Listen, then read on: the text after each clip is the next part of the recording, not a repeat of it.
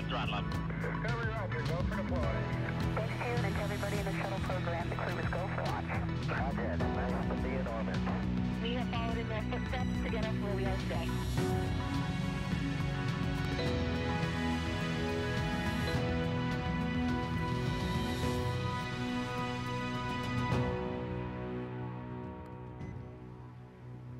Welcome to America's spaceport, the Kennedy Space Center in Florida, where in just about 4 hours from now, that Dragon spacecraft sitting on top of a SpaceX Falcon 9 rocket that you see right there will launch Crew 7 to the International Space Station and will carry all the action streaming in 4K. Welcome everyone to our launch broadcast. I'm NASA's Daryl Nail, and with me is NASA astronaut Jessica Meir. We are so happy to have you here for this countdown this evening. Thank you very much, Daryl. It is wonderful to be here tonight at the Kennedy Space Center. Now, for those who don't know, Jessica Meir, she is a veteran of the spaceflight program, and I want to show some video right now. This is 2019. This was the 221st spacewalk for Space Station Assembly, but it was the first to be conducted entirely by women. And Jessica Meir is one of those women that you see there in space. She partnered with fellow astronaut Christina Cook. They replaced a battery charge discharge unit, but it was a huge milestone for NASA. 2 years later, here she is in a lower profile role, the astronaut support person for Crew 2. There she is, number 38. She's in the SpaceX Ninja suit. And she was not only in the suit-up room, but she also traveled out to the launch pad with the astronaut, made sure she took all her pictures, right? Making sure she's documenting everything right there. There you see her at the top of the launch tower as Crew 2 astronauts Shane Kimbrough and Megan MacArthur made their way into the capsule. And of course, you helped facilitate a lot of things right there. Nice view that you see there.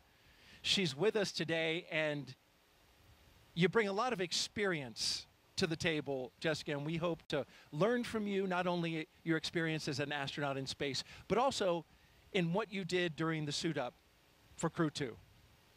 Yeah, thank you, Daryl. Those are some really nice memories, so it's nice to see a little bit of footage of that. This view from the suit room that you're seeing now of the current crew, Anne McLean is the astronaut support person, the ASP, that's in the role for our office, just like I did back in that previous video for Crew 2. So we are part of that team of the SpaceX Ninjas, helping the crews with those last preparations, getting into their suits, doing all the pressure checks, making sure that everything is proceeding nominally towards our launch. And it's nice because all of those other ninjas down there in those black suits, those are all SpaceX personnel. But the key is that we wanted to have some member from our NASA astronaut office there as well to still be supporting the crew for anything that they need. So that's why we have one NASA astronaut integrated with the team there. And as you mentioned, we actually go all the way to the launch pad as well. So at that time point, when we are up on the launch pad, getting ready for that final ingress, we're the only NASA person that is there at that moment. SpaceX, of course, we completely trust them to get everything ready for us for launch day, but it's nice to still have a representative body there for anything that is needed during that time period. So you'll see Anne McLean in a couple of these shots. I didn't see her number. Did you see her number there? She is number 21 in the space. I haven't seen her pop into camera yet. 21, there she is right there, actually just to the left behind the people in the front. Oh, there, yeah, good eye. Yeah, and another one of my 8-ball classmates. Yes. So. Yeah, Anne McLean, of course, spaceflight veteran herself, most recently as flight engineer on the International Space Station for Expedition 58 and 59. Twice a lead spacewalker herself during her 204 days in space, and as you mentioned, a fellow 8-baller. So we've got Crew 7, and those 4 crew members are currently in the 4 seats, which are, as I'm told by SpaceX, these are just like the seats inside Dragon. They are molded exactly the same, and they are doing their suit checkouts. Yeah, that's right. So right now they are in that same position. It's the same seat as you just mentioned. And the key there is that they are they have an interface of the umbilical line that is attached to their suit. So that is what they need to do to perform the pressure checks. So all of the gas, the air for the suit will come in through that line. They have their communications port through that line as well. So they're seated comfortably, getting ready, making sure that the integrity of their suits is all in check. You can see Jasmin Moghbeli there with her visor down. And the suit inflated, right? Exactly, yeah. So she is in the midst of her pressure check, and looks to me like everything is going well. But of course, we want to make sure that those suits have good integrity in the event that we would ever have to use them on board the vehicle. There's Andy Mogensen sitting to her right. His visor's still up, so it looks like perhaps his test has not been initiated yet. And I believe they do perform these one at a time. So Andy has a few minutes there just to kind of relax. You can see the Danish flag on the left of Andy's suit because he is a European Space Agency astronaut, and he is from Denmark. Yeah, one of the, I believe the first astronaut from his country to go to space. Of course, he was on the ESA Iris mission. And we'd like to tell you more about these astronauts, but first, of course, we want to tell you that a lot of preparations have brought us to this point, including a dry dress rehearsal and a static fire of the rocket earlier this week, for those of you who are following along. You also know we stood down from yesterday's launch attempt for additional data reviews, but for now, all systems are looking good for launch. So we mentioned Andy, the Danish astronaut. He did have a flight previously. I think you just mentioned that, the Iris mission. It was a 10-day mission on board the ISS. So this is really exciting for him because this will be his first long-duration mission. And let's roll through the astronauts right now and our one cosmonaut and introduce you to the crew. We'll start off with Lieutenant Colonel Jasmin Moghbeli. There she is. She hails from Long Island, New York, and earned a bachelor's degree in aerospace engineering from the Massachusetts Institute of Technology. She also has a master's degree in aerospace engineering from the Naval Postgraduate School. Graduated with honors from the U.S. Naval Test Pilot School, and as an AH-1W Super Cobra pilot and Marine Corps test pilot, she's flown more than 150 combat missions. In all, she accrued 2,000 hours of flight time in more than 25 different aircraft. At the time of her selection as an astronaut, Moghbeli was testing H-1 helicopters and serving as the Quality Assurance and Avionics Officer for VMX-1. She is also the proud mom of twin girls. And she goes by the call sign Jaws, right? Yes, she does. Most people in her office do refer to her as Jaws, and those girls are extremely adorable. So I'm sure that they are getting very excited to see their mother lift off to space. In fact, she's taking 2 stuffed dragons with her up into space as part of her personal flight kit. We'll talk a little bit more about that in a bit, but each dragon for each twin girl. And now you're looking at Andreas Mogensen. This is pilot Andreas Mogensen's second trip to the space station. His first was as the flight engineer for the ESA Iris mission in 2015. Mogensen has logged 9 days, 20 hours, and 9 minutes in space. As Jessica mentioned, he was born in Copenhagen, Denmark, and graduated with an international baccalaureate from the Copenhagen International School, a master's degree as well in aeronautical engineering from Imperial College London, and a doctorate in aerospace engineering from the University of Texas at Austin. In 2015, Mogensen became the first Danish person, as we mentioned, to go to space and is currently serving as the European Astronaut Liaison Officer to NASA's Johnson Space Center in Houston. So Andy actually goes by the nickname Hollish sometimes. Hollish. Yeah, he played rugby. He's a big rugby fan. He played rugby at UT Austin, and his crewmates gave him this nickname because of all the confusion among Americans between Denmark and Holland. So Hollish was the name there. You know, you have the Danish and the Dutch, so that's confusing for a lot of people. So they birthed that name Hollish. They gave him one word, yeah. And now you're looking at mission specialist Satoshi Furukawa giving us a big wave and a big smile and the thumbs up. His interest in space began when he was just 5 years old and saw the Apollo 11 moon landing on TV. He was also a fan of the Japanese TV space hero Ultra 7. His professional career, though, began as a medical doctor. It's always good to have a medical doctor on board. Absolutely. But after seeing a news report about Japan auditioning for new astronauts to do science experiments on the ISS, he decided that he would apply. And he was selected by the National Space Development Agency of Japan to be an astronaut candidate in Core on countdown 1999. at T-minus 3 hours and 46 minutes. Suit donning and checkouts are complete on schedule.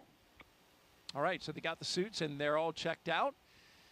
Finish up with Satoshi. His first mission to the ISS was as a flight engineer for Expedition 29 that launched from the Baikonur Cosmodrome in 2011. You know, Daryl, I also hear that Satoshi is a ramen master. So perhaps he'll have some culinary expertise up on the ISS. Well, I'm sure as someone who has spent time in the ISS, that would be greatly appreciated by the fellow astronauts. Oh, absolutely. A little bit of variety to the food system is always appreciated. And each agency And actually Core on sends up some of countdown. their own Advanced foods. team is in the White Room on schedule. So they may have some Japanese treats. I'm sure they have some Japanese treats packed away for this mission. I flew with Italian astronaut Luca Parmitano, so we had an Italian meal one night with the entire crew. And those kinds of things are really great for crew morale, you know, bringing everybody together, the entire crew on board the space station, and having a meal together just like you would with your family or friends back home. I hear so much about the time spent around the meals where you're not working and you get to just debrief and share your experiences of the day with your fellow crew members. Last but not least, mission specialist Konstantin Borisov was selected to be a cosmonaut in 2018, and this will be his first trip to space along with Jasmin.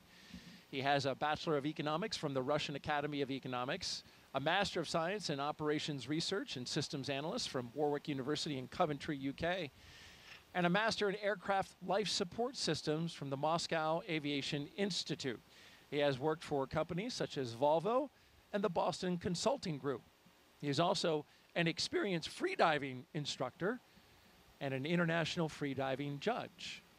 You know, he even had a training session with Jas and also her classmate Laurel Hera, who will be launching on the Soyuz in September and joining them all up there. He gave them a training session, and apparently they were pretty good breath hold students. So Really? Who knows what they'll be up to up there. That's not easy to hold your breath for, 2 minutes. It is not, but, you know, humans are trainable, and I would say astronauts are particularly trainable. So give us a mission like that and a few techniques, and I guess they're well on their way. As you're listening to all this great information and insight from Jessica, we want to invite you, the audience out there, to participate. If you'd like to ask Jessica a question over the next 3 hours, jump on X, Facebook, YouTube, or Twitch, and send your question with the hashtag AskNASA. We look forward to hearing your questions, and Jessica looks forward to answering them tonight. She is a wealth of information. You know, Daryl, we talked tonight about how this is probably the first time that we've had 4 crew members from 4 different countries, at least on a Dragon capsule. And another interesting Core on fact countdown. is that Advanced team is proceeding to open the side hatch on schedule. none of the 4 crew members were even born in the U.S. So even Jasmin was born in West Germany before she came to the U.S. So pretty interesting, a truly international crew that we have here. And I know that that's something that they really take a lot of pride in. That's a great point about this multinational crew, and each of them, because they come from a different country. Great point about the multinational crew, and because each one of them comes from a country, each one of them has a large support crew, right? Including a flight surgeon from that country. So for the launch and recovery director, that's a this is the largest total number of crew, not just for the actual Crew Dragon, but we're talking about for the support systems, both on the boat that goes out to recover them, as well as the emergency operations that are standing by to support in case anything happened. Yeah, that's a great point. Of course, we rely heavily on all the people on the ground. You know, we're the faces that you see up there and the ones that get to wear the suits and go to space, but it truly takes a huge team of all the individuals that support every aspect of our space flight. And as astronauts, we never forget that. This crew probably has an incredibly extensive network all over the world as well. We talked about how international they are. And Konstantin, he's lived in 4 different countries. Andy's lived in at least 8 countries. Wow. So a lot of people that they've touched, I'm sure, along the way. I love the story. Andy actually worked in the oil industry in Congo and Angola after he studied aerospace engineering. And it was about the same time that the movie Armageddon was coming out. So at least for him, he was doing this kind of obscure job. But finally, he had this movie where he could help explain to people that there truly was a connection between his current job and his dream to be an astronaut one day. Well, a guy from an oil rig going up into space, thank goodness he's not trying to steer a meteoroid away from hitting the Earth. Hey, well, he will be prepared for whatever comes their way. Bruce Willis style right there. Absolutely. And hey, Jessica, we got a question already teed up. Let's go ahead and take that from our social channels. At Savannah Brainery asks, are there any pre-launch rituals for crews? Yeah, that's a great question. And tradition is something that we do like to uphold. We have several rituals. For example, this crew, when they leave the suit-up room, they will sign a mission patch, and all of the other crews, all the other Dragon crews have done that before them. When they leave the building, just before they get out and ride out to the launch pad and the Teslas, there are stickers that are on the outside of the crew quarters building there, and they'll sign those as well, one for each crew. There's a great story that one of the SpaceX employees told me that one time she came out for one of the launches, I think it may have been Crew 2, and it seems to happen for every launch where she saw a dragonfly land on the Dragon patch. So lots of those good luck signs along the way. The crew. Indeed, the dragon. I've heard that. Like you see a dragonfly on launch day, that's supposed to be a good omen. Yeah, absolutely. The crew will play a card game. Yes. We'll have a view of that so we can save that conversation for when we see that later, before they exit that suit room. And then in the white room, so the small room that's really at the end of that access arm before they get into the capsule, they'll sign that as well. So lots of different traditions along the way. And I'm looking forward to that. You mentioned the card game. We're going to be showing that in a NASA broadcast for the first time that I know of. They've taken pictures of it, certainly.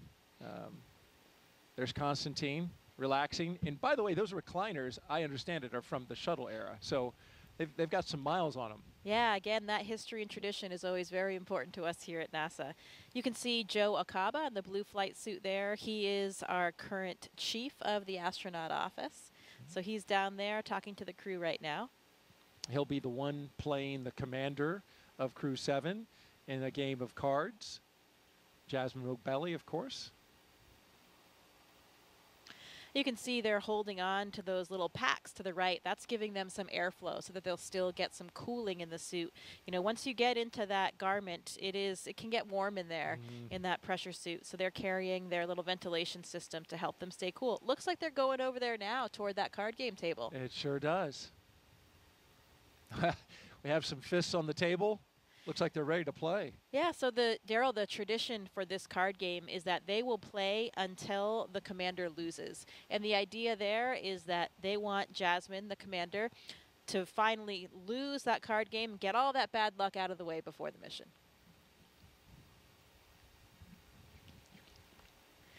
So here they are. I see Joe's shuffling the cards now. Shuffling the deck up. So Joe Akaba on the left, as she mentioned, chief of the astronaut office. On the right, Jasmin Moghbeli, the commander of the Crew 7 mission. So interestingly, some of the crews have actually changed what games they play over the last several crews. So I'm not even sure what game they're playing right now, but the key is to make sure that Jasmin loses. And in by losing, they all win. Exactly. Get that bad luck out of the way now, and then, this is just really gives us a nice moment of levity, a little bit of a laid-back atmosphere before they're really getting going and getting out to the launch pad. So like the social media question that came in, it's nice to have these traditions that are all part of the process that mean a little bit of something to us. Okay, well, Jasmin cut the deck, and now Joe is dealing. Very dramatically, I might add. I think this might be a game that involves one card.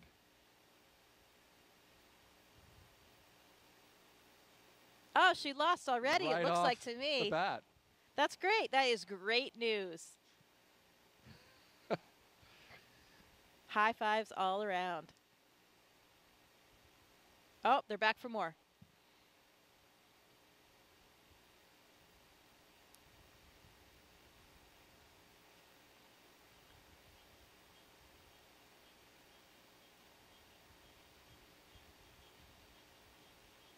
Looks like these guys are ready to launch today. I love the smiles on their faces. A lot of enthusiasm, like you said. It gives that, moment of levity.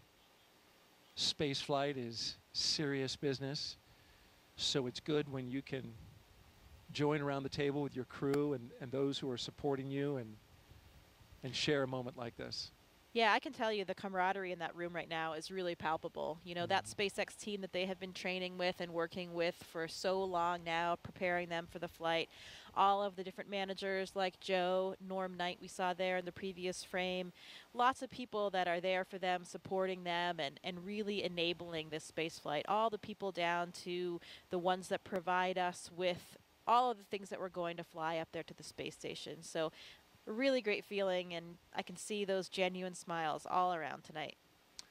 And it looks like a member of the team received the official playing deck for Crew 7, which is a nice notion on their part. Yeah, great memento to have. So from here, folks, the astronauts will get some final photos. That number 34, I think, is that Sarah Gillis? It might be from SpaceX. I think that was Haley Esparza. Okay. That just walked this way. Yeah, that came towards camera. Yeah. Okay. Also, My correction. Yep, she's really the liaison between all of astronaut operations and SpaceX. So a lot of us know Haley really well. She is always a central part of all of our training and prepping for flight. She's wonderful. Number 34? Yep, that's number 34. That's Haley. Okay, very good. Giving Andy some water. Oh, yeah. I hear it is warm, right? So that you want to hydrate, but you don't want to hydrate too much. Yeah, absolutely. There's a good balance. It's a full service operation down there, providing drinks along the way and everything. There's Satoshi's chatting with Anne McLean.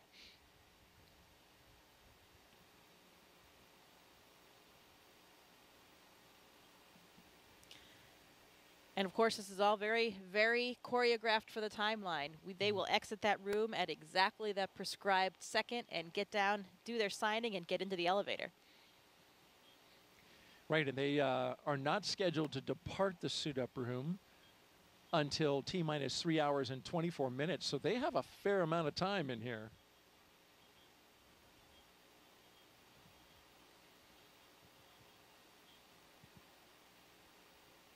So you mentioned Jasmine's children. You know, all of these crew members have kids. And last year, Satoshi even became a grandfather. Oh, congratulations to him. Yeah, pretty exciting. So I'm sure they have lots of family members watching right now and getting ready for this flight. There you can see all of the stickers that I mentioned coming out of the building. Those are the ones you said that they sign? Yeah, and their cars will be waiting out there. They'll have a receiving line. Core on countdown. Lyo seals have been removed and installation is complete. We are on schedule.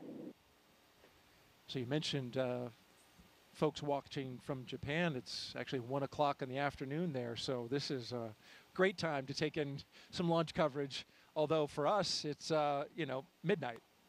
Yeah, I was thinking about that yesterday. You know, for the Europeans and the Japanese, this is much kinder hours than it is for us. But hey, any time of the day or night is a good time to go to space. Absolutely. Now we're looking down the hall from crew quarters, and you'll notice there's some art along the walls there. And former Space Shuttle astronaut, NASA astronaut Nicole Stott led a campaign to get some of these wonderful paintings, space-themed paintings put up on the walls. And it's really a nice touch, I would think, as you're walking down that hall before you get in the elevator and come out to to the Teslas. Yeah, absolutely. Those were new as of a few years ago. I remember seeing them being installed, and it really is nice to add a little bit of current flair and something that represents a lot of different communities to this historic building. You know, staying in crew quarters, I'll never forget the first time that I stayed there. You know, as a new astronaut, when you get to stay in that building for the first time, where so many astronauts before you have stayed on their final week of that night, those nights leading up to the space flight, it really is an incredible feeling, and you kind of feel like you've made it. You know, okay, I'm really an astronaut now. Here I am in crew quarters. Yeah, how about that? It's unspectacular in its decor, right? It is, you know, when I went through there and looked at it, very much they look like dorm rooms, but the history, I take it, and I take your point, knowing that so many big names and historic names in the past have gone through there. That's pretty special. Yeah, absolutely. And you're right, they aren't really updated or fancy by any means. They kind of look like they're still back in probably the 80s kind of thing, but it's kind of nice. It gives you that nostalgia, and I think we all take a lot of comfort there. Well, we're looking at the back of the SpaceX, one of the SpaceX Teslas that will be going out to the pad, and apparently now we have the custom license plate. It's bye. And so there'll be different license plates, different messages on all three of the cars. So we'll have to see what the other ones are. But I believe there's always a nod to the crews as well. Yeah. That was something I just found out for this launch. So I would expect to see a 7 somewhere. And maybe How that's many on E's one were of the there? other cars. Yeah, maybe there's. Oh, you know. I don't think there were 7, but You might- maybe there's a combined. I don't know. You We'll have might be onto something there. We'll have to see. We'll have to take another look at that license plate. Yeah, remember for Crew 2, the 3 cars were reduce, reuse, and recycle. So I really like that message. Yeah, that's good. That's good. Positive Yeah. messaging. I think I saw Pam Melroy out there. She, of course, is the Associate Administrator for NASA, so the Deputy Administrator for NASA. So great to see her. And a former space shuttle astronaut. Yes, very accomplished space flyer.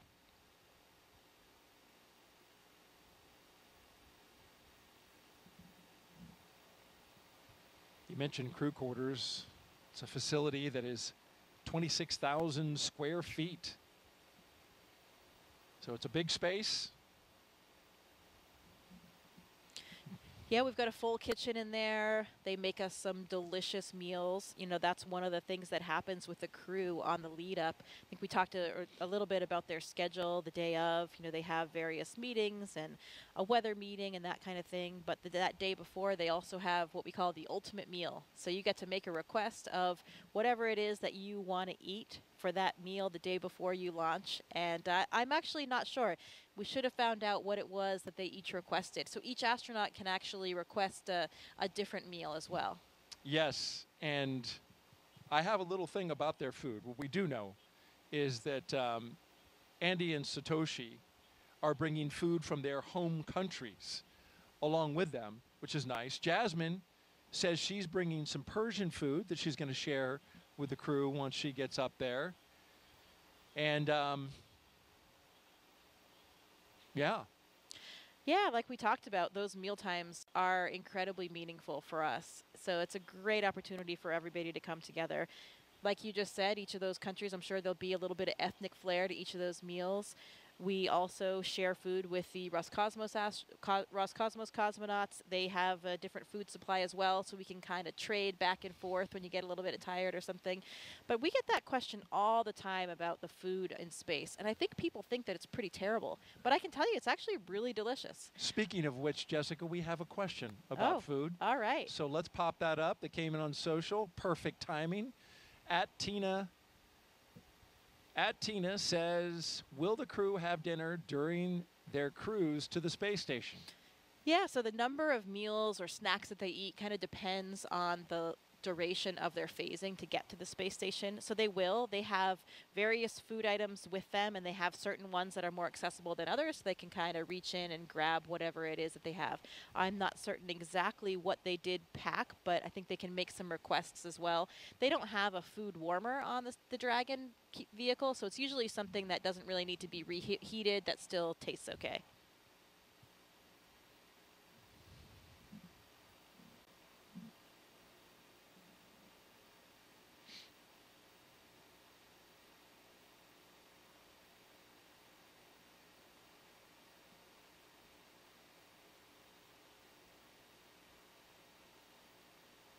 And our social participant who asked that question, she is actually here participating in a NASA social at Kennedy Space Center, which is an event we do for launches, invite various influencers and social media account holders to come out and participate in activities in and around the Space Center, as well as taking a launch. So she was right there, you know, watching the coverage, presumably, I guess, on her phone when she asked that question.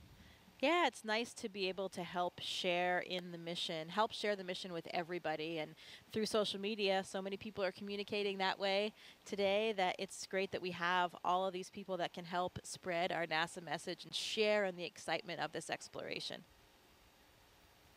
Absolutely. So we're T-minus 3 hours and 26 minutes. You're watching NASA's coverage of the Crew 7 launch to the International Space Station. I had their patch on the other day. I think that's what it was. Well, hey, Crew 6 is eagerly awaiting their arrival. Indeed they are. And in about 7 days, we'll be coming back down to Earth. But today we're focused on Crew 7, getting up to the International Space Station.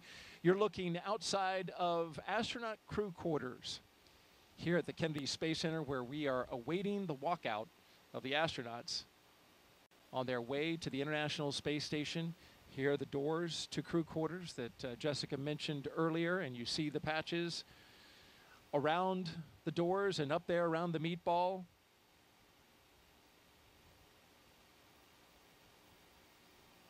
They're scheduled to walk out at exactly 3 hours and 20 minutes. So we've got about 5 minutes until they walk out of there. All right, 5 more minutes. You were talking about, of course, a lot has been made about the multi-international crew here, which is impressive. It's the first time in a Crew Dragon has had one person from a separate country. But I did some research, got a hold of the historian at Johnson Space Center, and she was telling me that if you go back to the space shuttle program, there was actually a space shuttle launch that was more diverse for nationalities, and it was STS-84. The reason is that flight included C. Michael Foale, a British American, Elena Kondakova, a Russian, Jean-Francois Clairvoy, French, and the remainder of the crew were Americans. However, Carlos Noriega was born in Peru. So you've got 5 nationalities on STS-84. Yeah, you know, that is a central element toward everything that we do. Of course, it is called the International Space Station, but it is something that is so important to all of us. You know, this great example of what can happen when people from different backgrounds, from different places, all work together. And here they come, the astronauts walking down the hallway at astronaut crew quarters. 3 astronauts, 1 cosmonaut of Crew 7 waving as they go by into the elevator, headed down to the first floor. Behind them, Joe Akaba, I believe that's Norm Knight with the Flight Operations Directorate. It is. Core on countdown. Crew walkout and suit-up room departure is in progress, on schedule. It's impossible to not smile when you're watching them walk out with those smiles on their faces, isn't it? It's contagious.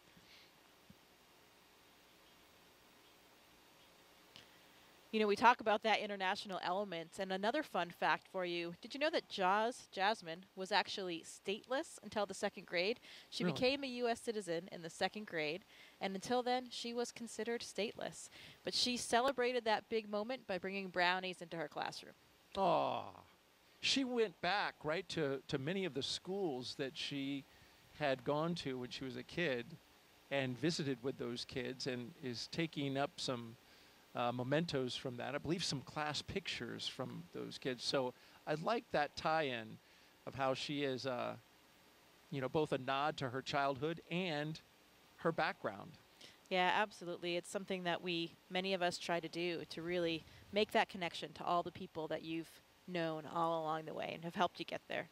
You mentioned the traditions, Jessica. Let's take a look at one of them. Here's the crew signing that mission patch inside crew quarters at the Neil Armstrong Operations and Checkout Building there, putting it on the wall, and Jasmin putting her John Hancock on there, and Each crew member signing away.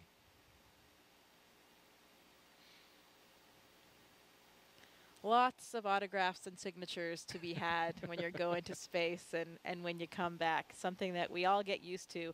It takes some getting used to, though, in the beginning. I mean, it's not, I mean, I certainly was not used to people asking me for my autograph before.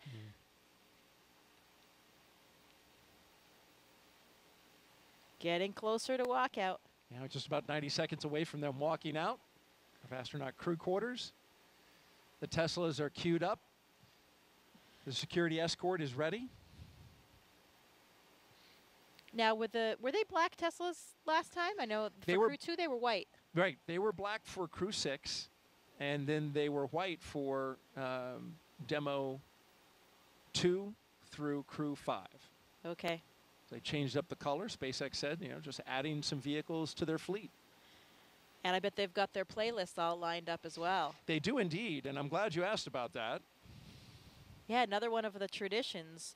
You got to be listening to some loud jamming beats when you're headed out, and it's such Why a cool. is that? It's such a cool feeling. It really helps get you psyched up. I know I love music and certainly thrive off it.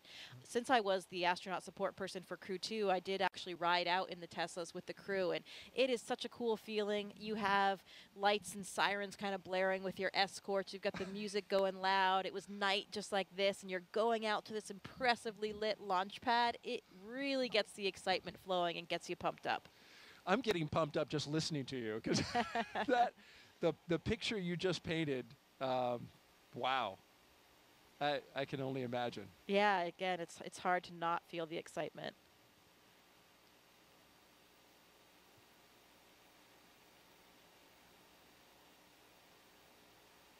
We're just seconds away from them walking out the doors. You can see them behind the windows. And here they come. Crew 7 taking their first steps outside before their journey to space.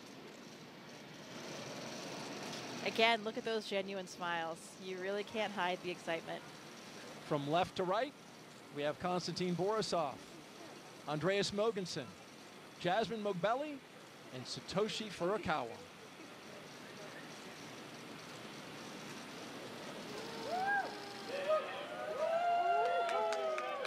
Here we go. You can see some of the NASA administrator there, Bill Nelson, Bob Cabana's there, the associate administrator. We mentioned Pam Melroy already. Everybody's there to cheer them on, send them on their way. Let's listen in a little bit. We've got a microphone down there.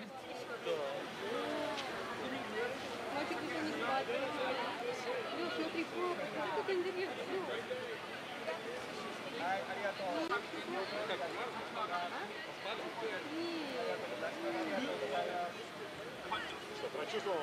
Да, классно. Начал кайфовать. Нет, вообще нет. Вот сейчас вот стоял, был спас физики, расплакаться немножко, отвлекся,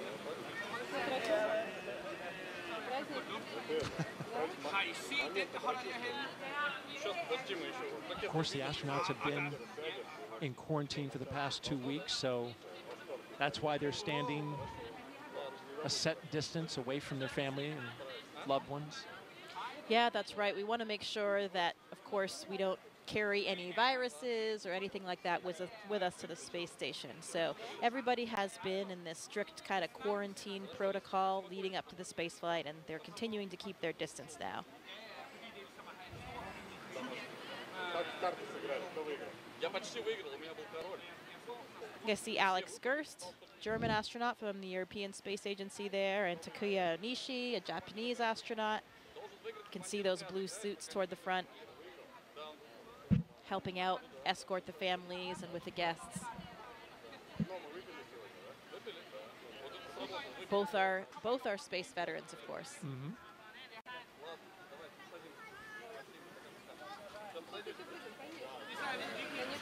Red right here. Red right here. You see here.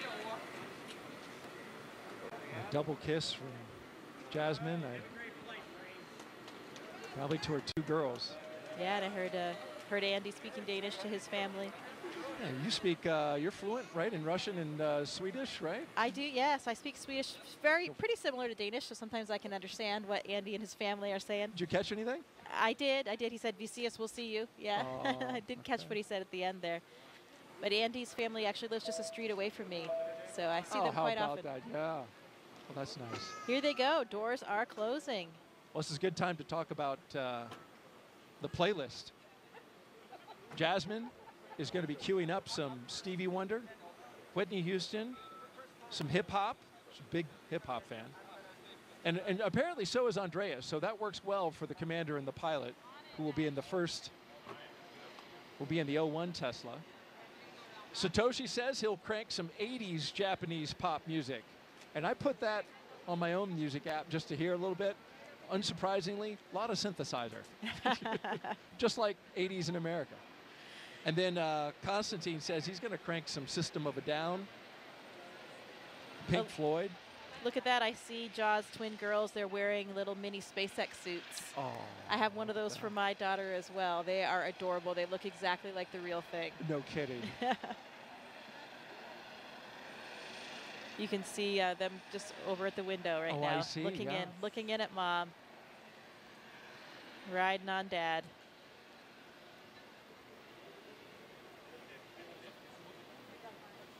Yeah, those playlists they have for the Teslas and perhaps, we on the Soyuz, we create a playlist for inside the vehicles. We're in the vehicle for so long before things get busy in there that we have some music, and it's so nice to hear a couple of the favorite songs from each of your different crewmates, lots of different styles of music, and those songs that are really important to you.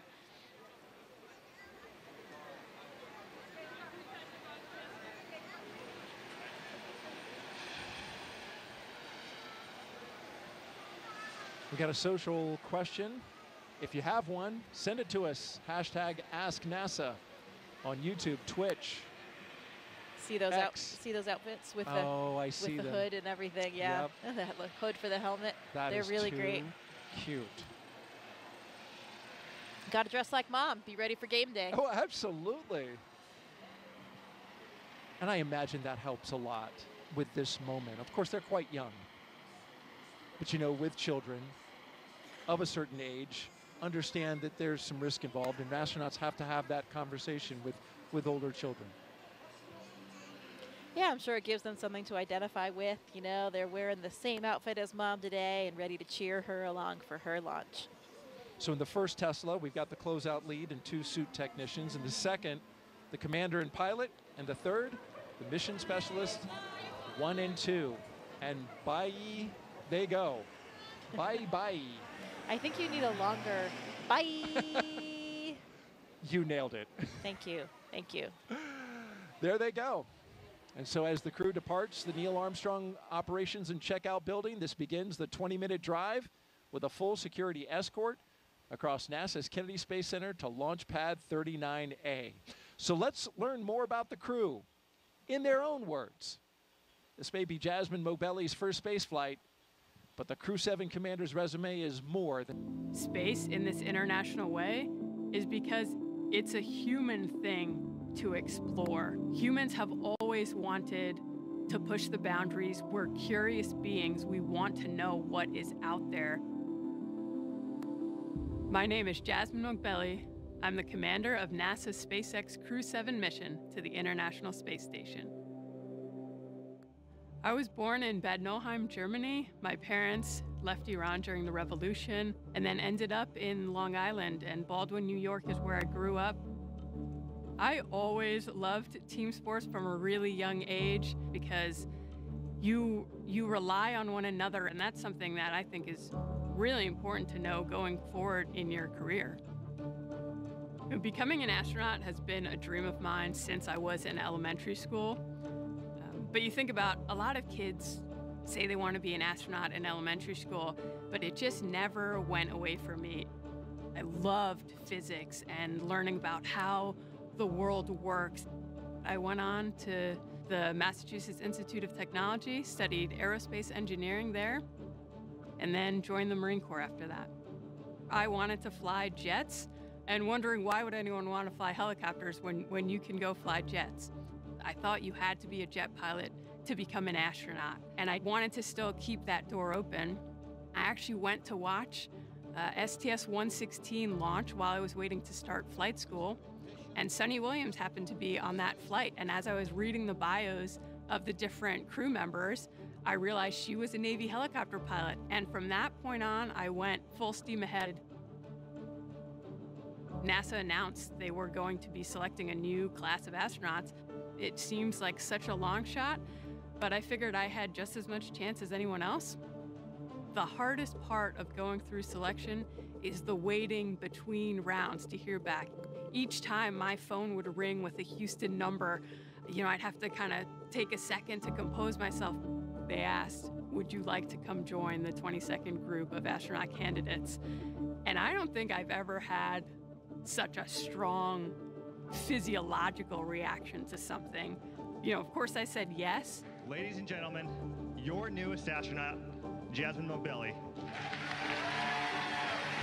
I joke sometimes with the members of Crew 7 that we get along so well that we've never had a disagreement about anything. All four of us are so proud to represent what is possible when we come together. Ultimately, everything we do is to benefit the Earth. And this is the second launch to space for the pilot of Crew 7, Andreas Mogensen. He previously flew on the ESA Iris mission in 2015. Here's more on the Copenhagen, Denmark native.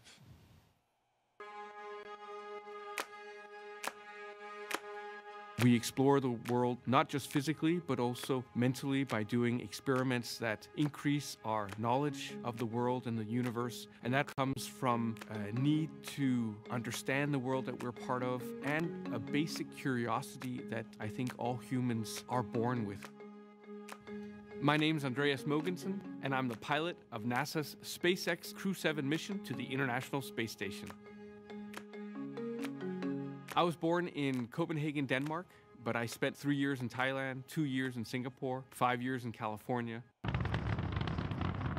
When I moved to California as a kid, I started learning about NASA and the space shuttle program and of course the Apollo missions to the moon. And I was fascinated and hooked immediately. I knew that that was my dream, to become an astronaut. After too many years in one place, I can feel this itch and this need to travel again. And so I ended up working in the Congo and in Angola, where I worked on an offshore oil rig for a couple of years.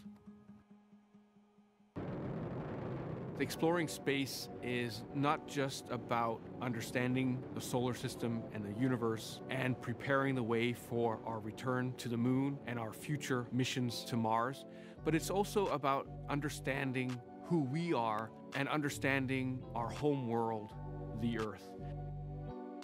It's difficult to describe Crew 7 in a few words, I think, because we gel so well together. We seem to have very similar personalities, very easygoing, very laid back.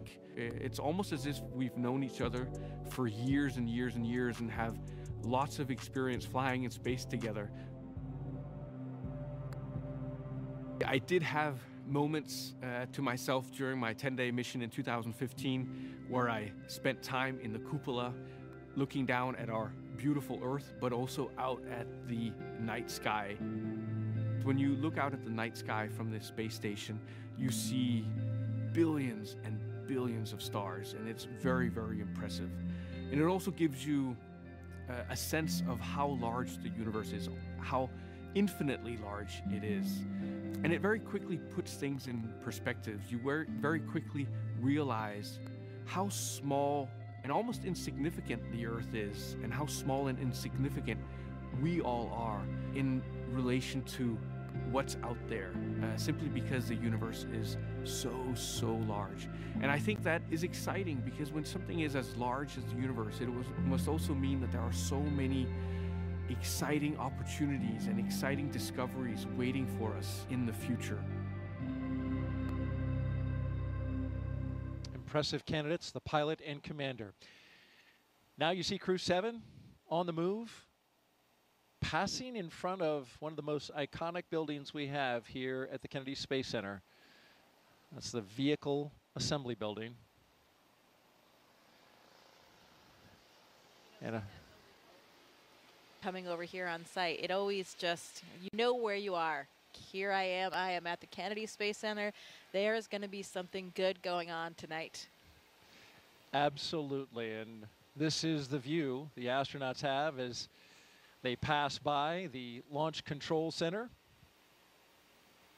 And as they pass the VAB, we are, of course, reminded, Jessica, as you know all too well, this is the same path that Artemis II astronauts, Reed Wiseman, Victor Glover, Christina Cook, and Jeremy Hansen, they will take on their way to Pad 39B for Artemis II's return to the moon.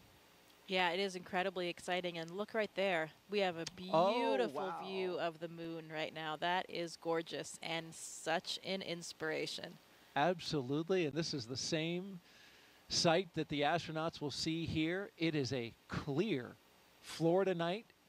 Winds are calm. We are 95% go in terms of weather. Nothing on the radar that looks like it will interfere. And as you mentioned, here on the screen can see that moon from their view. Yeah, absolutely. It looks to be about a little over a half moon, and it is fairly well illuminated. Yeah. It's pretty bright up there. In a couple of weeks, I believe we're heading towards a blue moon, which only comes around every once in a blue moon. Every once in a while. Thank you very much. Yeah, you know, it's not obscured by the atmosphere. You have a more direct view since you don't have that obscuration, and it is absolutely gorgeous. You feel like you're closer to it. You know? How about that? The moon is 250,000 miles away, and we're only about 250 miles up from the Earth. So you're really not much closer to the moon, relatively speaking, but you feel like you're closer because of that view, that pristine view without the atmosphere. And there it is on the screen. That's the view we've been talking about, and thank you to our Kennedy production team for getting that shot. It is a beauty and a reminder of exactly the exciting mission in Artemis II that is right around the corner, end of next year. Certainly preparations are happening right here at the Kennedy Space Center for Artemis II. But we are focused tonight on Crew 7 and their launch, and they are only about 3 hours from lifting off from Pad 39A. Talking now about the mission specialists. He was inspired to be an astronaut when he saw the Apollo moon landing on TV as a child, and now this is his second space flight. We're talking about Satoshi Furukawa. I think it's an instinct for human beings to broaden their boundaries and areas of activities. I think it's like the age of discovery. My name is Satoshi Furukawa. I am a mission specialist for NASA SpaceX Crew 7 mission to the International Space Station. I was born in Yokohama, Kanagawa, which is right south of Tokyo. I was a very active kid. There were many mountain areas around the area I grew up, and so I love outdoor life. I played all day in the mountains from sunrise to sunset. The first human landing on the moon when I was 5 years old. I thought it was a great moment for humankind. I had a longing for space from my childhood. I wanted to be an engineer or an astronomer until my high school life. And when I was 17 years old, I had a chance to talk with my uncle, who is a medical doctor. And what impressed me was he told me that it is my happiest moment when a patient gets better and discharges. So I changed my future path and wanted to be a medical doctor because I would be able to positively affect people's life. February 1998, when I was working in a night shift in a hospital, TV newscaster mentioned that there would be new Japanese astronaut recruitment. Those selected would stay on board the International Space Station for 6 months and conduct many scientific research. I felt strongly, I'd like to do this job. My wife said, do your best. So I applied the audition. The moment I was selected as a Japanese astronaut candidate, you are hired, you are selected. It was the happiest moment in my life. Crew 7. We are international crew members living and conducting many scientific researches on the space station to benefit people over the world and also future space explorers. We are going to use the space station as a test bed for the future human exploration to the moon, Mars, and beyond. I am very proud of being a part of this excellent team of international partners and also researchers, engineers, flight controllers, flight directors, and so on. Because working as a team and working together, we can accomplish the big mission.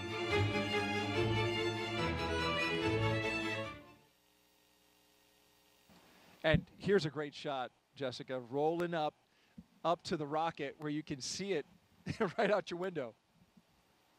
Yeah, that's a great moment. They're arriving there on the pad, and once they get out of the cars and come around, they'll get that first unobscured view outside of the vehicles of their rocket. What a sight to behold, just kind of realizing that you are about to get up in that elevator and get on board, and then you will be literally leaving the planet. There they are side by side, the rocket on the right and the launch tower on the left. And that's just, you know, a sight that a special few get to see. The hope is, with the continued progress of the Commercial Crew Program and NASA's efforts to commercialize low Earth orbit, and hopefully more and more people will get to share that view. And in fact, the Axiom missions and many of these other private space flights has made that possible for more than just NASA astronauts. Yeah, I would say we are at an incredibly exciting time. You know, there are more and more ways to get to space for more and more people, and no matter how you look at it, that is a good thing, I think, for all of human civilization. It's really exciting. Core on countdown. The crew have arrived at the pad on schedule. At T-minus roughly 3 hours and counting, we got the confirmation that the crew is on the pad, and we want to talk now about our last mission specialist, cosmonaut Konstantin Borisov. He has a master's in aircraft life support systems and is a freediving instructor. It's a very natural thing for any human to explore. We want to see what's behind that hill, we want to see what's behind that sea, we want to see what's behind that planet. My name is Konstantin Borisov, and I'm a mission specialist for NASA's SpaceX Crew 7 mission to the International Space Station. I was born in Smolensk, Russia, but when I was 1 year old, the whole family moved to Zhukovsky. It's a small city not far from Moscow. I was always attracted to water. Water is my comfort place. I found out that there is such a sport called freediving, in which we are switching our mammalian dive responses and we can actually do breath hold diving and stay there for long. I did a course and something clicked. It was like the day which changed your life to before and after. I realized that there are so many things we don't know about ourselves. People think that they cannot hold their breath for longer than 30 seconds. But when I did my first freediving course, I showed myself I can do over 2 minutes. And that's crazy because you understand that your brain tells you have limits, but when those limits are off, your brain is like, wow, maybe there are more things. So it expands the way you see yourself and the way you see the world and the way you see how free you are. It was actually part of my preparation process to become a cosmonaut. But the preparation process, I enjoyed it. It's a lot of travel, it's a lot of new knowledge, and there is a big adventure waiting for you, and I'm very excited about that. For those who ask what a spaceflight is, I would say that we have 3 big jobs on the space station. First job is experiments. Second job is take care of the station, doing the maintenance, repair what's broken, storing things, restoring things, cleaning up. And the third big topic is actually taking care of your body, because in weightlessness you cannot help but train. I think many people don't understand that technology advancement which we have had during the last 50 years mainly comes from space exploration. People get very comfortable with using their phone and have very fast computers in space, motivates us to create those advancements. I want to take part in it, and I want to put my small stone into this pavement which leads us to the new asteroids, to the new planets and to the new systems.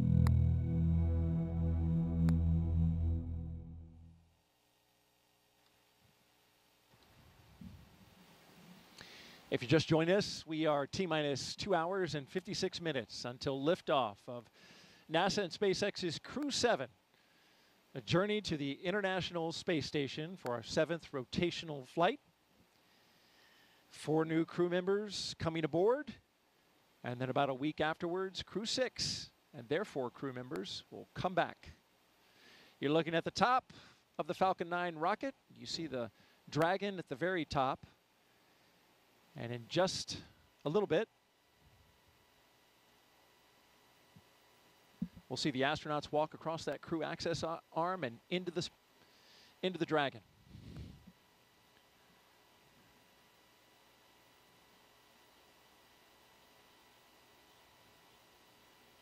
You know, we complain about these night launches from our point of view and being up all night, but there is something special about them, isn't it? It's really spectacular with all the lights.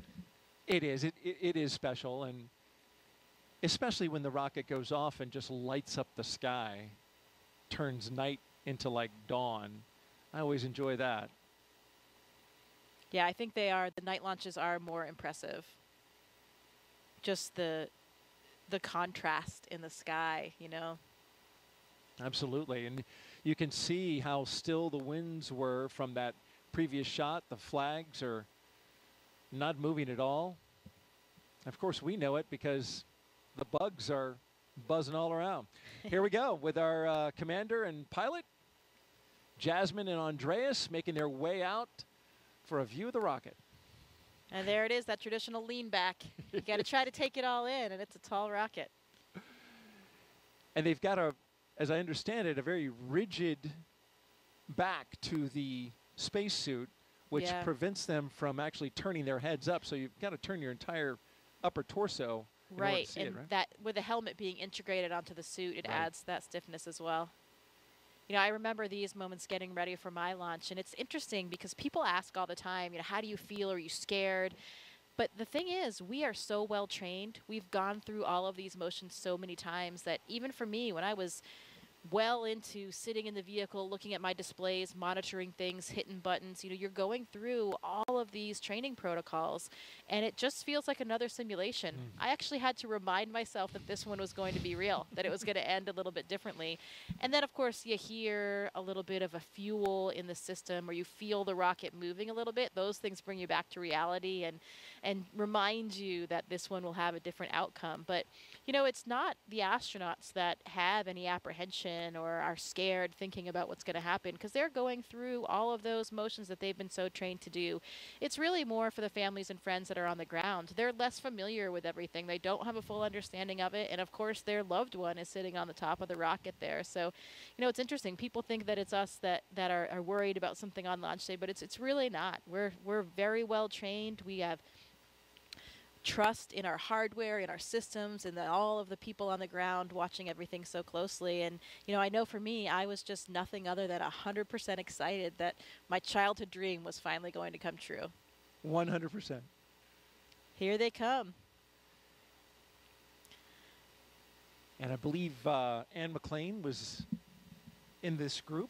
Yeah, there she is by the phone. There's a telephone there on the corner, and that's one of the roles of the astronaut support person, since it's a little bit difficult to dial things on a telephone when you're in a spacesuit. Yeah, there she is. Yeah, she actually has phone numbers of whomever the astronaut or cosmonaut is going to call, their spouse, family members, whomever, and they will have an opportunity to speak with them before they board the rocket.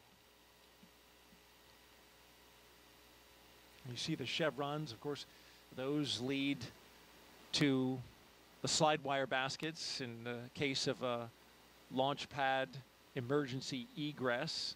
If it were cloudy or smoke-filled, those white chevrons would lead the way. So they go opposite of the chevrons to go up, but they point on the way out to the slide wire baskets. And also note that you see the graded floor. In the case of emergency egress, there would be a lot of water coming down. The sprinkler systems would activate and be just a deluge of water, and that water needs to drain off. So to keep the floor from being slippery, all that water drains off through the grate. Another aspect of our training, we are so well trained on all those procedures that, you know we would be able to execute those procedures and get everyone to safety in the event that they had to. You can see, looks like Andy hooked up to a little bit more cooling there again. It is a warm night here tonight, especially if you're wearing one of those suits. 80 degrees out here in the east central coast of Florida, right here on the Cape. Now, you were in this role that Anne McLean is currently doing. Now, did you have to learn, like, dial 8 to get out, and then 9, and then the country code? Oh, yeah. I made sure that I had exactly the right series of numbers to press, because I really didn't want to mess up that call for them. Yeah.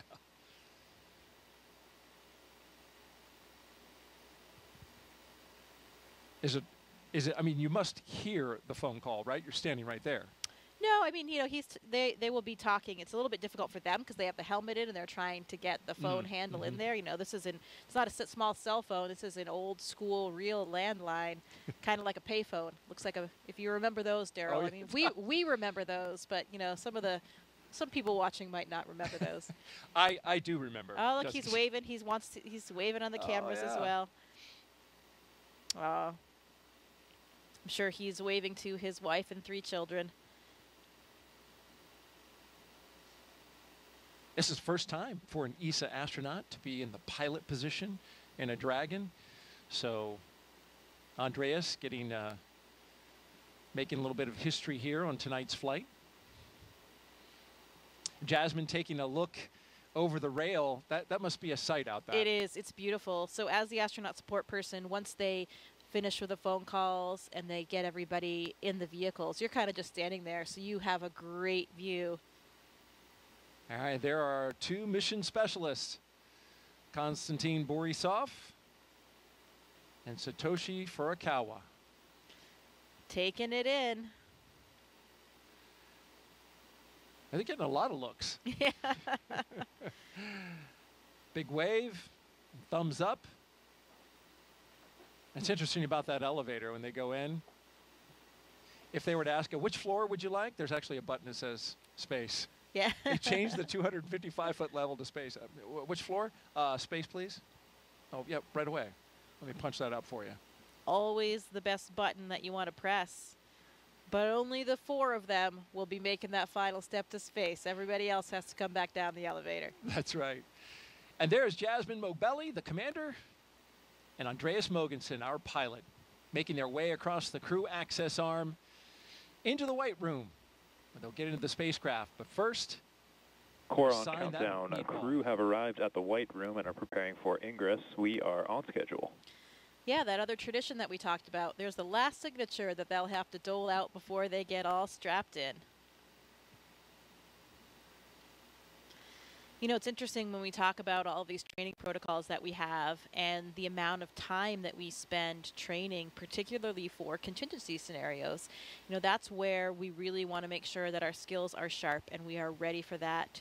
In the event of any kind of emergency, we're ready to execute and get the job done. And most of our training for our ISS missions ends up being for launches and landing. And if you think about that, we're talking now about a 6-month mission on the space station, and that ride to space is only a few minutes and a number of hours before they get to space station, and coming down is usually even quicker depending on the profile. So it's really only a minuscule fraction of our entire mission, but because it is such a dynamic phase of getting to space and coming back, that's where a lot of our training is really focused.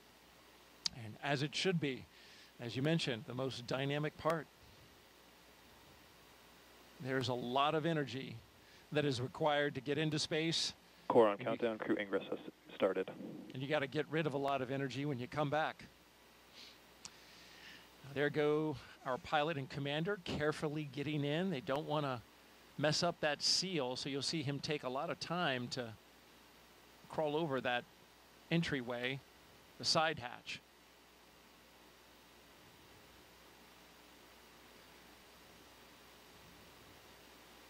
Cool view going down that access arm, isn't it? It sure is. Again, I think that night sky helps with the dramatic scene we're creating here tonight. For sure, as we wait our 2 mission specialists to wrap up their phone calls, and then they'll be coming right down that crew access arm. We've been doing this for 3.5 years now, but that crew access arm still looks futuristic.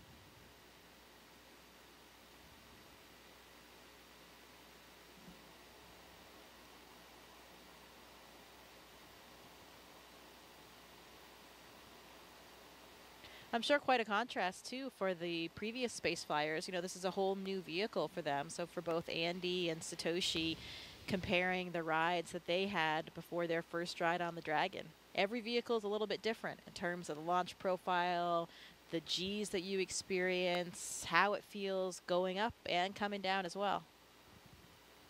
Andy talked a little bit about that in a press conference, comparing Soyuz with Dragon. And you, of course, flew Soyuz up to the International Space Station. And I thought it was interesting. He mentioned that his flight time to space was something on the order of 56 hours, which is almost double what the Dragon takes to get there. A lot of that is orbital mechanics, obviously where you're launching from on the Earth to get up to the ISS. But you had a long ride up. Well, it depends on the profile that you fly. So a lot of times it is about a 48 hours, a 2-day profile. That was more common in the past. Now, actually, it's more common to do either a 4-orbit or a 2-orbit profile, which means it's only about 6 hours. That's what I had, 6 hours to get to space, so much faster. Oh, wow. And that is more common now. And now we even have the 2-orbit. So Laurel O'Hara, her Soyuz will be flying the 2-orbit rendezvous. So that is only about 3 hours, and that happens very quickly. That was being tested about, when I was up there, it was still being tested only on Progress vehicles. Now we're doing it with crew vehicles too. So that's the way to travel. Two orbits, 3 hours to get to space. Not bad. Can't complain about that. Not bad at all. I did not know that. That's interesting. You know, one of the big differences for them, you can see the windows in the vehicle right there on the sides of the vehicle. For the Soyuz, though, everything, we also have windows on the sides. I was in the left seat, so I had a window right next to me to my left. But during launch, those are covered by a fairing. So you can't actually see anything when you're taking off here on the launch pad. From what I hear from other Dragon flyers, the view is spectacular of the launch pad area when they're lifting off. So those windows really, really come in handy.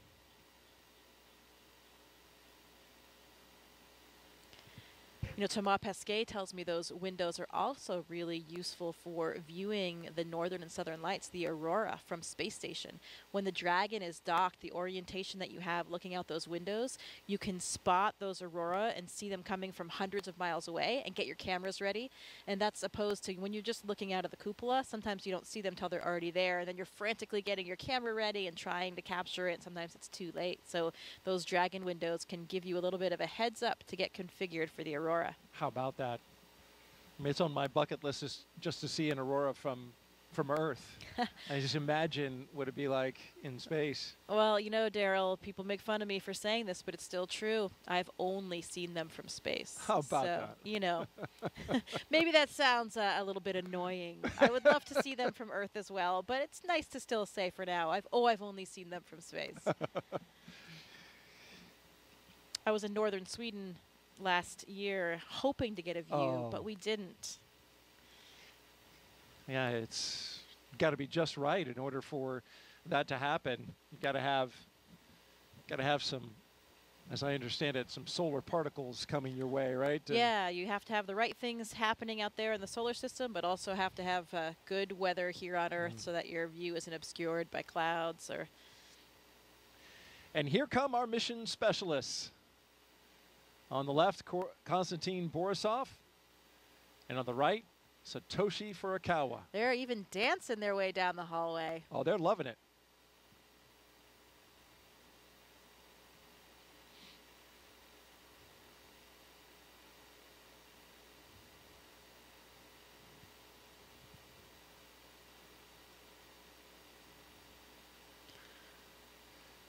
Oh, another tradition.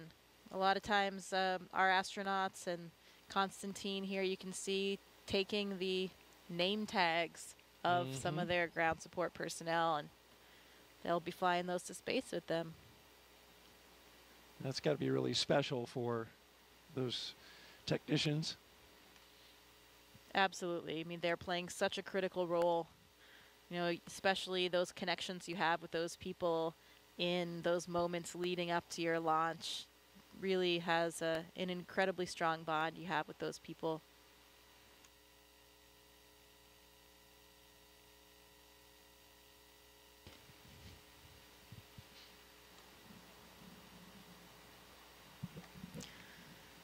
Any good astronaut or cosmonaut always has a Sharpie with them. I don't think there's a Sharpie pocket on this suit, but the technicians are handing them Sharpies to get this job done. Yes, in fact, it's on the to-do list. Make sure that the Sharpie is in the white room. And you saw briefly Satoshi holding his arm up, and those zippers. They have zippers on each arm, zippers on the leg. Those got to be zipped up, nice and secure, so that that pressure suit functions exactly as needed. Yeah, there's actually 2 layers of zippers. That was probably just the external one, so there's a redundancy there. The main pressure is held by the lower set, the more internal set of zippers.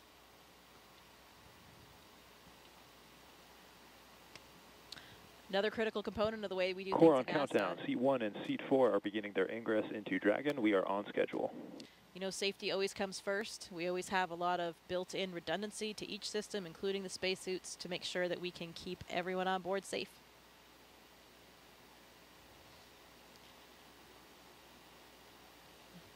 Another big difference that I'm sure Andy and Satoshi are feeling right now is the difference of the seats between Dragon and the Soyuz spacecraft. You know, you have a much more natural kind of sitting position in Dragon, a lot roomier for you to stretch your legs a little bit. You know, their heels will actually be kind of clipped in, not clipped, but there's a little runner there that you slide your heel in. It's a little notch in the boot. You slide that onto the boot plate to help secure your feet for the launch and landing process. But while they're sitting there on the launch pad, they can take a foot out if they want, stretch a little bit, and move around. Kind of like a ski boot and a ski, or cycling shoes that have those. Yeah, kind of like that cycling shoe, but a little bit of a different mechanism. It's just kind of a front to back slide. You can see Andy looking up at the displays there. Looks like he's configuring something or checking something on the monitors. And Satoshi and Konstantin getting strapped in. They have their little satchels, that's what they call them, on their knee there. They have a tablet, so they have procedures on the tablet. If they have a few small items that they might need during the ascent, they can have them in that little satchel as well.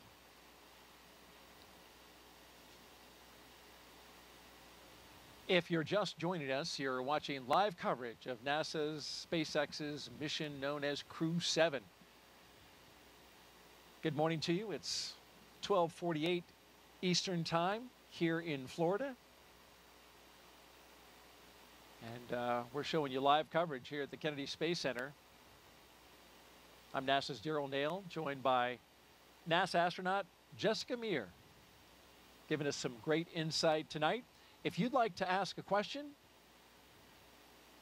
of Jessica, just jump on our social media channels, Facebook, X, and YouTube. Put in the hashtag #AskNASA that you can see at the bottom of your screen, and we'll get that question on the air.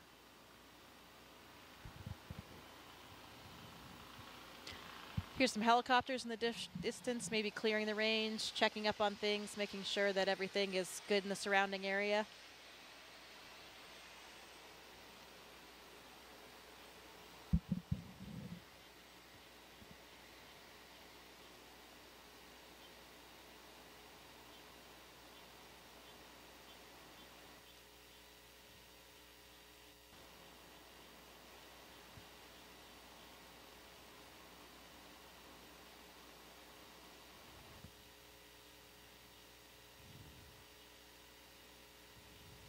A Ninja in there making those final configuration checks, making sure the crew is strapped in correctly to be safe and comfortable.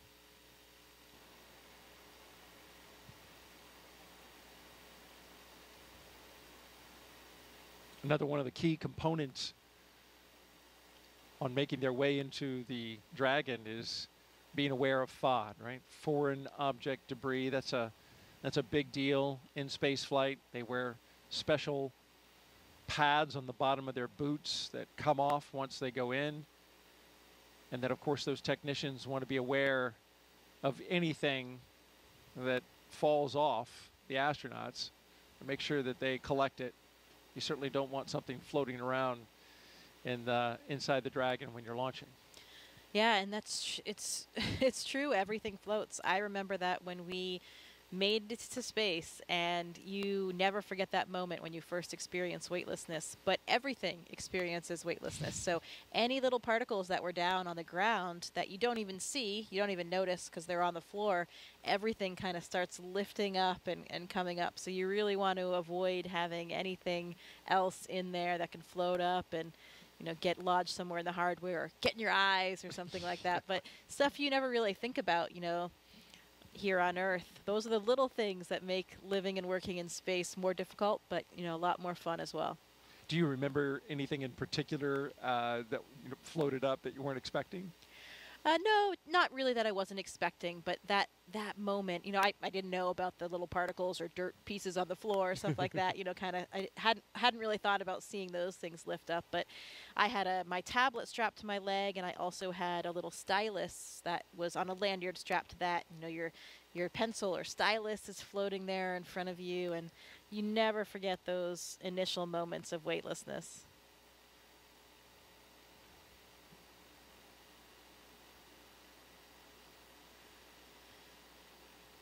Pretty dramatic when you have that last engine cut off and suddenly you're in weightlessness and it's prolonged. Almost everybody has been on a parabolic flight at least before their mission. So you've had some periods of weightlessness, but those are usually only about 30, 35 seconds. So you don't have that prolonged feeling. It's totally different. I felt like a bat hanging upside down and because the blood is all rushing to your head. Yeah. Because, of course, gravity is not pulling it down to your feet like it's doing for us sitting down here on Earth. Like you're hanging off the monkey bars, that kind of feeling of all the blood rushing to your head, and then it just doesn't go away. You kind of get used to it, and your body adapts a bit and becomes accustomed to the feelings, and you have a little bit of a redistribution of your body fluids, so things change over time. But, yeah, I just felt like I was hanging upside down, and here you are. You notice that. I've noticed that when I'm watching interviews on the International Space Station, some astronauts will look fuller in the face, and that's got to be exactly what you're talking now. Their blood pressure and all the pressure of the fluids internally are now going to distribute differently in space, right? Yeah, you actually look different. Yeah, the pressure kind of remains the same, but you have a redistribution of where the fluids are. So okay. Yeah, exactly. You have this upward shift because we're not pulling things down with gravity. So yeah, some people have a much fuller face. Yeah. I thought it was great. It gets rid of those under eye bags and wrinkles.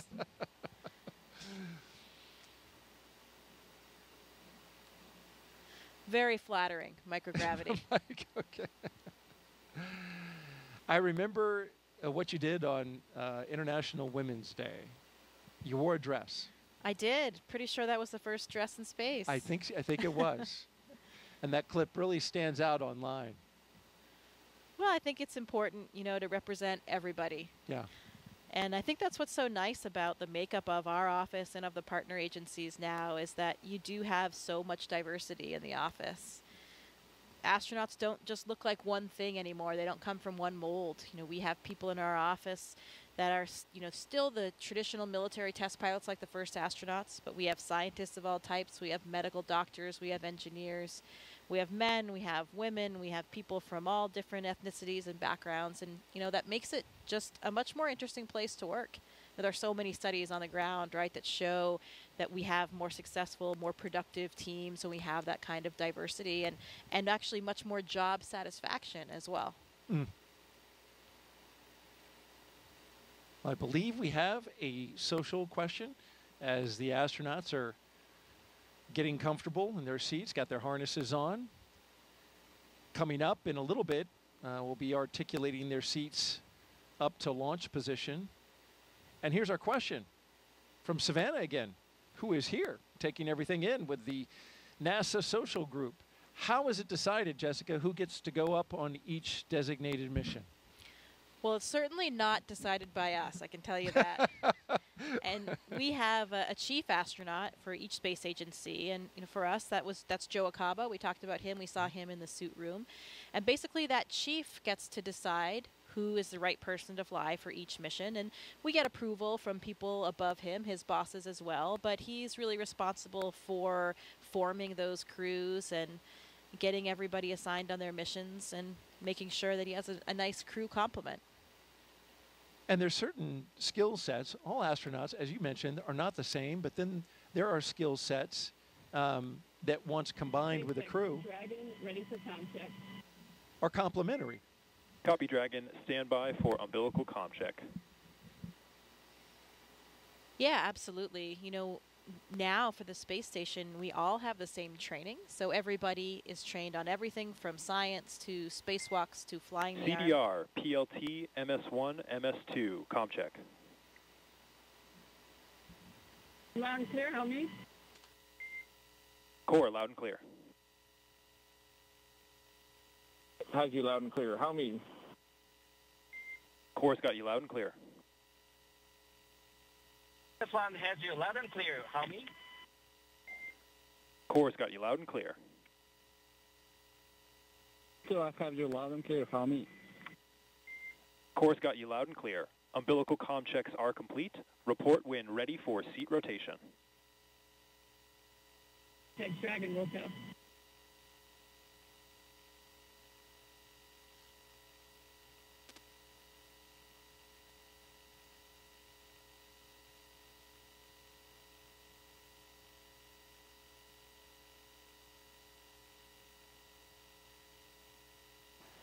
So we just got good comm checks with each of the crew members aboard Crew 7. Going from left to right, we have Konstantin Borisov, SpaceX Dragon, ready for seat rotation. Andreas Mogensen. Copy, Dragon. We will report when initiating. Okay. Jasmin Moghbeli and Satoshi Furukawa.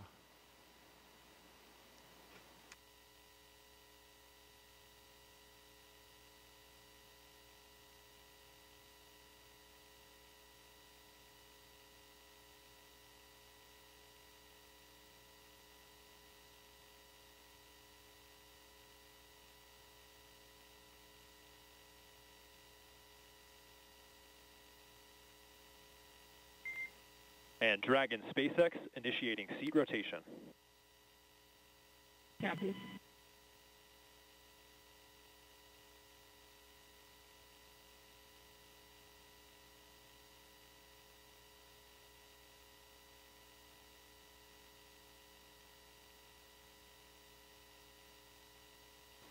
So there they go. With a big wave as they rotate the seats upwards so they can be better configured for launch, of course, and also they'll be able to see their display panels directly in front of them. Yeah, the main reason why we want to launch and land in that position is for the G forces, the gravitational forces that we experience. Get up to 3 or 4 Gs on launch and landing, on a nominal launch and landing. And when you take those G forces through your chest, so when you're on your back, those forces are coming straight down, so they're hitting through your chest. That's much easier to deal with than if you were sitting straight up, then they were hitting your head. That would really drive the blood out of your head, and that's why, if you're flying a jet, that kind of Dragon thing. SpaceX, seats are in the launch position. You are go for Section 2, suit leak check preparation. SpaceX Dragon copies, proceeding to Section 2, suit leak check preparation. So yeah, if you're a pilot and you have those G-forces that you're experiencing while sitting up, the blood can drain from your head, and that's why you can get dizzy or lose consciousness, and you have a G-suit on, or maybe you do different maneuvers to help counter that. So it's much easier on the human body to take those G-forces through your chest. And we train in centrifuges as well so that we become accustomed to what those G-forces are, how they feel, and make sure that you can still feel comfortable, function with what you have to do. For me, for the Soyuz training, we did a lot of that in Star City with the centrifuge. We went up to 8 Gs. And we also did some landing profiles under the G, so you're in the centrifuge and you're controlling where your descent is to make sure, you know, to see what that would really feel like for the real day. And actually, I was pretty surprised. You know, taking those Gs, as we said, through the chest is a lot easier to deal with. 8 Gs is a lot, though.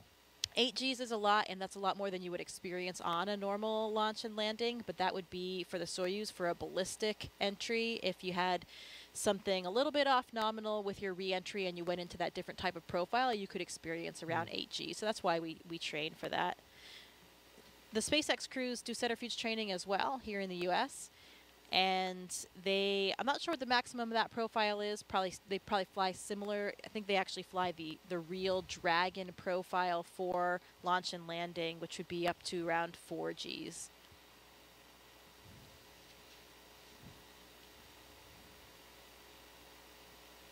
We're getting great stuff from NASA astronaut Jessica Meir as we count down to liftoff of Crew 7. Now just T-minus 2 hours and 25 minutes and counting. But hey, you don't have to be an astronaut to share in this experience, folks. Take a look now as our Crew 5 astronauts explain how you can get your virtual guest passport and be part of the excitement. Did you know there's been over 1 million registrations in NASA's virtual guest program since May 2020? From your neighbor to the Crew 5 astronauts, you might be surprised who is a NASA virtual guest. Do you have Mars 2020? I do. Do you have James Webb? Sure do. Do you have Crew 5? Well, I've got it here, and you guys have it here, but I missed it here. We conducted over 200 science experiments and technology demonstrations on our mission. We loved being part of Expedition 68. We even remembered a virtual guest passport for Einstein, our freefall indicator, but we forgot to register and missed the stamp. Even if you're doing existing research, never miss a stamp from NASA's virtual guest program. Whether you're en route to the International Space Station or located anywhere around the globe, register at nasa.gov/virtual guests to receive updates on missions and milestones. As a virtual guest, you will receive curated resources and a stamp for your passport following a successful launch. Remember, you only get the updates and stamp if you register. I joined. I won't miss it next time.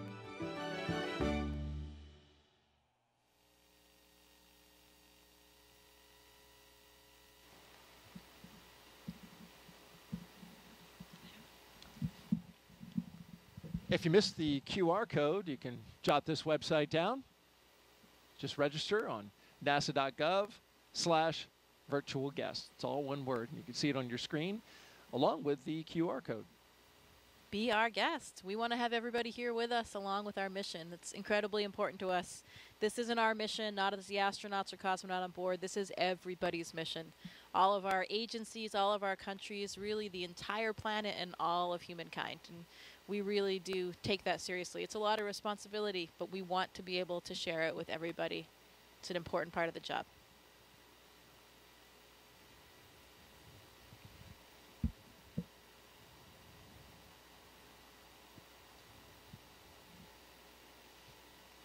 Good view of their boots there. It's the second iteration of the boots, I believe, or maybe even third. The early Demo 2 and earlier missions had a different style boot. Yes, Andreas Mogensen's knees and boots are prominent in this particular shot. And once they test again, the pressure suits, we'll see those inflate and the crew members will kind of get a little bit of a zombie look to them. Arms will come up a little bit because, yeah, when your suit's pressurized, it's going to make you look a little inflated. Yeah, and working against that pressure, it's kind of like squeezing an exercise ball. All of your motions are a little bit more difficult to accomplish in that pressurized state. But of course, that pressurized state is really only there to protect us if for some reason we had a depressurization in the capsule at any time during the space flight, those suits would inflate and they would protect us, still provide us with the air that we need to breathe and protect all of the systems of our body. So that's why we wear them. Nominally, during the mission, you would never have it inflated at all, just during these pressure checks to make sure that it works. You would never wear this suit outside of the Dragon. This is just in case, you know, something breaks the hull or somehow you lose your atmosphere inside the Dragon. Right, absolutely, that's correct. So the spacesuit that we wear to do spacewalks on the space station, the extravehicular mobility unit, or the EMU, much different than these suits. Dragon, we copy and concur 4 good suit leak checks. Closeout team will be performing its final closeout steps. You are go to proceed to Section 4 and report when ready to close the side hatch. Dragon, also proceeding with Section 4 side hatch closure. Good news, 4 good checks. You can hear Jasmin speaking to the ground and getting ready for those next steps.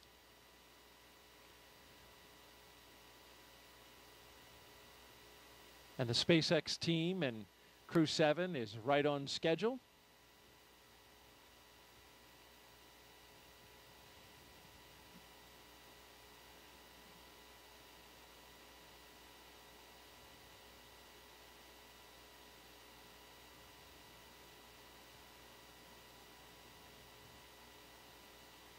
We got a split view now.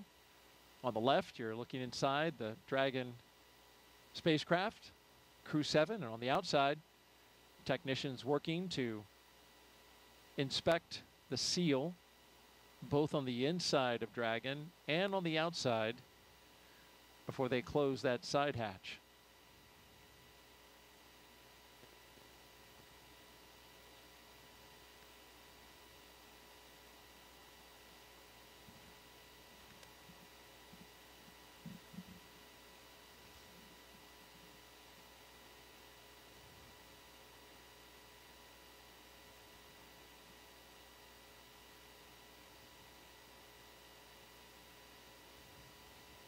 Dragon crew is ready for side hatch closure. Yeah, like you mentioned before, really important. Copy, Dragon. Crew is ready for side hatch closure. At this time, we are also going to proceed into our pre-launch comm checks.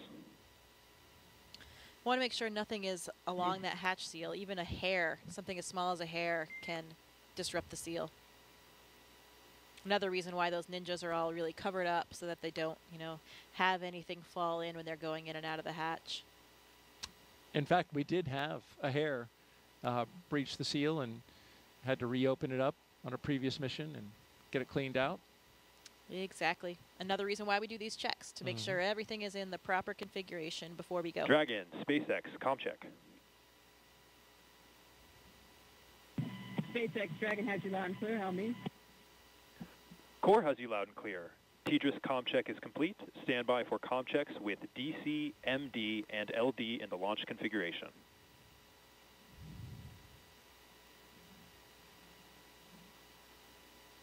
Dragon, DC, on countdown 1, comm check. DC Dragon has you loud and clear. How me? DC, loud and clear. Stand by for comm checks with MD. Dragon, MD on countdown 1, comm check. MD, Dragon has you loud and clear. How me? MD, loud and clear. Stand by for comm check over Dragon to ground. Dragon, MD on Dragon to ground, comm check.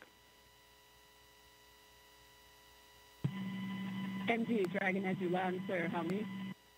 MD, loud and clear. Stand by for comm checks with LD.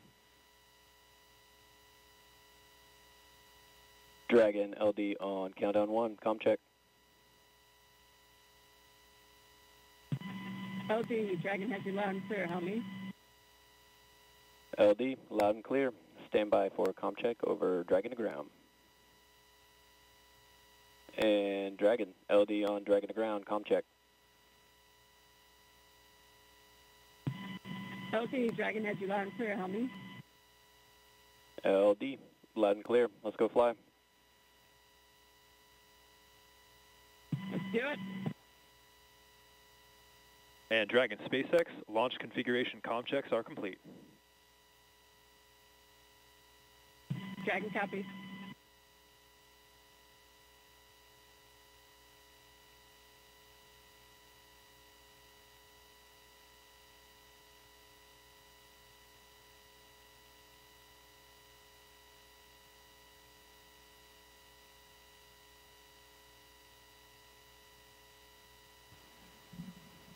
So we just had the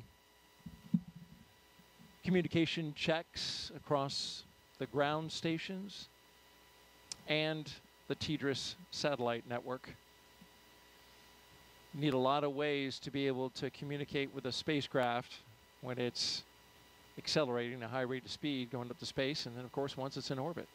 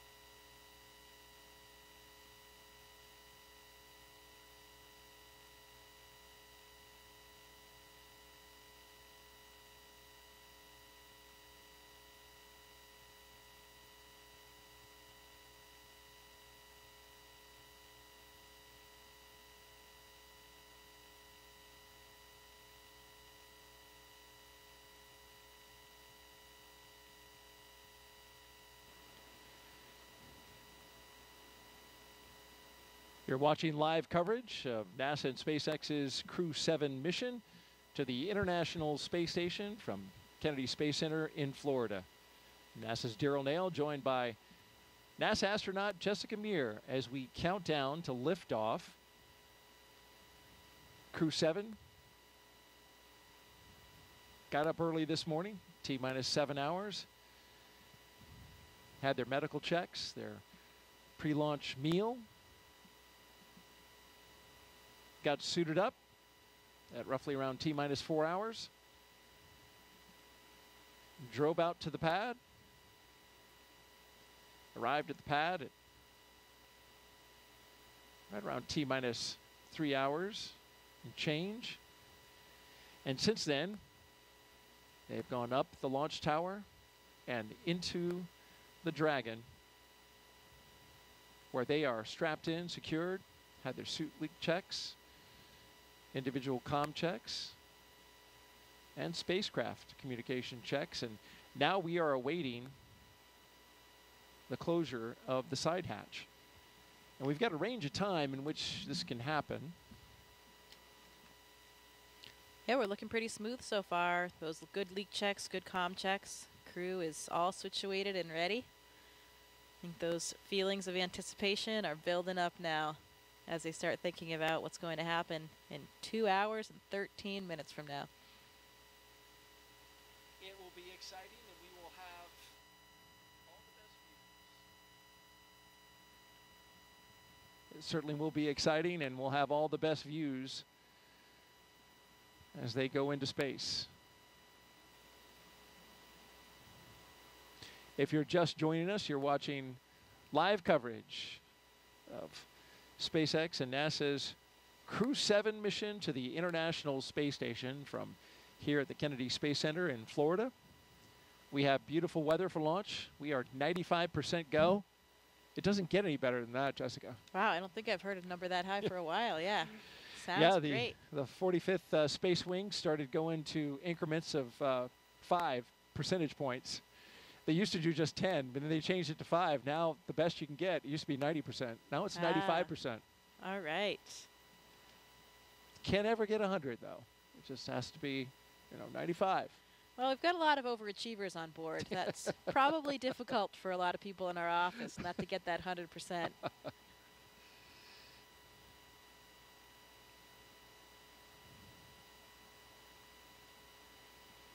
It is Florida, though. It's always unpredictable around here with winds, with thunderstorms, clouds.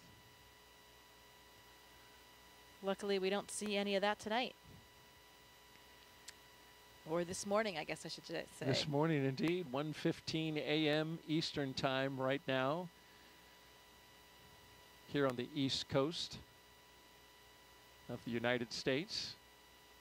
If you're watching over in Europe or Japan, well, it's closer to the afternoon, especially over in Japan. Of course, we have JAXA astronaut Satoshi Furukawa.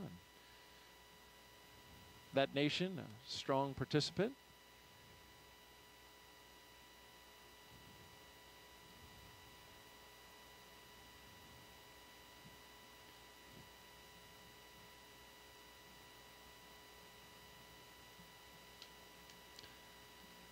"7:16 a.m. in Copenhagen," so Andy's fans are probably waking up. What a great way to start their day over there in Denmark. Great start to a weekend on a Saturday morning. Absolutely. Wake up, have a cup of coffee, and watch your countrymen go to space. And once Andy, speaking of Andy, once he arrives at Space Station, he'll be able to take over as commander of the International Space Station. That's quite a responsibility. Yeah, it absolutely is, and it's a nice experience to be able to have some different representation in those roles. You know, he's not the commander of this vehicle, but he'll be the commander on board the ISS, and each of those carries a lot of different responsibilities. And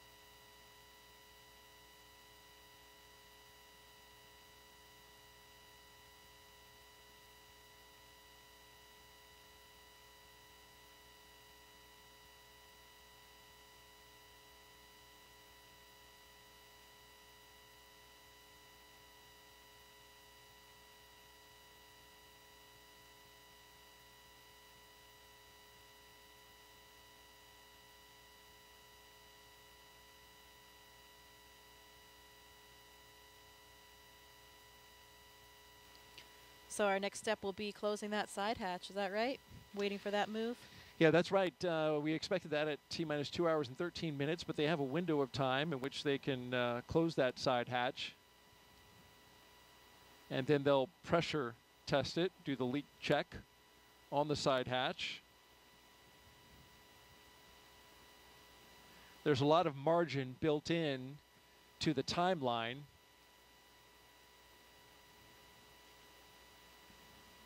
So that in case they have something come up, they have time to work it. We've seen that happen on a few missions prior.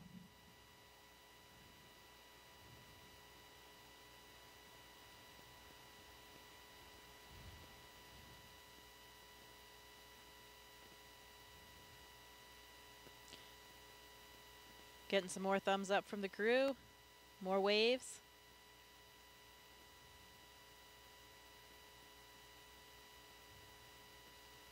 And Dragon SpaceX, the closeout team is taking its final steps in preparation for side hatch closure. Stand by for transition to pad hatch closed. Ensure that all items are secure from now through launch. SpaceX Dragon copies. All items are secure.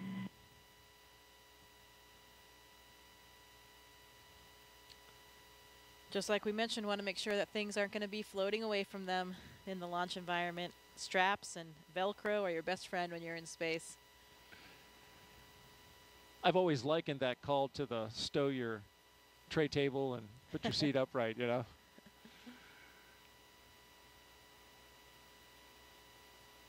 No in-flight service for them, but Like that question that was asked earlier, there will be water and snacks.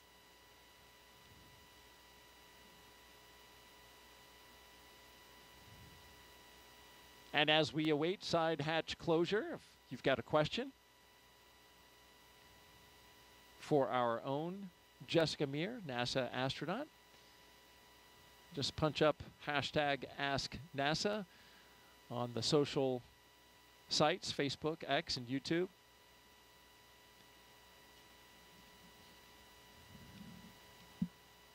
Jessica's doing a great job answering those questions and sharing her experience when she went to space.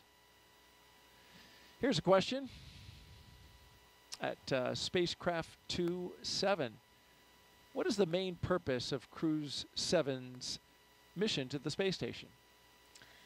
The main purpose of Crew 7's mission is to support the International Space Station in all of its science and operations during their stay there. So what does that mean? You know, now that we are at assembly complete for the space station, which we reached back many years ago, 2011, I believe it was, assembly complete, we have much more time for doing what we call utilization. So any type of scientific experiment or something that is flying as a hardware demonstration, those are our most important objectives. That's science that we are getting done. Of course, you have to do maintenance as well. You need to fix the toilet, change the light bulbs. We don't have those plumbers or electricians coming up to help us out, so we have to be able to do all the work ourselves. We do spacewalks. We have to do certain repairs outside the space station. All of those things are part of a nominal mission. Visiting vehicles will be coming to the space station with all of the cargo on board. We'll have to fly the robotic arm, capture those, and unload them. And we could talk a little bit about the science as well. You know, there are some interesting experiments that are on board with this crew. One of them is the crew themselves. We have a big physiology study called CIPHER. I think we're going to hear more about that later in the broadcast from some of the scientists involved, but that's a comprehensive physiological suite. It's about 14 different studies that are really targeted at comparing and contrasting different mission durations. So, you know, we have had short shuttle missions in the past. We have typically 6-month missions on the space station, and we have a few that were more around the year mark. We want to see if there are differences in different lengths so that we can try to forecast ahead toward our really long duration mission, which will be to Mars. You know, that mission right now with current methods and of Dragon technology will SpaceX, be about 3 years. we are commencing a health check for the launch escape system. Expect a momentary flight computer state change followed by a transition back to pad hatch closed. SpaceX Dragon copies. So when you go to Mars, it takes about 6 to 9 months to get there, 6 to 9 months to get back. You want to spend a good amount of time there on the surface as well to make it worthwhile. So that's why we call it about a 3-year mission. And we want to understand the physiology involved in that kind of length of a mission. So that's really what this CIPHER study is designed to get at. Try to understand the differences between these short and longer. You know, what happens between 6 months and a year? Is there just a plateau that is reached? Do things stop changing? Or do we have a linear increase in certain parameters or that kind of thing? We want to understand more about those experiments. There's a sleep in orbit experiment that sounds pretty interesting. I think Andy will be a subject for that one. I'm not sure, maybe someone else as well. That uses an earbud EEG, an electroencephalogram, to measure brain waves, look at brain activity during sleep. So pretty cool EEG on board. You know, I speculated that it would be so cool to have an EEG on board crew members to see what's happening to the brain when you first go up in microgravity for the first time, because you are navigating in this 3-dimensional environment for the first time. You know, sitting here, of course we're in 3D, but we're not really using things above our head, in the ceiling, on a ceiling, and that kind of thing. On the space station, we use all of the planes. We use the floor, the ceiling, all of the walls, all equally. And so you're navigating in this different way, and these different pathways are really forming in your brain in order to accommodate for that. It was a really interesting feeling I felt during the first few weeks I was in space, where I felt like my brain would actually do these flip-flops. If I went from the floor up to the ceiling and I was working there, you know, here on Earth, when we think about how we navigate and move around, it's all in relation to down, because we have this gravitational vector pointing down toward the Earth. When you don't have that in space, you know, suddenly there's no right or left. And if I'm up on the ceiling working, my brain would kind of reinterpret that as being the floor or the deck, as we call it on the space station. So then when I, lifted my head up, I didn't know which way to turn because, I was on the ceiling, but my body felt like it was on the floor. And that takes a couple of weeks for your body to get used to. And I think these new neural pathways are forming. And such an interesting thing for me as a physiologist because I felt like I could really feel that happening. And Dragon SpaceX for post-ingress briefing.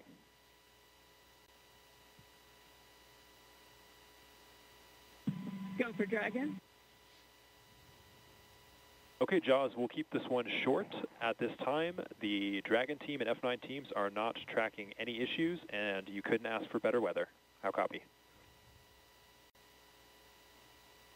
Dragon copies. Good to hear.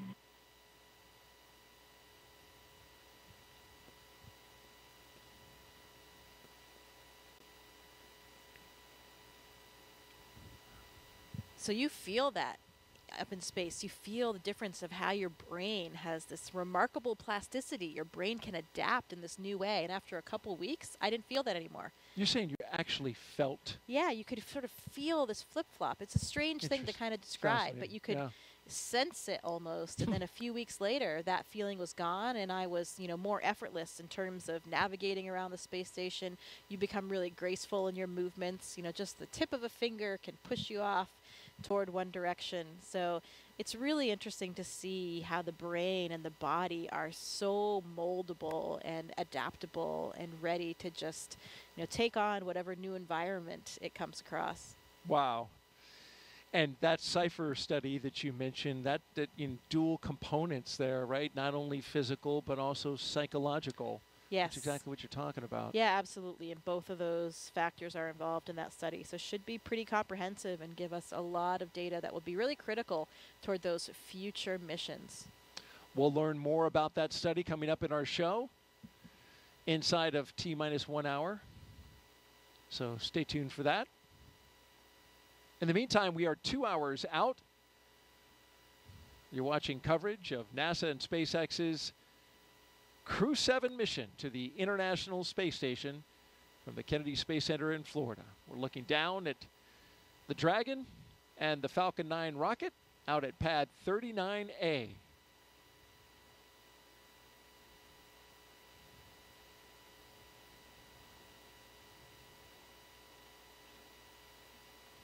It's been a smooth countdown so far. Countdown proceeding nominally. Onboard Dragon spacecraft endurance. We've heard the communication checks between the Dragon team and the crew. We saw the astronaut seats. They were also rotated into flight position. We got the suit leak checks successfully completed. The closeout lead verified the cabin environments were good. We got the side hatch closed.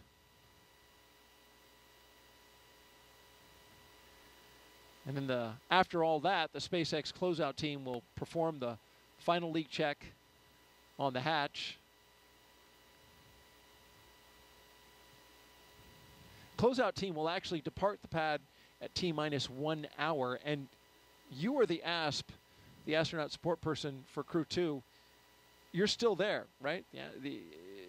Is the ASP still there, or have they departed? You leave with the closeout team. Okay. Yeah, nobody remains on the pad for the launch. That would be bad. Well, absolutely. I was wondering if they had already left, but no. Right now they're together. still there. Yeah, that's right. So Anne is still there, probably hanging out somewhere around that phone area, and then she will leave with the closeout team. Anne McLean, she's talking about, spaceflight veteran, NASA astronaut. And there she is. There she is, yeah.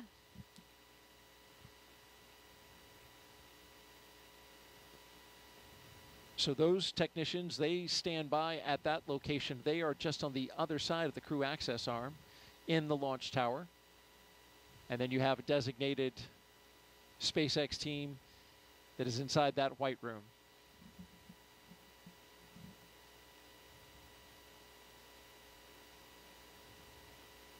And as they continue to check that side hatch, been getting some great stuff from Jessica. Just fascinating to listen to you talk about all the aspects of space flight and the experiments that are going on and what it was like for you. We certainly know that space flight is not child's play, but did you know that every Dragon astronaut crew brings a stuffed toy with them? Its purpose? Well, when the toy starts floating, the crew then knows that they have reached 0G. That's the confirmation. And there's been a few of these over the years.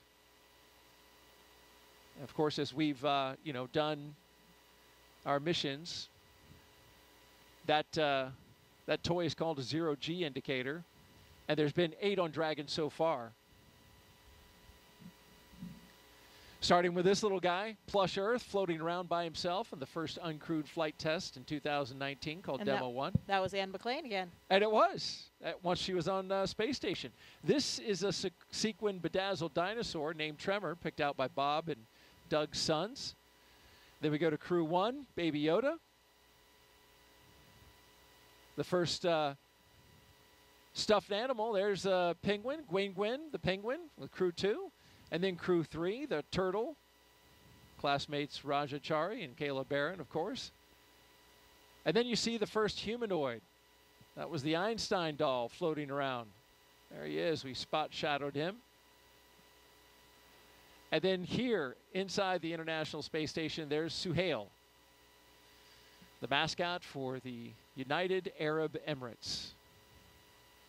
So the question is, Jessica, what did Crew 7 bring? You know, I do know what they have, but I'm not sure if we're supposed to reveal it quite yet. We're going to wait for the view? Let's wait for the view. Let's wait. When we get it Dragon, in the view. SpaceX, nominal side hatch leak check. I can't tell you about mine. On Soyuz, we have this tradition as well. SpaceX Dragon copies, nominal side hatch leak check. Good call there, though, on the side hatch leak check. That's good. My commander brought, it was a small stuffed unicorn. I think it was from his daughter. So that was what we had to demonstrate microgravity for us. And really for everybody watching, because that's, you're still strapped in during all those moments. So it's difficult to tell if there's any weightlessness yet or any relative motion. But that's why you have the microgravity, the zero gravity indicator. Not truly zero gravity, so it's a microgravity indicator, I'd say. Or even sometimes called a 1G indicator, because you can see when you're back in 1G when you're landing as well. So you use it on the way down? I think so. I'm not sure if the Dragon they still have in the capsule on the way down, if it's secured or not.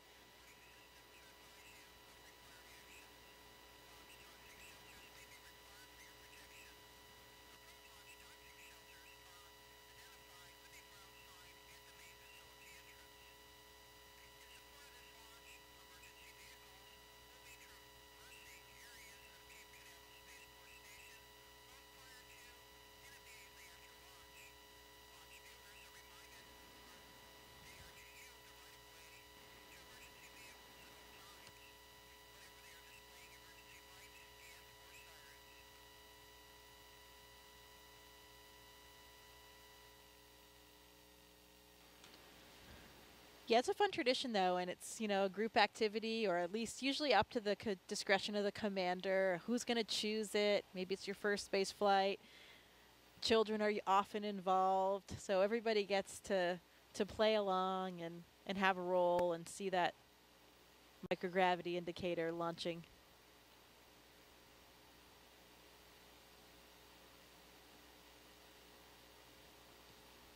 And while we've got a moment here, Jessica, we want to catch everyone up on our preparations for our first launch of a crew around the moon. First in more than 50 years. Let's take a look at our Artemis Moon Minute.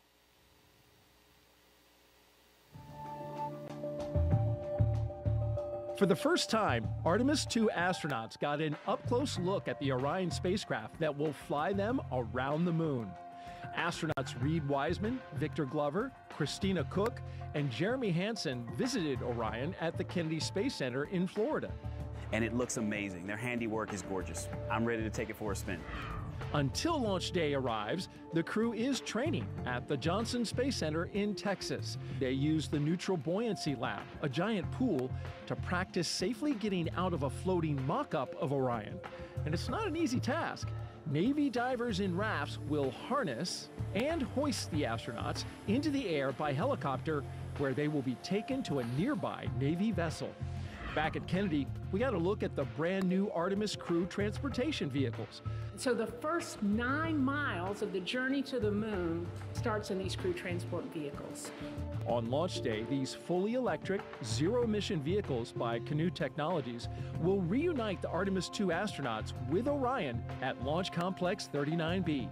NASA's powerful moon rocket, the Space Launch System, and Orion will carry them on the rest of the 250,000-mile journey to the moon.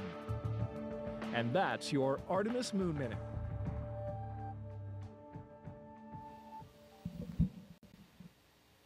For Artemis updates, please see the QR code on your screen right now. Or you can visit the website at nasa.gov/Artemis 2. Certainly, you know all the crew members for Artemis 2, but also friends with the A2 crew, and 2 of them, Christina Cook and Victor Glover, were even part of your astronaut class, the 8 balls, right? 2013? Yes, that is correct. Yeah, I am good friends with all 4 of them, and especially with those 2, with Victor and Christina being my classmates, it makes it even more meaningful. You know, when you are classmates with new astronauts, there were 8 of us, of course, called the 8 balls, and they're like your brothers and sisters, truly. They really are. And we, I know if anything happened day or night, I could call on any one of them, no questions asked. And it's really, really exciting that we're going to be sharing this moment with them. When I was on board, I even had, at one moment when I arrived, we had 4 members of our class. Half of our class was actually on board the space station at the same time. Oh, wow. Nick Hague was still there for the first 8 days of my flight. Christina, as we just talked about from the Artemis II crew, she was up there already. Of course, the historic all-female spacewalk. That's right. 2019, yeah. And Drew Morgan was there as well. So there were 4 of us from the class, and that was truly something we never thought would happen. You know, a lot of times, especially in the past, you would see if a rookie astronaut flew their first time, often they were with more experienced people, so you didn't have a lot of rookies all at once, or 4 of your classmates at once. Yeah. And so in the end, that's how it happened for us, and we couldn't have been happier. You know, it's, again, you're flying with these people that you're already so close with and know each other so well. And of course, half that class was women, right? It was four men and 4 women. Yeah, that's right. That was the first time that we've ever had that 50-50 ratio. You know, we still don't have a 50-50 ratio in the office, but we're trending in the right direction. I think we have about maybe 35% women right now, but heading in the right direction, really like all the STEM fields. And that's why it's such an exciting time when we are starting to have more equity from different backgrounds in everything that we do. As we look at the launch pad there, pad 39A here at the Kennedy Space Center, the Falcon 9 rocket, and the Dragon spacecraft on top. We're counting down towards the next few milestones, and we're waiting for the closeout team to leave the White Room and then eventually drive away. That'll be at T-minus 1 hour and 44 minutes, and then a few minutes after that, they'll drive away from the tower. There you see them by the elevators, wrapping up their work on the launch tower. And, of course, taking a lot of that equipment with them that was being used to cool off the astronauts. And so while they finish their work, let's learn more about what the astronauts are going to do once they arrive at the International Space Station. Let's take a look at their mission overview.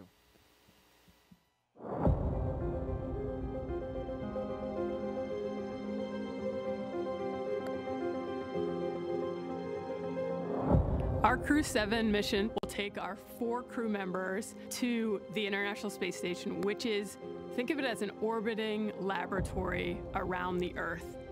In the broadest sense, Crew 7 and Expedition 70 is about the exploration of space, because a lot of the science and technology development that we do on board the space station not only benefits future missions to the Moon and Mars, but it also benefits humanity and it benefits the Earth. The main topic of our work is always science, so we have numerous scientific projects and scientific experiments which we are part of.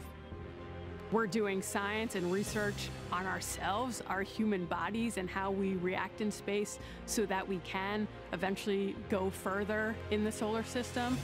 Using the long-lasting microgravity environment on board the International Space Station, which we cannot obtain on the ground, we can perform many scientific research that makes our life on Earth better.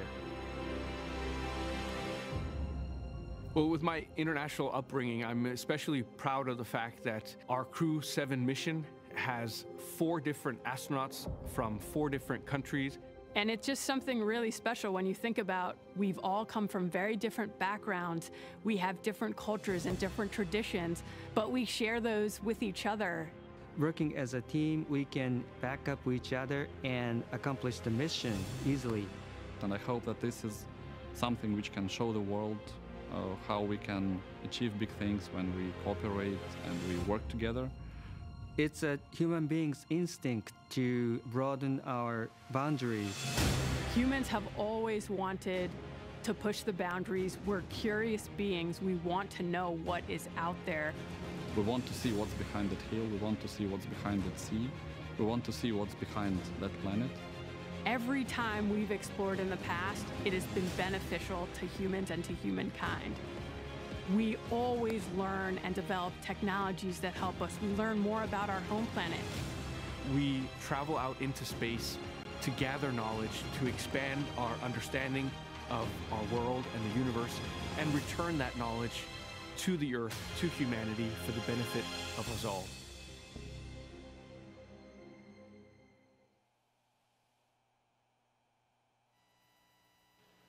Welcome to the International Space Station Flight Control Room at NASA's Johnson Space Center in Houston, Texas, where teams work around the clock to monitor work and life aboard the orbital laboratory. Mission Control Houston is essentially the nerve center for operating the International Space Station, working in tandem with our partner agencies and providers around the globe. Together, we've ensured the station is ready to welcome Crew 7. Leading the team inside the room right now is Flight Director Chris Dobbins. He will lead the joint NASA-SpaceX Go, No-Go polls once we're in integrated operations with mission controls here in Houston and SpaceX in Hawthorne, working together to bring Crew 7 to its new home in space. Like many launches to the International Space Station, today's launch has an instantaneous launch window, meaning the crew must launch at exactly 3:27 a.m. Eastern Time to line up with this space station. Launching at that time puts us in an orbit where Dragon's thrusters, which don't have the same power as Falcon 9, can carry Crew 7 the rest of the way to the space station. When Crew 7 arrives at the space station, they will no longer be referred to as Crew 7, but rather as Expedition 69 flight engineers. They'll be declared Expedition 70 once the Soyuz MS-23 departs in a few weeks with NASA's Frank Rubio on board. He will land September 27th with the longest single spaceflight by a U.S. astronaut with 371 days in space. Once on board, Crew 7 will conduct a direct handover with Crew 6, and Crew 6 will remain on board the station until their scheduled undocking day. A direct handover also helps ensure a continuous U.S. presence on the space station, a record approaching 23 years in duration. After docking and hatch opening on Saturday, Crew 6 will give Crew 7 a safety briefing and orientation, which might be particularly helpful for the first-time space flyers on this flight, NASA's Jasmin Moghbeli and Roscosmos cosmonaut Konstantin Borisov. As the station is first and foremost a laboratory, the crew will jump right into conducting experiments with new research still to be delivered on upcoming cargo flights. For now, we'll send it back to you, Daryl. All right, thank you very much, Courtney. Back here at the Kennedy Space Center in Florida, looking at pad 39A, the rocket and the spacecraft that will go to that destination that Courtney just gave us an update on, the International Space Station, which of course is flown from Mission Control in Houston. Give you an update on what's happening out the pad. We've got the crew inside the Dragon spacecraft. They are buckled in, plugged in, ready to go, had their comm checks completed. And right now, the closeout crew is making their way, finishing up their work and making their way out of the launch tower. Dragon SpaceX closeout team has departed the crew arm. So that means they're out of the crew arm. You can see them going down the steps to the elevators and then back down to their vehicles to clear out of the blast danger area. There you see their vehicles awaiting them, the 3 Teslas that took the astronauts to the launch pad. They will take the closeout crew out of the perimeter of the launch area, and they will stand by at an area a good distance away from the launch pad.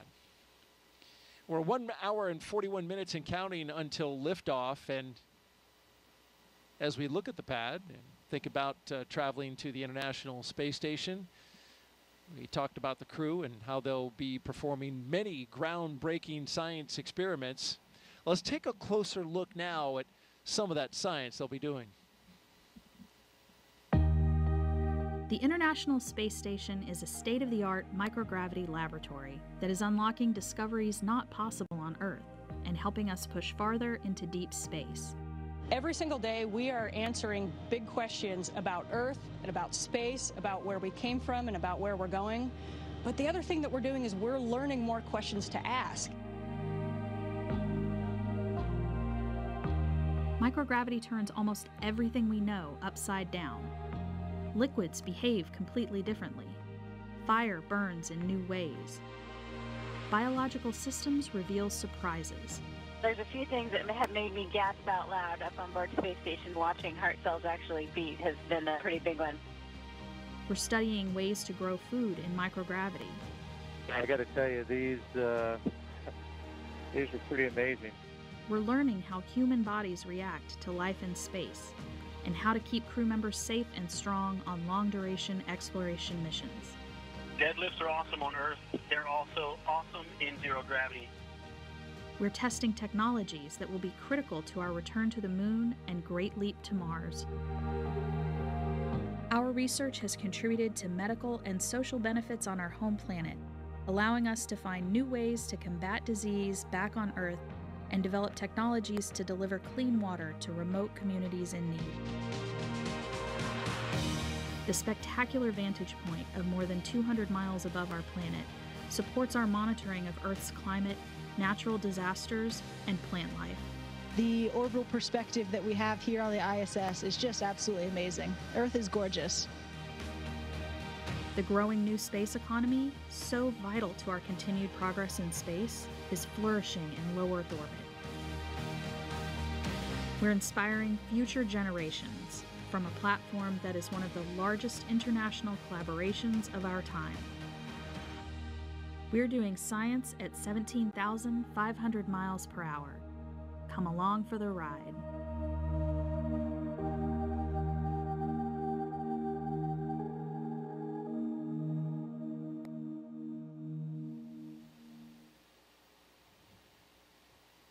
A great overview of some of the science being done on board. And Jessica, you've looked into this mission, of course, as an astronaut with the astronaut corps and a scientist yourself. You're pretty curious about some of the science that's going up on this mission. Yeah, we talked about some of the experiments already, the CIPHER, physiology and psychological experiments, the sleep in orbit experiment. There's another one that I find particularly interesting. It's called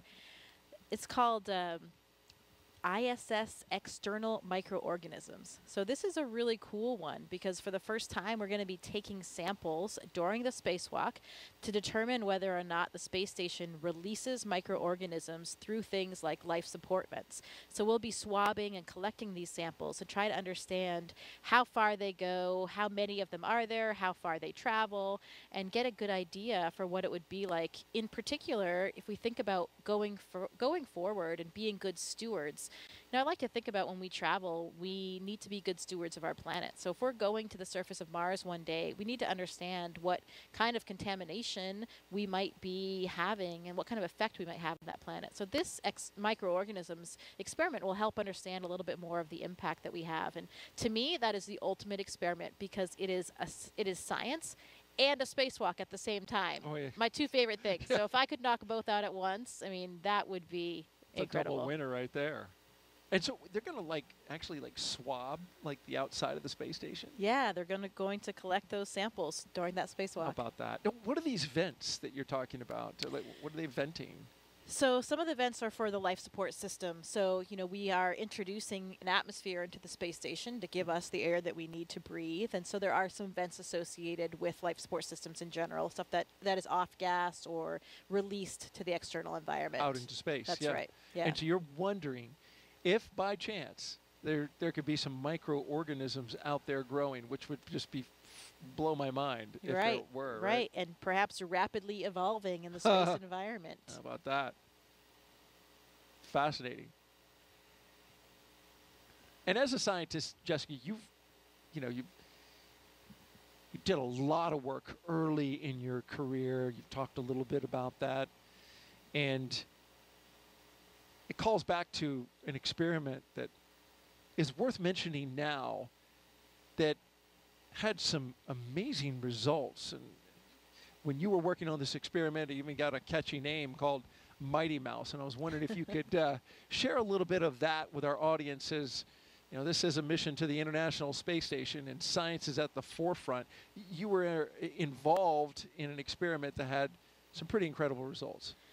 Yeah, the Mighty Mouse experiment is one of my favorite ones to talk about for a couple of reasons. One, I'm a physiologist, as we mentioned, and so there's a lot of similarities between the work that I've done and working with animals. This experiment looked at the myostatin and activin pathways. So these are very important molecular signaling pathways that influence muscle degradation or breakdown. So on the Earth, the researchers involved here have identified these as very important for providing possible targets to prevent muscle and bone loss. So you can see a picture here. These are two of the mice in question, the Mighty Mouse experiment. I think it's pretty obvious to the naked eye, even without a scientific background, that they are very different. So what you have here is what we call a wild type mouse on the left, the smaller mouse, just the normal mouse. And then on the right, you have a Mighty Mouse. And this was accomplished in two different ways in the experiment. One, by creating a myostatin knockout mice. So this means that this mouse actually does not have the gene for this pathway. So as you can see, this mouse, these myostatin knockouts, have 2 times the muscle weight compared to the other mice. So because you're blocking that pathway, degradation is not inhibited, and they have much more muscle on board. And you could feel that in the mice. When I was doing the experiment, holding the mice, you could feel how strong they were and how much bigger they were. Interestingly, when we treated another set of mice, again, just the normal mice, with a therapeutic agent, they also did not lose muscle or bone mass in space. What I'm pointing to right there in this picture, this is a bone densitometer. So we were actually putting the mice into this bone densitometer and imaging their bone density while they were on board the International Space Station to get these images, because we're looking at not only muscle but also bone. These pathways are important for both muscle and bone. And why is this important? This is important for a lot of different reasons. First of all, here on the ground, we have a lot of different disease states that have different types of bone loss or muscle wasting. Muscular dystrophy, osteoporosis, heart disease, any kind of disuse wasting of the muscle for like elderly people or bedridden people. And if we can understand more about the mechanisms involved in these pathways, we can help those patients. And the other interesting thing about this experiment in general is that it also has applications to space. You know, you saw a video earlier of us exercising in space, incredibly important part of our day. We have 2-hour blocks on our schedule because if we don't exercise every day, we will have significant muscle loss and bone density loss. We have these really large systems on the space station, these pieces of exercise equipment to keep our bones and muscles healthy. But when we talk about going back to the moon, going to Mars for long periods of stay, we'll have smaller capsules. We won't have these big pieces of equipment. And so we might need to employ some of these strategies that we're learning about on the International Space Station. So that's why this experiment is such a favorite of mine. It really touches life back here on Earth, helping patients with various disease states. Also is applicable to the future of space travel as well. And even I'll cap it off with a really interesting story of the investigators. Se-Jin Lee and Emily Germain Lee, they met back in college. Se-Jin was working on the myostatin pathway, the one involved in the muscles, and Emily, before she was his wife, she was already working on the activin pathway, the one involved in bone. And they realized, although they were working separately at the time, they had this very complementary system that worked in concert. And if they worked together, then perhaps they could solve some of these even bigger questions. They were incredibly excited. They had always dreamed of having an experiment of theirs fly in space, and they had demonstrated these concepts on the ground. So it was really cool to be part of this team and watch that experiment come to fruition and to have such dramatic results. Again, those mice that were treated with this therapeutic agent did not lose muscle and bone density in space, while the ones that were not, just like us, had dramatic losses in both of these. So really interesting to see that these agents were successful in space and the applications it might have for the future. And amazing that it was, you know, an experiment. Yeah, the results, of course, incredible, and they obviously, you can see them in the photo of the mice and how it turned out. But I mean, this experiment was right in your wheelhouse, right? All of that came together, you know, both the scientists, you up on board the International Space Station as well. I remember reading, you know, I looked into the study a little bit in preparation for the show, and space was said as, you know, the ultimate bed rest, right? Yeah. Like, which is not good if you're trying to maintain that bone and muscle mass. Right. We need to make sure that we can bring astronauts back to be healthy. And when we think about going and walking around on the moon and Mars, we need to make sure that astronauts are healthy when they get there as well.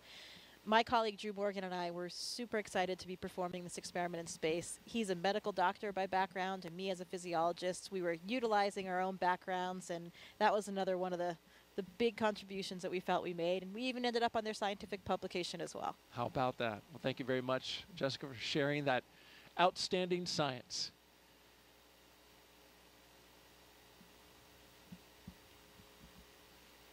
T-minus 1 hour and 30 minutes and counting. We're awaiting the launch escape health check.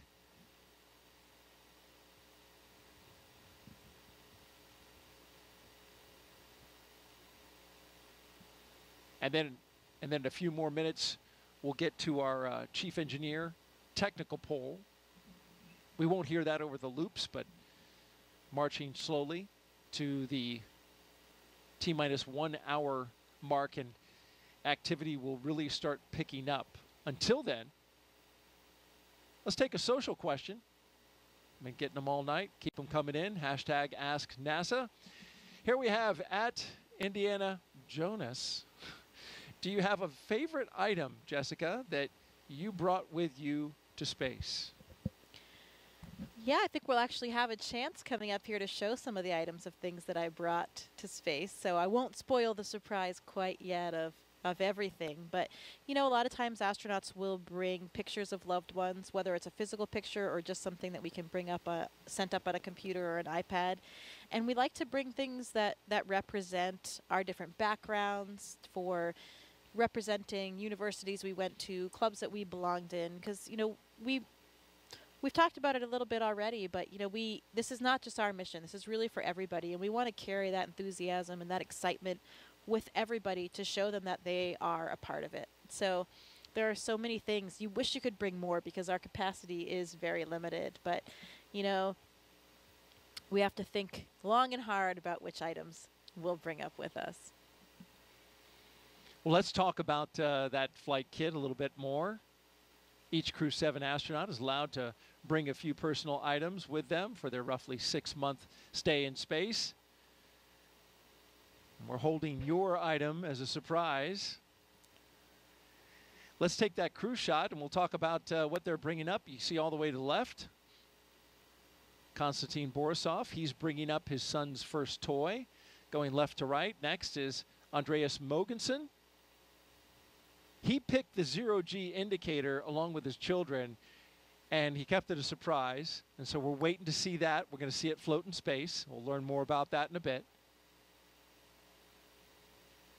And then to his right is, of course, the commander, Jasmin Moghbeli. She brought 2 Dragon stuffed animals, one for each of her twin girls, and she's going to show them floating around in space to her girls. So you can take a little video, send that to them. It's a touching thing to do for your young kids. And then all the way on the right, Satoshi. He's bringing photos of his family and friends and photos of current students at the school he graduated from.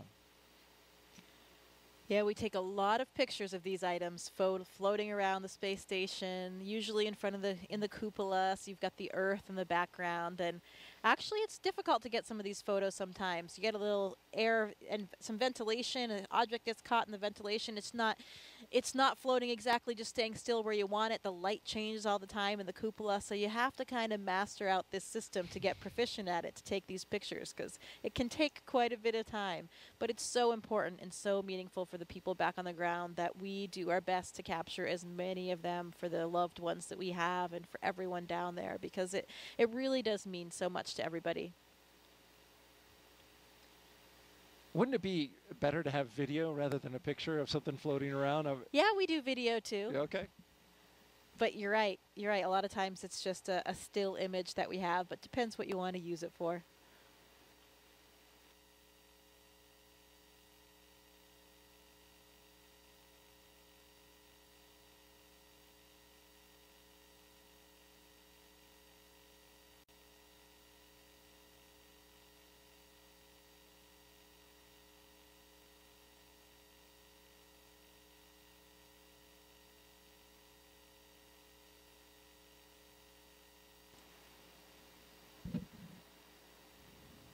Great stuff there by Jessica Meir, NASA astronaut, with us on the broadcast.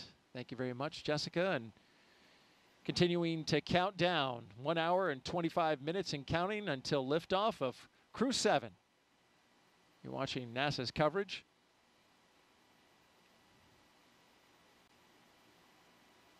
When these astronauts go up to the International Space Station, they'll spend about 6 months up there working scientific experiments that you just heard a few of them from our astronaut co-host.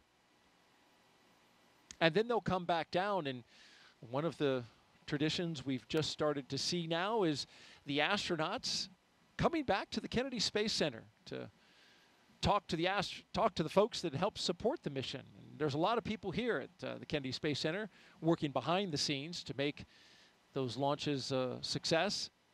And recently it was the Crew 4 astronauts that took time out of their busy schedules to say thank you to the Kennedy team, and we've got to look at that. It is very surreal to drive around the grounds. The last time we were here, we were in quarantine, and so we were very isolated. We got to have our families around us, but we didn't really get to interact with a lot of people. But we could see all the hustle and bustle that goes on in order to make it possible for us to launch. It is hard to imagine looking over at the gantry from here, thinking back to when we were sitting on top of a rocket. It is a pretty amazing place to be able to come back to. Kennedy really has a special place in my heart. I think it was really important to all of our crew to have this opportunity to come back here and just thank the workforce here, our team members that made this flight possible. You know, I think as we think about spaceflight, it is not anywhere near an individual type of accomplishment. Yeah, just absolute gratitude for the teams of people that just ensure our safety, ensure that there's always an eye looking over every piece, every detail, and ensuring that launch goes off without a hitch. So many of you have been a part of that journey. Your investment, your expertise, making us successful in our work and getting us home safely. And we're grateful for the work that you're doing. So it is incredibly special to be back here and get to actually interact and thank all the people that contribute to the mission and were able to get us off the ground and bring us home. It's just an amazing place, just such a talented pool of people that enable such amazing expeditions to fly out of the Kennedy. So it's really cool to be back here and to get to meet the people that are making all of that happen.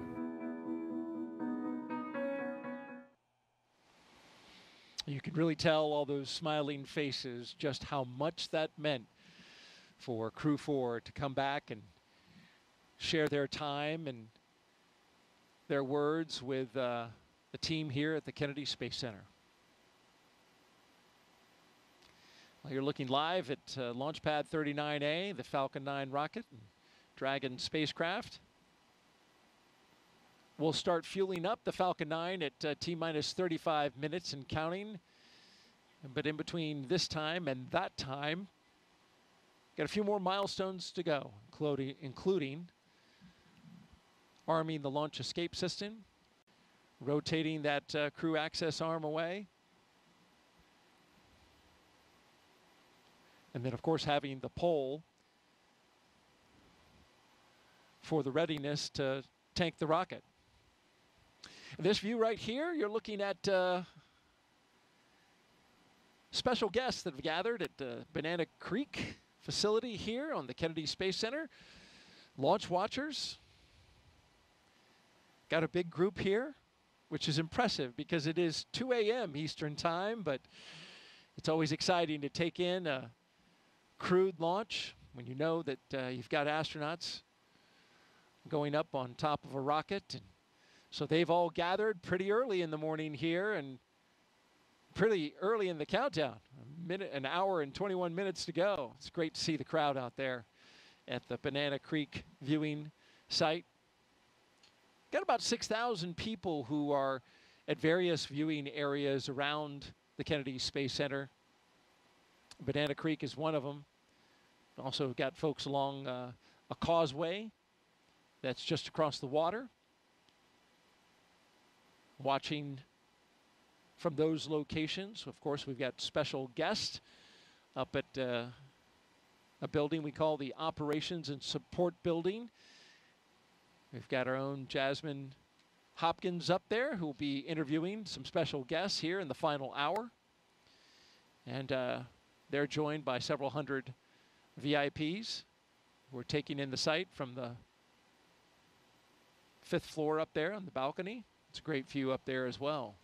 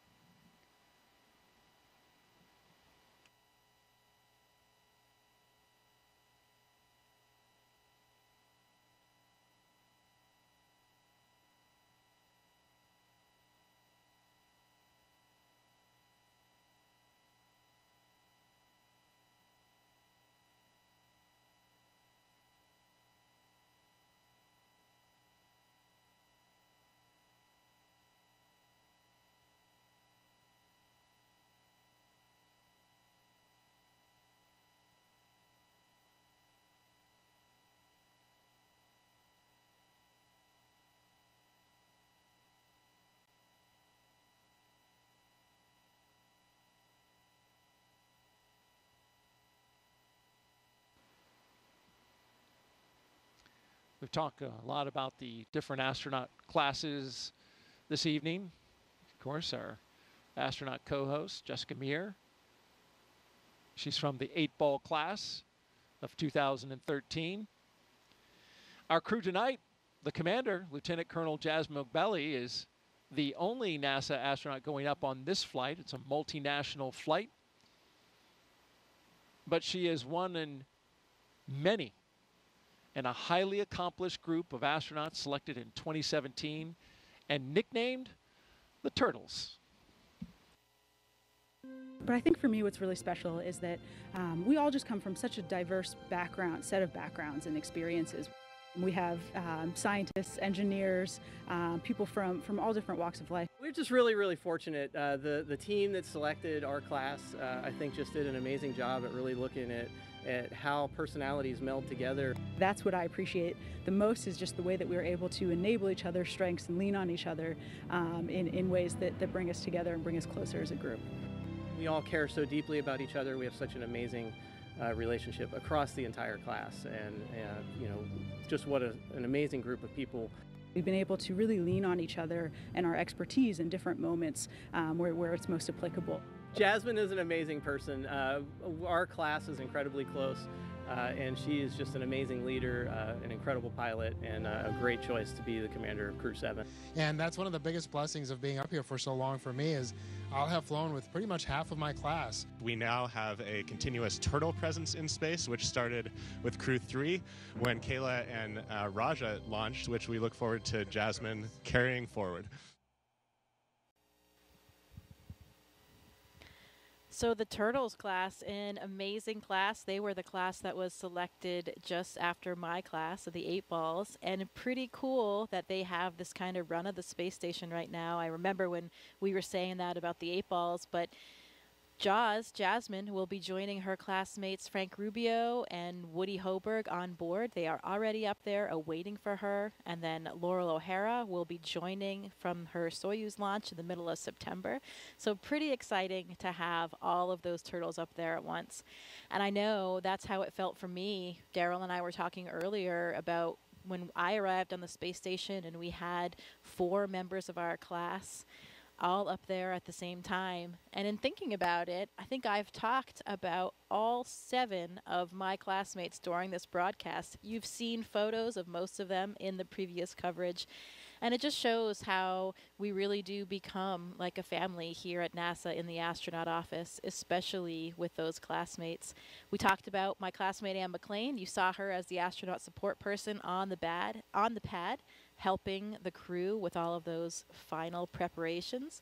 We saw Christina from the spacewalk footage from the spacewalks. Actually, we did 3 spacewalks together, Christina and myself, during our mission. And you saw Victor and Christina in those Artemis images as well, as they are now in training for the incredibly exciting Artemis II mission.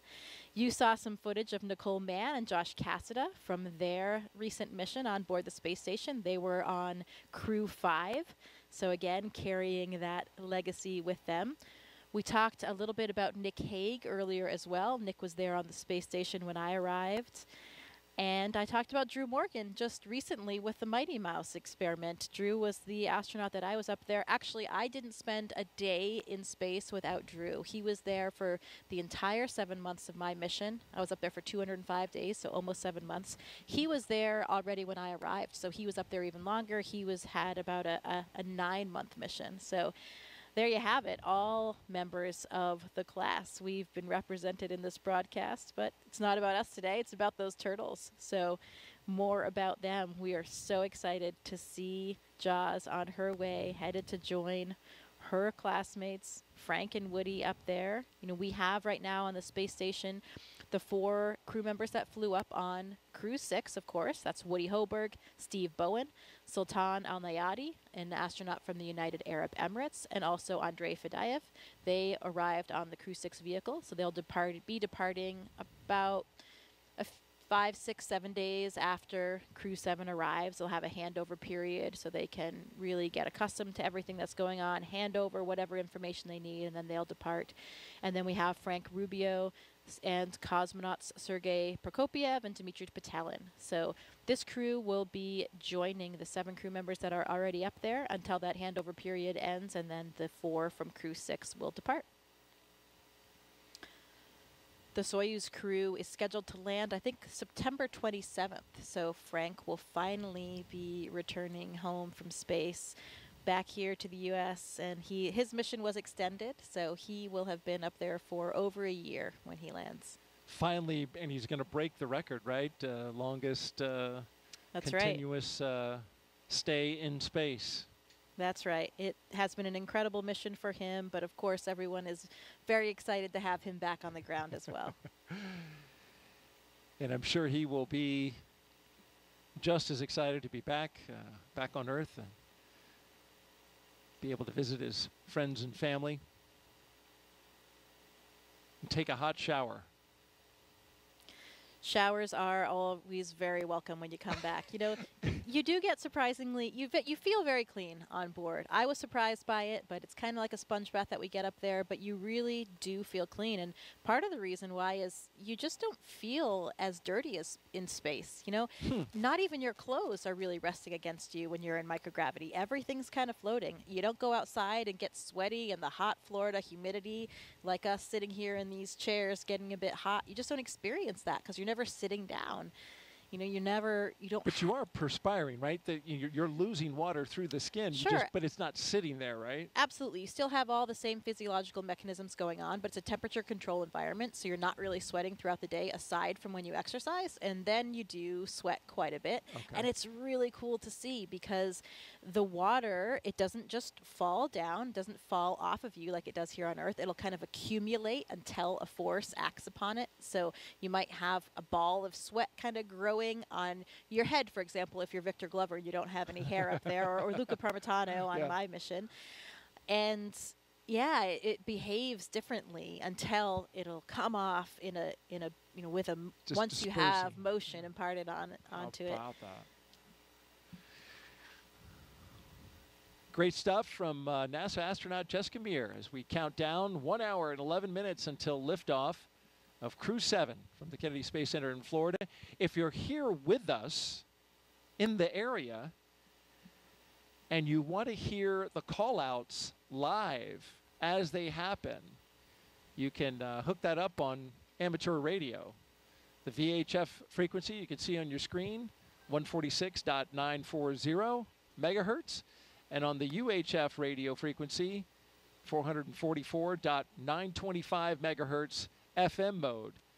And you can hear that throughout the county here on the Space Coast. So we're a little over 1 hour until liftoff. And this is a continuation of regular crew flights to the International Space Station from U.S. soil.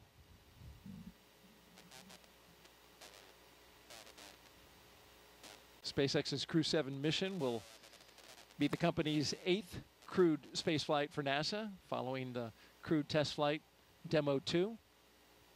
It will also be SpaceX's 11th crewed spaceflight overall, including the private orbital mission Inspiration 4 and Axiom missions 1 and 2. Our crew at the very top in the spacecraft Endurance. It will be the 3rd flight for that Dragon that you see right there on top of the rocket. The Falcon 9 booster, well, that's a brand new one. Booster 1081 M1D on its first flight. MVAC fuel bleed has started.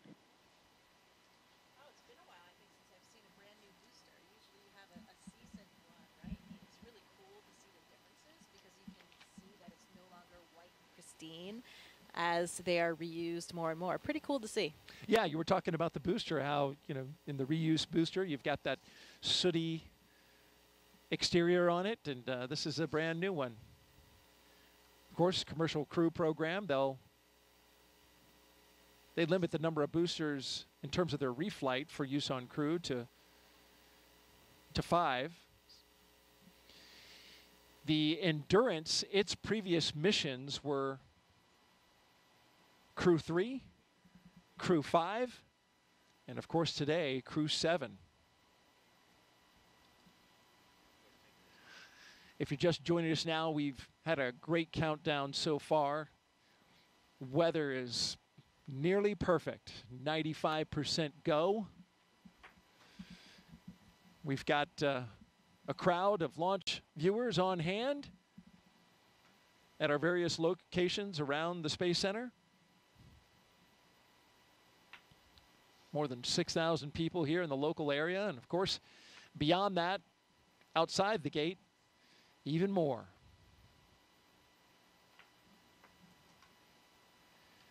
Now, we mentioned this, once we get to an hour to go until liftoff, things will start really picking up. We get close to that go, no-go pole that will arm the launch escape system. And then once that's armed and we rotate the crew access arm away, we'll get the propellant loaded into the rocket at T-minus 35 minutes. That crew poll for readiness happens at T-minus 1 hour. And of course, the poll to load the prop is at T-minus 55 minutes. At T-minus 45 minutes, there'll be an internal mission control Hawthorne poll, and then the launch director's poll for propellant load.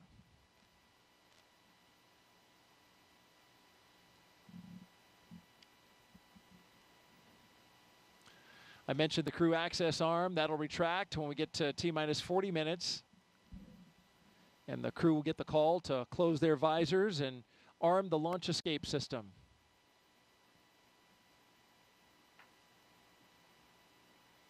Of course, once you have the Falcon 9 being loaded with propellant, you want a safety system that will allow the astronauts to get off the top of the rocket in case anything happens, and that automated safety system is in place. What makes it work are 8 Super Draco thrusters that are on Dragon. They would fire and quickly separate the crew from the rocket, and they can do that either on the pad or during flight on the ride uphill.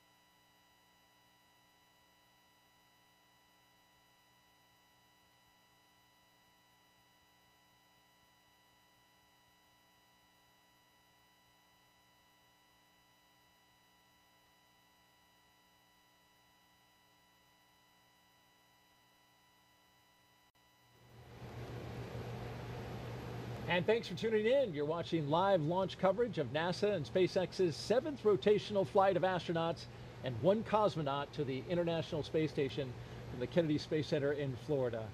NASA astronaut Jessica Meir has been with us over the past 3 hours, talking about Crew 7 as they have prepared for launch. Also talked a lot about science and a phenomenal number of other fascinating topics. We really appreciate you being here. We're now closing in on T-minus 1 hour until liftoff, and your thoughts on how we've done so far? Things have been proceeding nominally, as we say in the space business. Things are looking good. The leak checks were good. Comm checks were good. The hatches closed. I think we're in good shape. And the weather, what did we say? A 95% favorable odds for weather. So looking good, and I'm feeling good about it tonight. What about you, Daryl? Oh, I am feeling fantastic, and it's good. We both got the positive vibes going. You mentioned the weather. It's nearly perfect.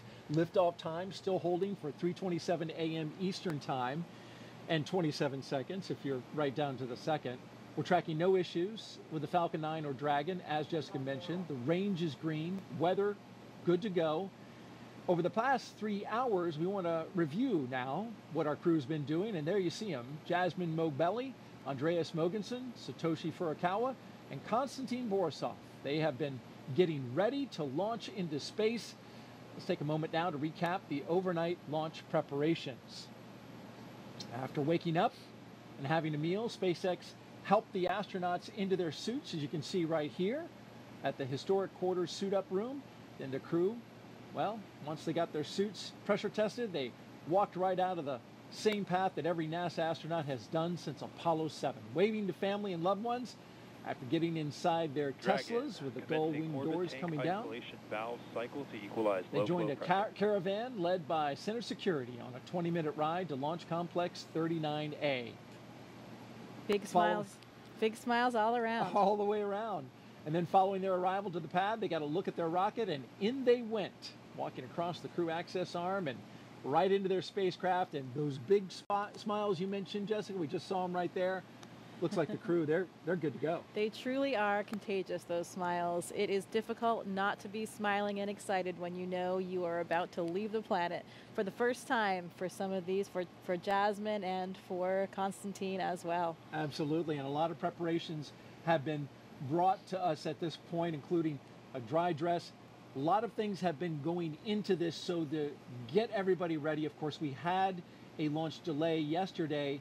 We stood down for that attempt, but now we're good to go, and we expect to be launching at 3:27 and 27 seconds, our new T0. All systems good to go for launch. Now we want to have our Dragon, team. SpaceX, you are go for Section 5. When ready, report go for launch. Dragon copies, go for Section 5. Okay, and with that call out at this time, we're going to expand our coverage. I'd like to welcome in SpaceX and NASA commentators joining us live from Hawthorne, California, where the SpaceX mission team is located. Welcome to Jesse and Leah. Thanks, Daryl, and hello to everyone watching around the world. I'm Leah Cheshire with NASA Communications. And I'm Jesse Anderson, an Integration and Test Engineering Manager here at SpaceX. Leah and I are joining you today from SpaceX headquarters in Hawthorne, California, as we count down to liftoff of Crew 7 just under an hour from now. And of course, Crew 7 is our 7th operational mission with SpaceX, flying astronauts for long-duration missions to the International Space Station. But it also comes with an important first. Crew 7 is the first mission in which every seat in the spacecraft is filled with a crew member from a different international partner agency. Represented are NASA, ESA, the European Space Agency, JAXA, or the Japan Aerospace Exploration Agency, and Roscosmos. It's also the first time an ESA astronaut has served as pilot of Dragon, so Andreas Mogensen is adding that to his list of accomplishments. The Dragon flying today will be making its 3rd trip to station, having previously supported Crew 3 and Crew 5. And much like on those missions, our teams will be staffed around the clock in mission control, which is just behind us, to monitor Dragon and the mission, not just today, but throughout the entire mission, from liftoff to Crew 7's arrival at the space station, all the way through splashdown when the astronauts return back home to Earth. On console or headset and mission control are 6 key SpaceX Our copies. 6 Crew key 7 positions. is go for launch.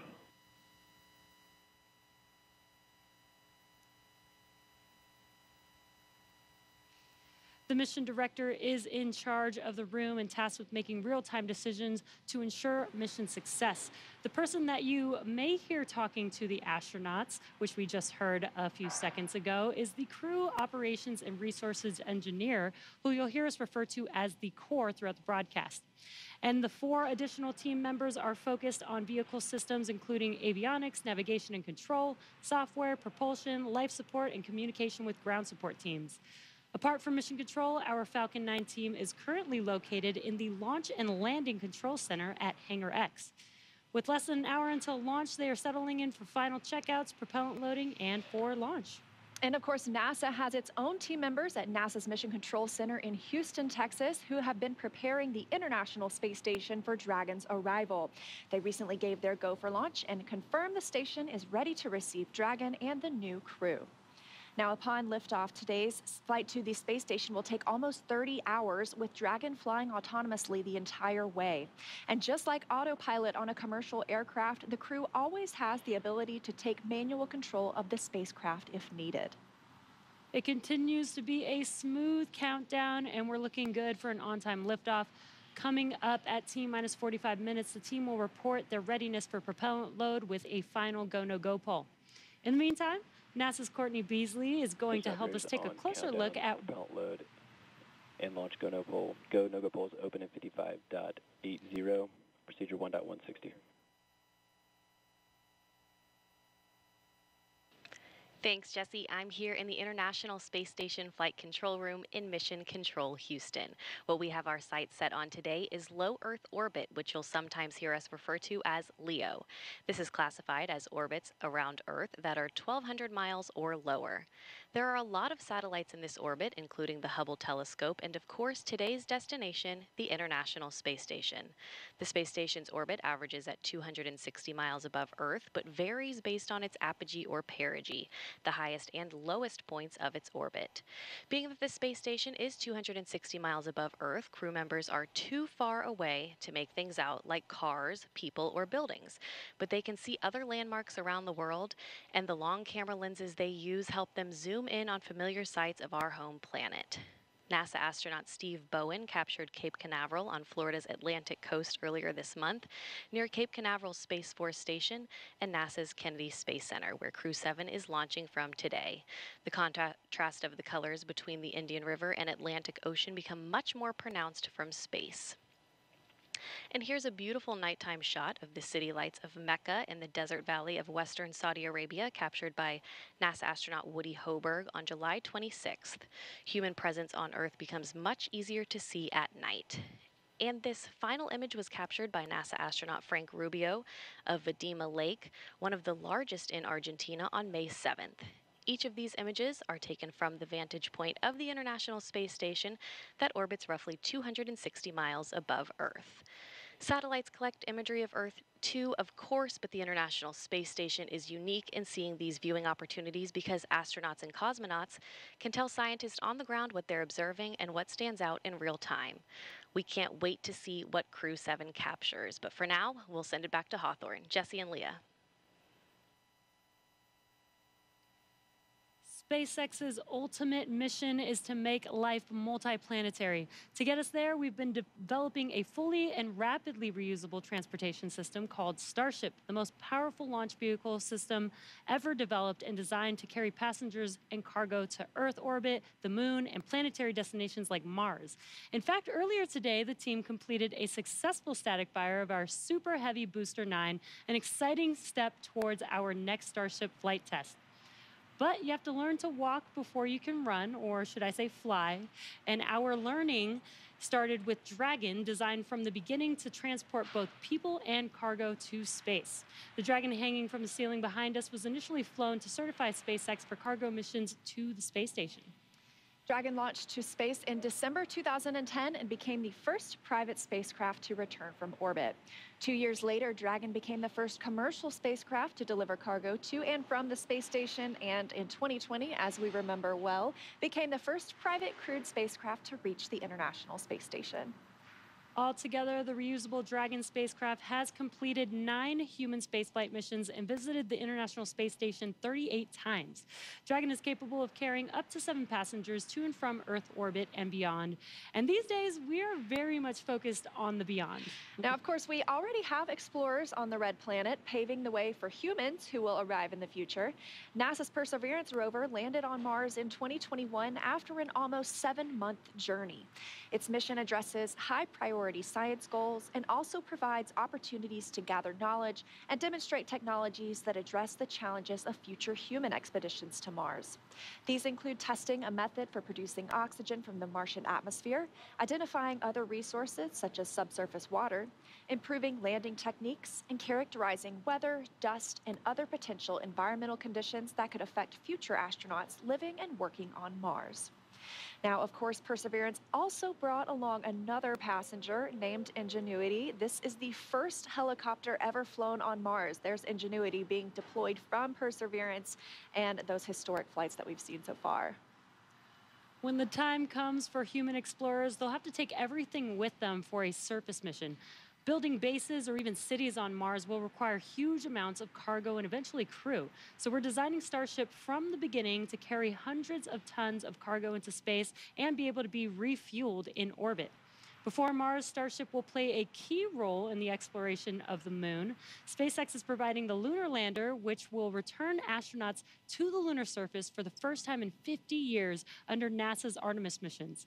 With the ability to deliver cargo and people to the lunar surface, we'll be ready to help humanity build a sustainable presence on the moon and learn how to live off-world before the next step to Mars. Today, however, we are going a little closer to home, and the work we're doing on the space station also paves the way to Mars, but it takes place in low Earth orbit. As Courtney mentioned, the area includes any spacecraft that orbits at or less than 1,200 miles from our home planet. That's pretty close in comparison to our moon, which is almost 240,000 miles away and is referred to as deep space. Deep space missions like future missions to Mars will challenge us like no spaceflight journey has before when we start looking to send humans millions of miles away from home.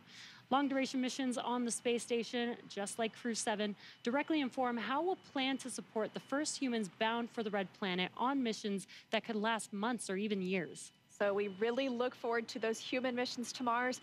And right now we're paving the way with today's exciting mission, plus through Artemis launches to the moon.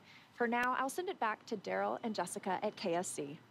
Thank you very much, Leah and Jesse. And to keep our astronauts safe while on missions to the moon and Mars, NASA is working to understand the long-term effects of living in space. Earlier, NASA's Jasmin Hopkins caught up with NASA's Chief Deputy Science Officer for our Human Research Program. One of the investigations launching on Crew 7 is nicknamed CIPHER, and it will study the physiological and psychological changes in up to 30 astronauts. Joining us now to talk more about it is Kristen Faub from Johnson Space Center. So Kristen, tell me about your title and the 14 different investigations that make up CIPHER. Yes, I am the Deputy Chief Scientist at the Human Research Program, and 14 research studies, all wrapped into one research complement called CIPHER. What we want to do is study the impact of microgravity on bone, exercise, vision, behavioral health, and not only as individual elements, but how they all interconnect together. And not only do we want to study that, but we also want to understand the impact duration has on the human body and microgravity. This is going to be really important information for us for the Artemis missions and for Mars. Right, Kristen, and on that note, we have been studying in low Earth orbit for over 20 years now. So how is CIPHER adding into that? Yes, 20 years, and we've learned a lot about the changes that happens in the human body in space. Plus, we also have learned a lot about the twin study that happened a few years back. So CIPHER is just a build on top of all of that knowledge that we've gained so far, plus all of the technology that we have today, data analysis. It's a great time to start CIPHER. It really is. And after the launch of Crew 7, how soon can we expect to get the data back from CIPHER? Well, once we start getting data, we'll start processing it, and then when we start to understand some of these observations and findings over hopefully these 30 crew, it's going to take time because 30 crew, it's going to be a lot of information. But once we start to find some interesting observations, we'll let you know. Absolutely. It will be well worth the wait. Thank you so much for being here tonight, Kristen. It's my pleasure. Back to you. All right, thank you, Jasmine and Kristen. We're going to turn it over now to Hawthorne, California, and check in with our team at SpaceX headquarters for an update on the launch progression. How are we doing? Thanks, Daryl. I'm Ronnie Foreman, a commercial sales manager here at SpaceX. We are coming up on just about 46 minutes until launch, and our teams are carefully moving through the process to lift off. A lot of preparations have brought us to this point today, including a dry dress rehearsal and static fire earlier this week. For those of you following along, you'll also know that we stood down from yesterday's launch attempt for additional data reviews. But for now, all systems are looking good for launch. So next up, our launch director will check in with the team for readiness, both for prop load and for launch. The 7 SpaceX responsible engineers, often called REs, indicate that they are go by voting electronically. The launch director will also check in with the Dragon mission director, or MD, on the nets, and NASA launch manager to make sure that they are ready to move forward as well. And as Jesse mentioned earlier, the Falcon and Dragon launch teams, as well as key NASA launch members, are in the Launch and Landing Control Center at Hangar X in Florida. On screen, you have that incredible view of the Dragon spacecraft with the crew access arm still in the service position. The crew right now is on board Dragon, waiting to get the green light to stow the crew arm for launch and arm the launch escape system. Great shot of our astronauts there. Once the launch director gives the go-ahead, we should get a good view of the access arm as it swings away from the capsule. The range continues to be go for launch, monitoring the clearance area surrounding our launch pad, as well as the air and sea space along the flight corridor. And at Kennedy Space Center, weather is looking good for launch. If you're joining us on the ground in Florida, you know it's just about 82 degrees outside with light ground winds. Overall, we are looking good for launch in just about 45 minutes with a 5% chance of weather violation.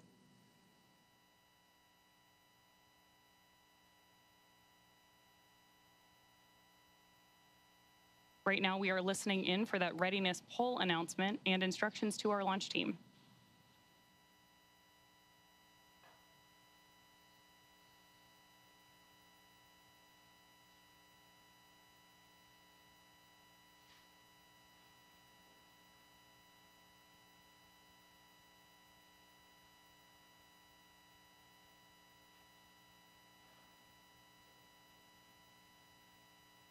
Again, this poll is going to be the go or no-go to move forward with propellant loading for today.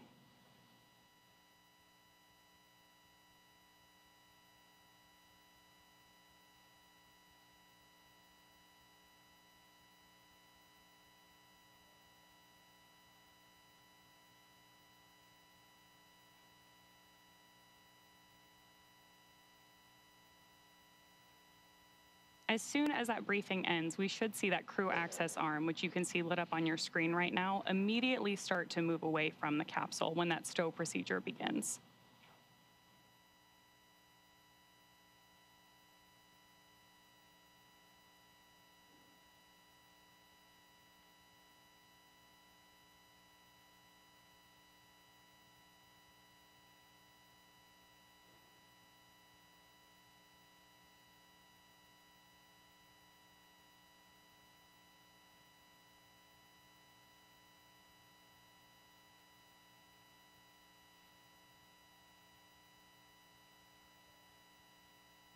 Coming up on just 43 minutes to launch.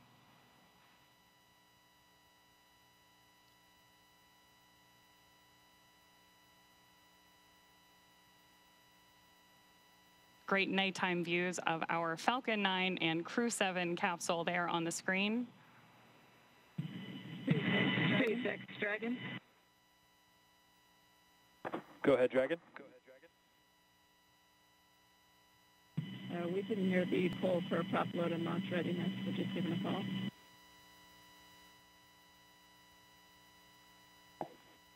And sorry, Dragon, I just missed the last of your sentence there. Can you please repeat?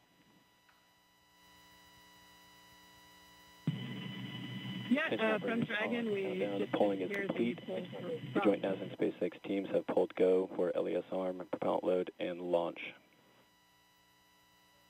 For all operators in MCCX and Hangar X, both control rooms go into lockdown in T-minus 45 minutes and will remain in that state until the launch escape system is disarmed. All operators are to remain at their console, maintain a sterile cockpit until MD confirms successful disarming the launch escape system following orbit insertion or propellant offload in the event of a scrub. For non-urgent, no-go conditions, brief the CE or LD and they will approve aborting the countdown. For urgent issues affecting the safety of the operation, operators shall call hold on the countdown net.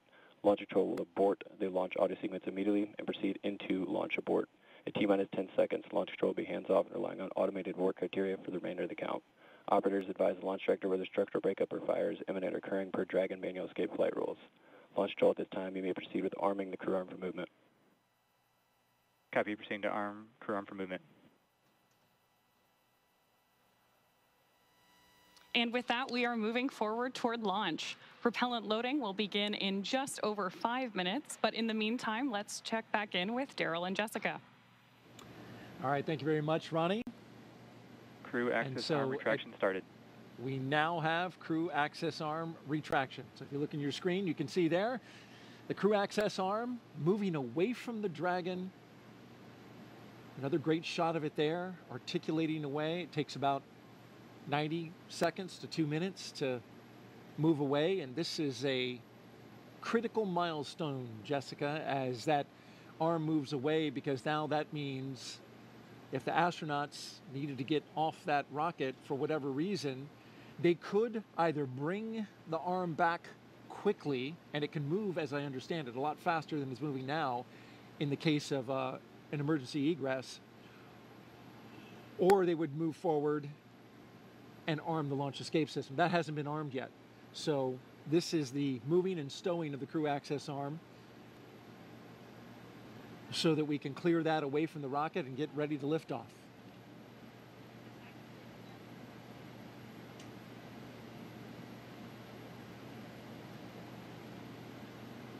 After that, crew access arm retraction complete. We're now waiting to hear that Dragon is go for Section 7, closing the visors and arming Dragon, the launch SpaceX, escape system. You are go for Section 6, close visors and arm launch escape system. Well, they changed the number, but it's the same. Dragon copies, go for Section 6, launch escape system arming. Same milestone. I hear from previous crews that this system arms the very loud thump, so they can actually hear that on board. Which makes sense. You've got those engines, those Super Dracos, SpaceX which are Dragon visors closed, arming launch escape system. right there next to their heads, right? You know, because Right. your go. Right, and sounds like that was Jasmin saying she was ready to arm, and that command can be sent from either the ground or the crew, and the crew is sending that command now to arm that system. And that launch escape system is, of course, the system that will propel us away from the rocket, the crew capsule itself with the crew inside, in the event of any type of emergency with the rocket. And that is, of course, a system that we hope to never use, but it consists of 8 Super Draco thrusters on this Dragon vehicle that are used only for this abort. And we say we hope to never use it, we hope to not be in the situation, but we have had situations where we've had incredible in-flight tests. Unintentional, for example, there was the launch abort for the Soyuz for Nick Hague's first launch in 2018. Pretty exciting event, dynamic time, but something that showed us how robust these systems are. It performed nominally and carried Nick Hague and Alexei Ovchinin back to safety. Verified armed.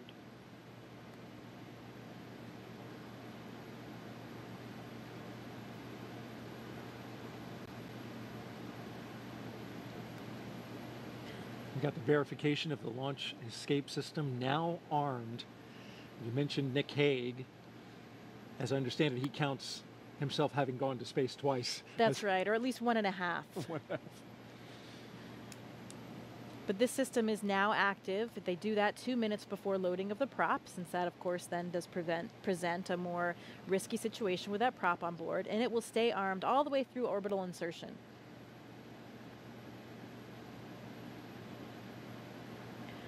I've also been told by previous Dragon crews that you can hear the system of valves opening and actually even the flow of the fuel itself as it comes on board.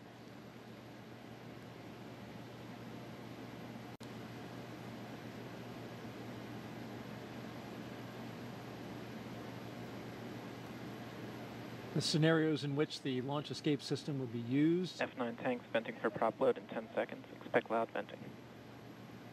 There they are warning them about that, exactly what you just mentioned, giving them a heads up that they'll be hearing those sounds. Yeah, Victor Glover was telling me it's a very noticeable process. You can hear the opening and closing of the valves, and there are these low hums and kind of a fluttering sound as that super cold liquid oxygen and kerosene fill those large propellant tanks, first on the first stage and then on the second stage. Must be pretty exciting to be hearing those noises, knowing what that means and how much closer you're getting to liftoff. This is pretty unique in the launch industry, right? Where the astronauts are inside the Dragon, inside their spacecraft, as it's being loaded with propellants. That's correct.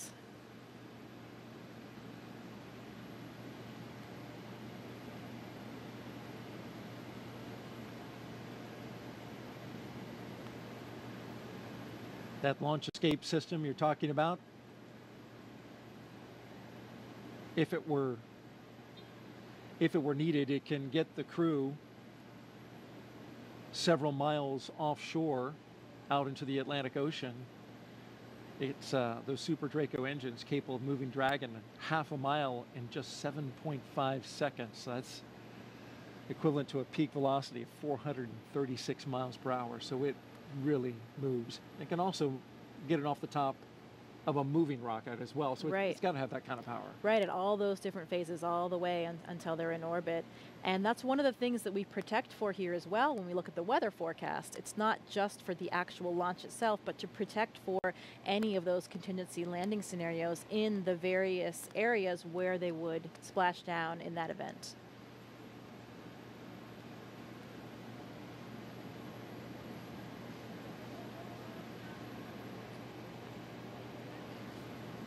Propellant load has started.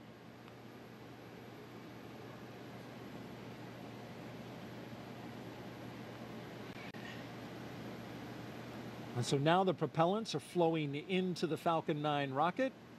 RP1, refined kerosene, and liquid oxygen, the oxidizer. That part we can see externally because as the liquid oxygen levels rise inside the Falcon 9, it is of course super chilled liquid oxygen, highly densified, and it will super chill the skin as well of the rocket, and it will condense the air around it. And there's been well over 200 Falcon 9 launches, so if you've seen one before, you're familiar with the sight. The rocket condensing that air, that warm, humid Florida air, which we have been enjoying this evening, at least with a light breeze. That's right. I think it's cooler than Houston anyway, so I'm enjoying my time here. Good, good. All right, for another update, let's send it out to Hawthorne, California, an update from SpaceX. Thanks, Daryl and Jessica. Now, before we send them to space, let's get to know our Crew 7 astronauts a little better. We'll start off with none other than the commander herself, NASA astronaut Jasmin Moghbeli, making her debut spaceflight. My name is Jasmin Moghbeli. I'm the commander of NASA's SpaceX Crew 7 mission to the International Space Station. Baldwin, New York is where I grew up. I always loved team sports from a really young age because you rely on one another, and that's something that I think is really important to know going forward in your career. I joined the Marine Corps. Sure, I wanted to fly jets. I thought you had to be a jet pilot to become an astronaut. I actually went to watch STS-116 launch while I was waiting to start flight school, and Sunny Williams happened to be on that flight. I realized she was a Navy helicopter pilot, and from that point on, I went full steam ahead. All four of us are so proud to represent what is possible when we come together. Ultimately, everything we do is to benefit the Earth.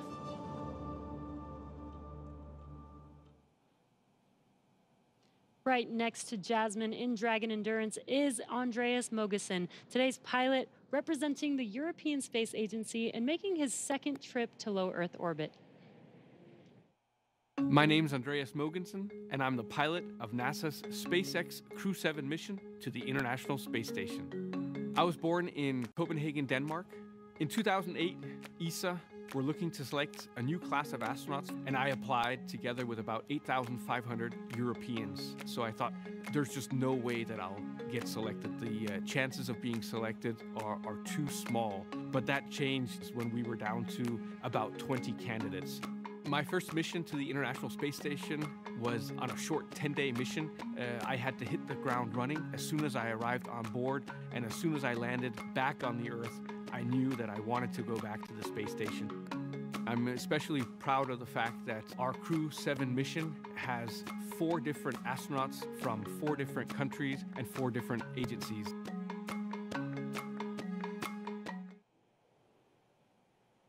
Next up, mission specialist Satoshi Furukawa. This JAXA astronaut is no stranger to the space station after spending 165 days in orbit as part of expeditions 28 and 29 in 2011. My name is Satoshi Furukawa. I am a mission specialist for NASA SpaceX Crew 7 mission to the International Space Station. I was born in Yokohama, Kanagawa, which is right south of Tokyo. The first human landing on the moon when I was 5 years old. I thought it was a great moment for humankind. I had a longing for space from my childhood. The moment I was selected as a Japanese astronaut candidate, you are hired, you are selected. It was the happiest moment in my life. Crew 7, we are conducting many scientific researches on the space station to benefit future space explorers. I am very proud of being a part of this excellent team of international partners and also researchers, engineers, flight controllers, flight directors, and so on. Because working as a team and working together, we can accomplish the big mission.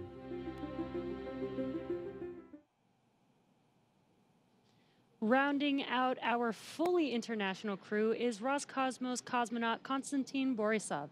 He was selected to the Cosmonaut Corps in 2018 and today marks his first flight to the orbiting laboratory. My name is Konstantin Borisov, and I'm a mission specialist for NASA's SpaceX Crew 7 mission to the International Space Station. For those who ask what a space flight is, I would say that we have 3 big jobs on the space station. First job is experiments. Second job is take care of the station, doing the maintenance, repair what's broken, storing things, restoring things, cleaning up. And the third big topic is actually taking care of your body, because in weightlessness you cannot help but train. I think many people don't understand that technology advancement which we have had during the last 50 years mainly comes from space exploration. People get very comfortable with using their phone, and we have very fast computers, and space motivates us to create those advancements. I want to take part in it, and I want to put my small stone into this pavement which leads us to the new asteroids, to the new planets, and to the new systems.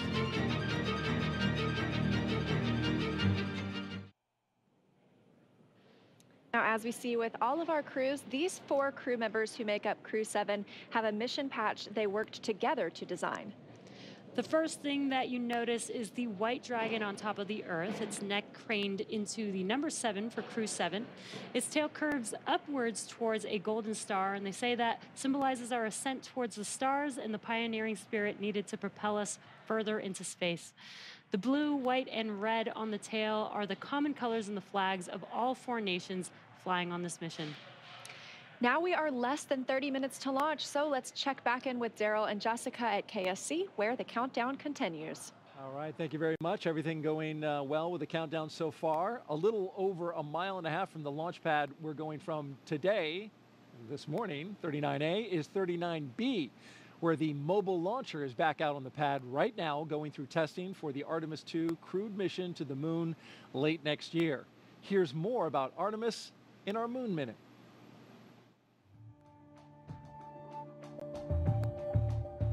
For the first time, Artemis II astronauts got an up-close look at the Orion spacecraft that will fly them around the moon. Astronauts Reed Wiseman, Victor Glover, Christina Cook, and Jeremy Hansen visited Orion at the Kennedy Space Center in Florida. and it looks amazing. Their handiwork is gorgeous. I'm ready to take it for a spin. Until launch day arrives, the crew is training at the Johnson Space Center in Texas. They use the Neutral Buoyancy Lab, a giant pool, to practice safely getting out of a floating mock-up of Orion.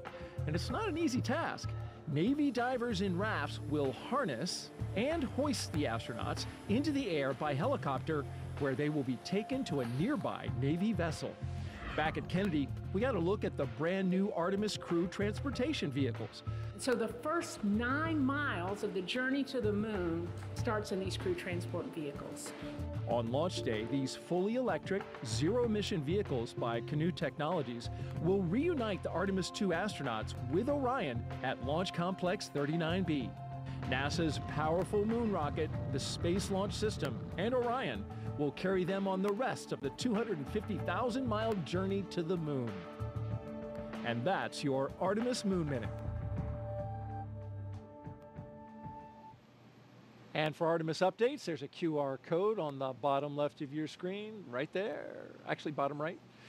You can visit, you can use your cell phone to scan it, or you can visit the website at nasa.gov/Artemis2. Earlier this evening, our own NASA's Jasmin Hopkins caught up with NASA Administrator Bill Nelson, who is here watching the launch from SpaceX's firing room. Administrator Nelson, today marks a first for NASA, the first time in a single launch that each astronaut represents a different space agency. So we have NASA, ESA, JAXA, and Roscosmos. What do you make of this diverse crew? Well, it's a sign of our times. We are an international program. For example, we're going back to the moon in order to go to Mars. It's going to be an international mission that will launch with an international crew. So too, tonight's launch is entirely an international crew, save for the commander, Jasmin, an American astronaut. And so here we go. Now, isn't it interesting that what space does in our NASA program, it unifies us. It brings people together. And this is so true with what we're seeing tonight. Right, and Administrator, you recently visited South America, and later on this year you're planning to visit India as well. Why is it so important for NASA to foster these international partnerships? They are delighted, indeed, eager to learn more about NASA and to partner with NASA. And so that's what we find when we go to another country. It's usually the president that wants to see us. And for example, in this South American trip, we talked to the president of Brazil and Colombia about what NASA can provide in the way of information from our satellites to help them protect the Amazon rainforest from being destroyed, which is a high agenda item for those countries. Indeed, it's a high agenda item for the entire world. I'm going to India. India is one that we want to have a close relationship with.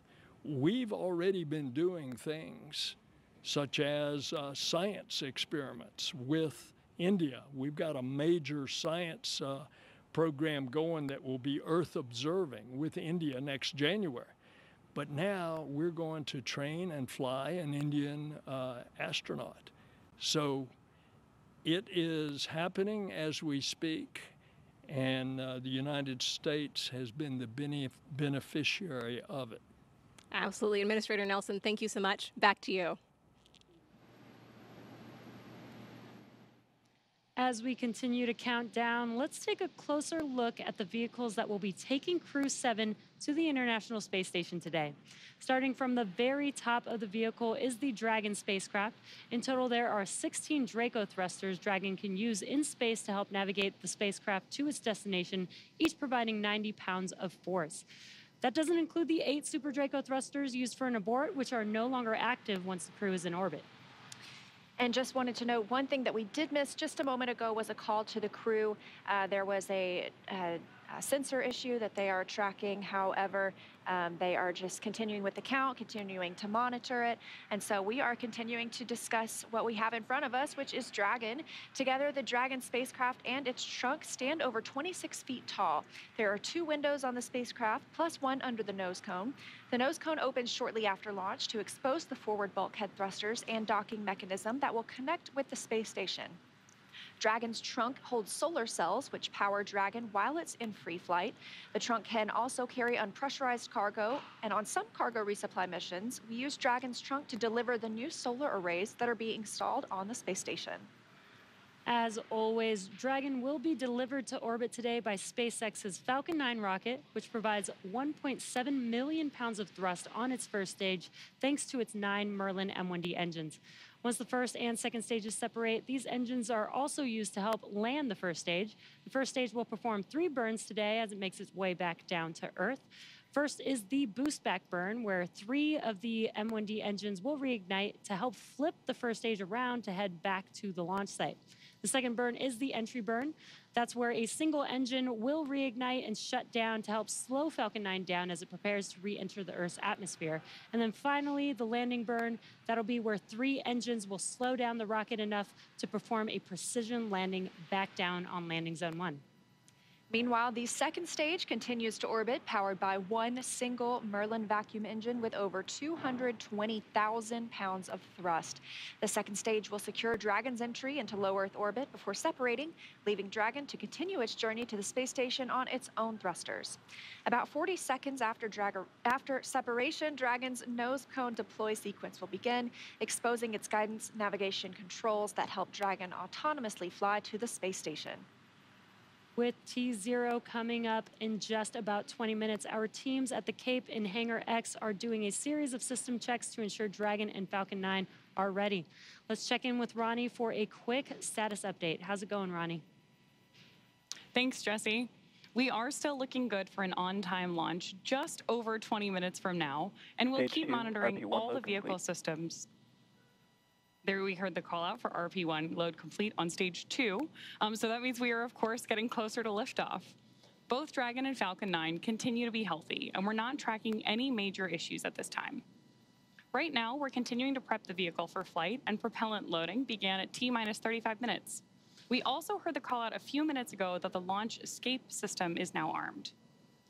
The range, which is monitoring keep-out zones and among other key flight requirements, also continues to report no issues, and they are go to support launch tonight. Weather also looks good, and we are still tracking just a 5% chance of violation at our T0 time.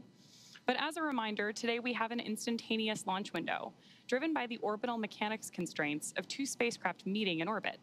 Fun fact, the technical term for that meeting is called a rendezvous.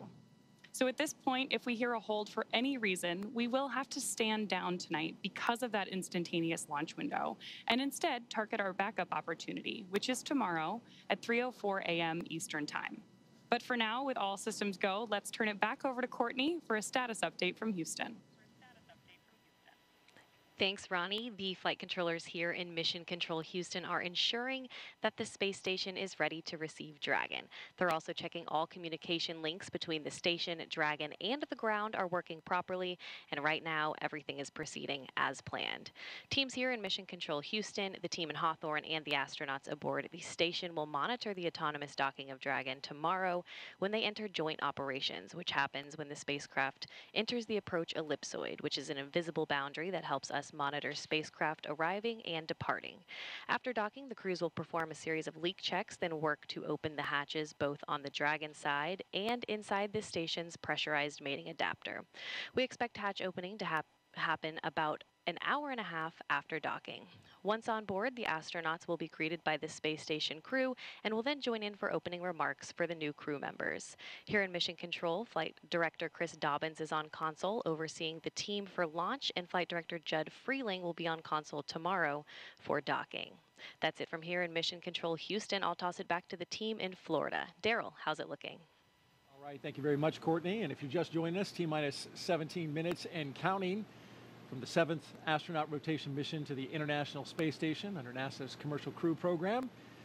Commander Jasmin Moghbeli, pilot Andreas Mogensen, or Andy Mogensen, and mission specialists Satoshi Furukawa and Konstantin Borisov are strapped into their seats inside the Dragon Endurance. They're at the top of the rocket. Falcon 9 rocket fueling. That operation is well underway. Launch escape system is armed. Of course, that means Dragon is prepared to launch itself. SpaceX, stand by for an update on the sensor. Teams are still discussing and looking for our path forward. As you just heard there, SpaceX is Dragon copy. looking at a sensor issue.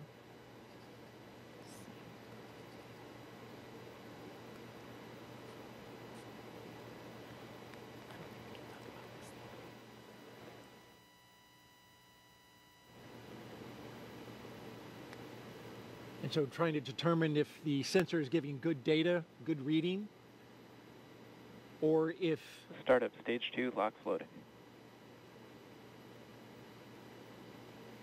If they're looking at something else, of course, we'll keep close tabs on that. In the meantime, propellant load continues. I think sometimes you have hits on sensors for other reasons. We want to make sure that we are getting an accurate reading of what's happening with the system they're looking at. Probably trying to decide if it's a real signal or if it's a hit from some other reason. There's a lot of redundancy in the systems, as you mentioned, and those sensors have to be, make sure that the engineers understand exactly what they're looking at. So we'll, again, keep tabs. In the meantime, here's a little bit about Crew 7. Lieutenant Colonel Jasmin Moghbeli, a military helicopter test pilot. There she is. She hails from Long Island, New York. She's a mother to 2 twin girls, and she is the mission commander. This is pilot Andy Mogensen's second trip to space station. His first was as the flight engineer for the ESA IRIS mission in 2015. Mission specialist Satoshi Furukawa's interest in space began when he was 5 years old and he saw the Apollo 11 moon landing on TV. And mission specialist Konstantin Borisov was selected to be a cosmonaut in 2018, and this will be his first trip to space.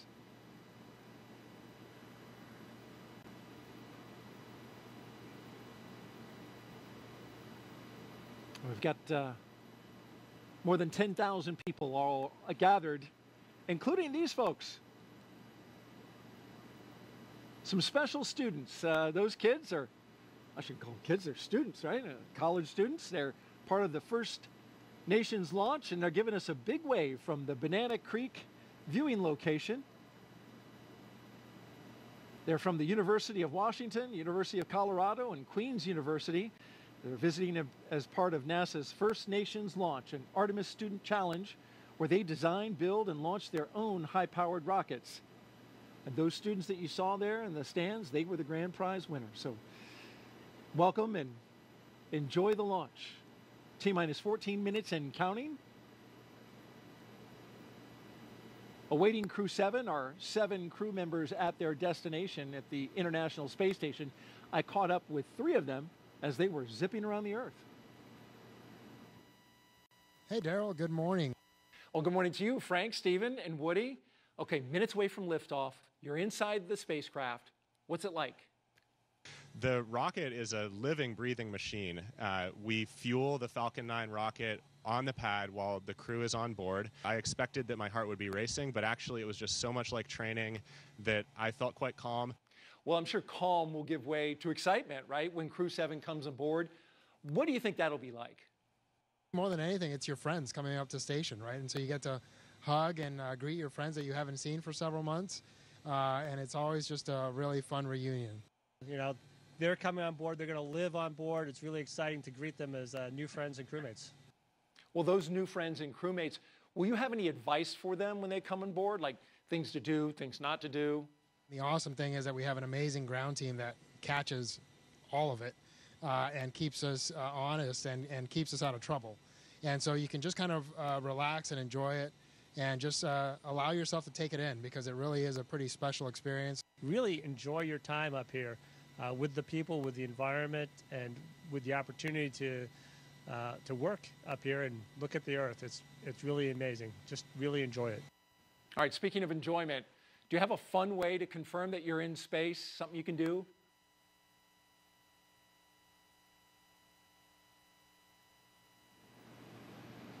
You want to give that move a score, Jessica?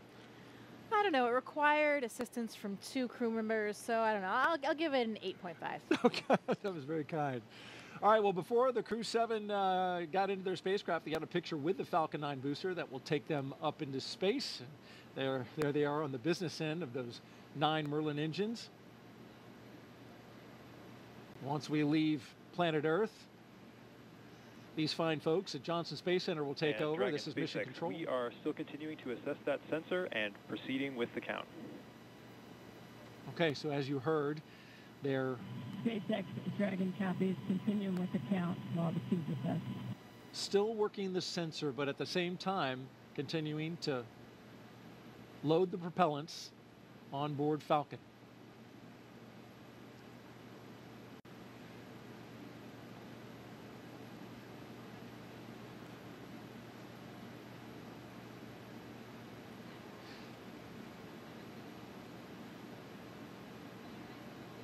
So Jessica, as we count down these last few minutes, you've got the launch team.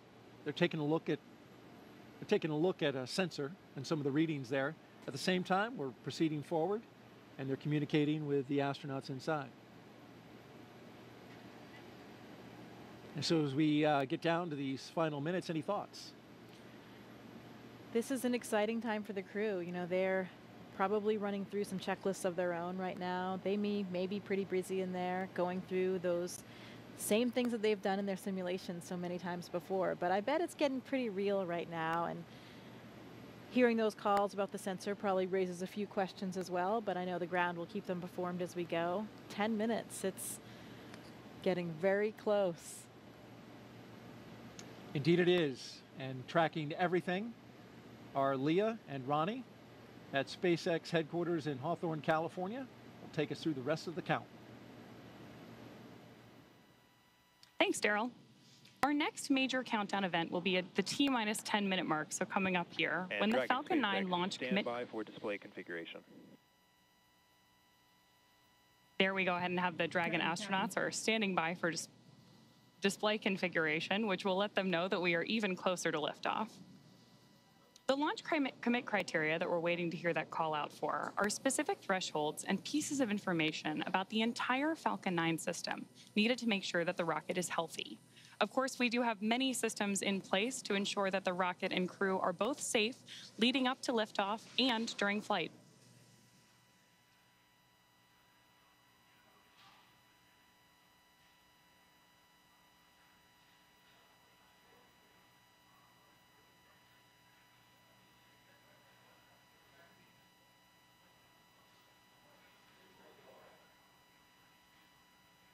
Coming up on 9 minutes until liftoff today, which is also about the same amount of time it takes to get to orbit, a 9-minute ride. That's about the time we'll see second stage cutoff. A few minutes after that is when we'll see Crew Dragon separate from the second stage. And we'll be listening to some performance calls as we get into the final countdown, of course, and then after liftoff. On the ground, you'll hear SpaceX flight controllers reporting on trajectory, speed, booster performance, and other key milestones. But there are some other calls you'll hear the crew make also after liftoff. These are different abort zones. They come in the form of different number and letter combinations. And these are throughout the flight up the eastern seaboard. So the first two are 1A and 1B. They have that name because they're in the first stage. That lasts until they're up to the very north of North Carolina. And the next are 2A through 2E. Those come into play when the second stage is powering Dragon. That takes us from the top of North Carolina all the way to the tip of Newfoundland in the northern Atlantic. Now, a little bit different from the other naming system, you'll hear the call Shannon, which refers to Shannon, Ireland, meaning they would target off the coast of Ireland if they were later in that second stage and needed to abort. You'll hear those different calls throughout the flight uphill, along with key performance callouts from the guidance, navigation, and control officer, as well as the propulsion lead.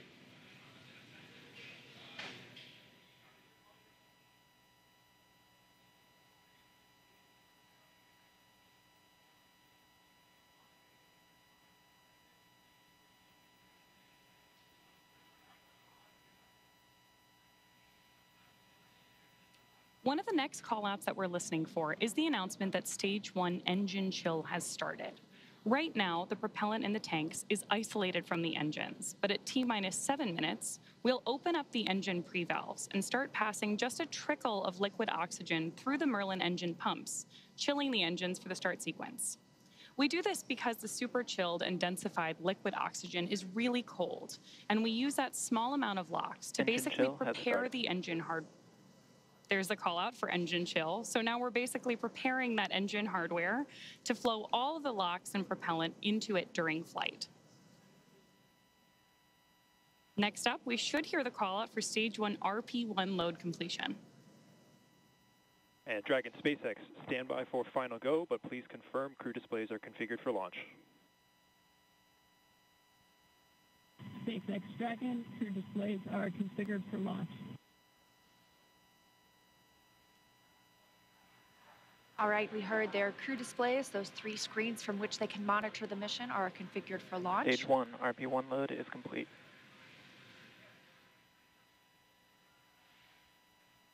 In confirmation that RP1, the densified kerosene or the rocket fuel that propels the crew into orbit, loading is complete on the first stage. We did hear the second stage was completed a short time ago as well. Now T-minus 6 minutes until launch. We are still loading liquid oxygen on the first and second stages. This is the oxidizer we need to combine with the densified kerosene that just finished loading. Coming up, we will hear the call for Dragon to configure for terminal count and then transition to internal power at about 5 minutes until launch. Then we'll hear the propellant tanks on Falcon 9 are getting ready to pressurize, adding some additional rigidity and structural support as we get ready for the strong back to retract. It'll move just a couple of degrees at first, and then we'll see it swing open completely at the moment of liftoff. That strong back provides access to Falcon 9's fueling lines and umbilicals for the prop load and the different gases being loaded on board. So we're continuing to check through a couple of more fueling milestones, including one around the 2-minute mark, where we will hear that the liquid oxygen is finished on board the second stage.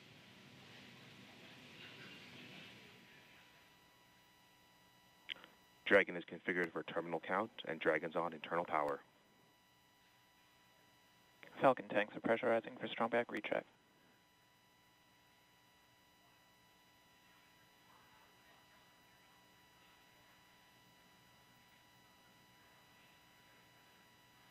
So there we heard the call out that we are preparing for strong back retract. And as Leah just mentioned, the strong back is that white truss structure that you see on the left side of Falcon 9. Got a better shot of it right there. Strong back is retracting. Just before lift. There we heard the call out from Mission Control that we are retracting the strong back now.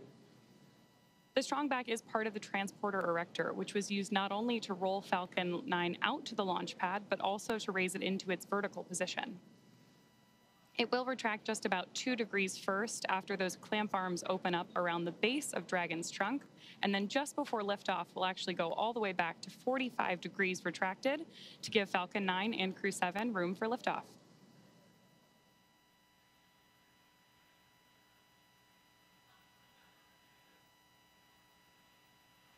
Now under 4 minutes until launch.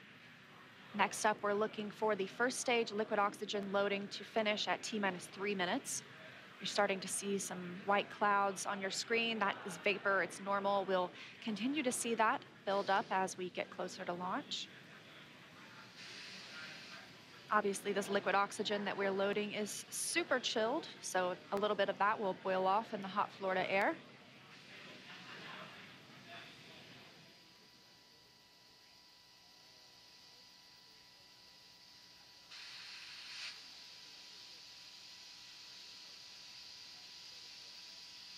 Stage 1 LOX loading is complete.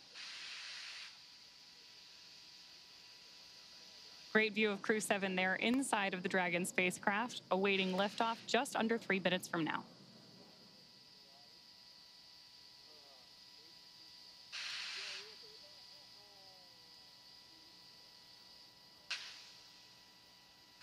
Dragon is in terminal count.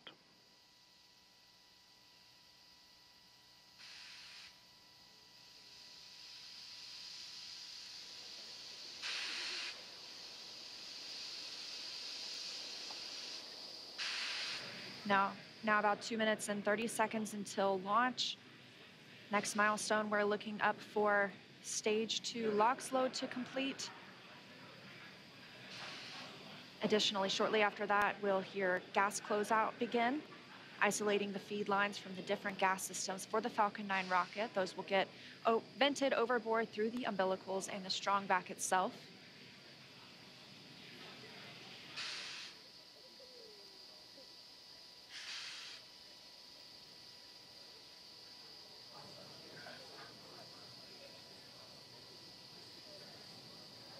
Stage 2 LOX loading is complete. Dragon is in auto idle.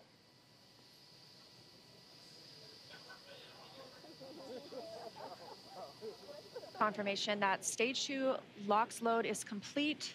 Dragon and Falcon 9 fully fueled. Gas closeout has started. Expect loud venting. There's the gas closeout call that we expected. Additionally, we will be in auto idle. This puts the rocket in a state the flight computers understand before it takes over, making sure the transition to final countdown is smooth. Coming up at T-minus 1 minute, we'll hear that Dragon is in countdown. Its computer will switch to countdown mode. We'll also hear that the flight termination system on Falcon 9 is armed. Falcon 9 is in startup. Dragon's in terminal count.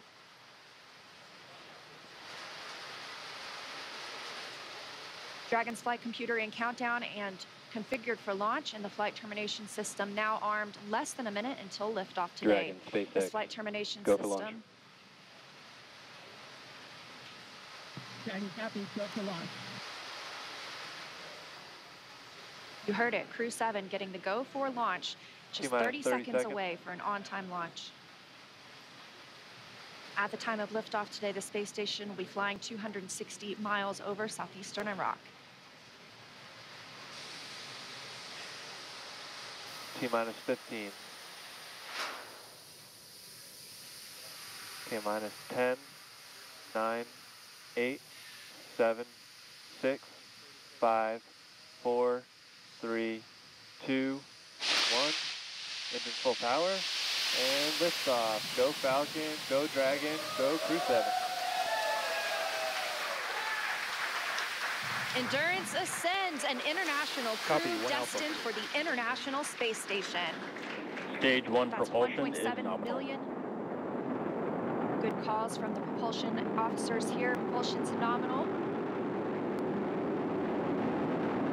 1.7 million pounds of thrust on Falcon 9, taking Crew 7 to the International Space Station, now traveling almost 300 miles per hour.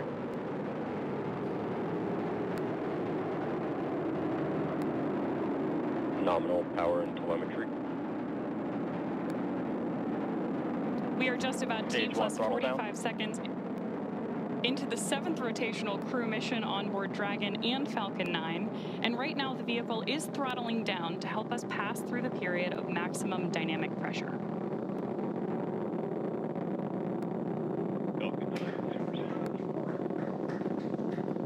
There's the call out that Crew 7 is now moving faster than the speed of sound. Stage 1 throttle up. Confirmation we have moved through max Q and are throttling back up. Copy, 1 Bravo. Heard that call from Jasmin on Crew 7, as well as confirmation from the ground. The call out for 1 Bravo means we are in the second and final abort mode for the first MVAC stage, chill is continuing to underway. get good performance.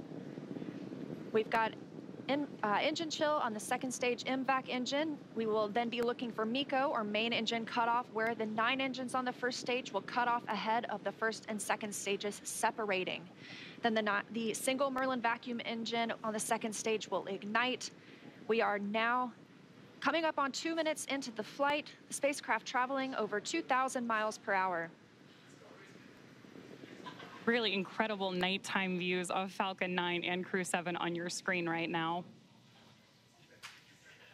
So as Leah just mentioned, we are keeping an eye on a couple of critical flight milestones coming up back to back here. Stage 1 throttle Those are down. going to be MECO, so main engine cutoff now that we're throttling down stage 1, followed by stage separation and second stage ignition.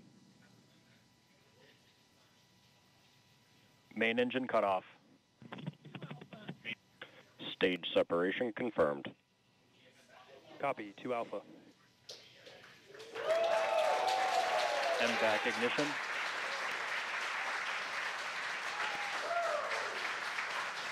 So there you heard and saw Miko stage SEP, and hopefully you heard Jasmin call out for the 2 Alpha abort mode just before second stage ignition. And of course, this is the second stage, powering Dragon on its flight, now traveling almost 4,000 miles per hour. Over 3 minutes since launch, the second stage will continue to power the spacecraft, and our first look at the crew inside.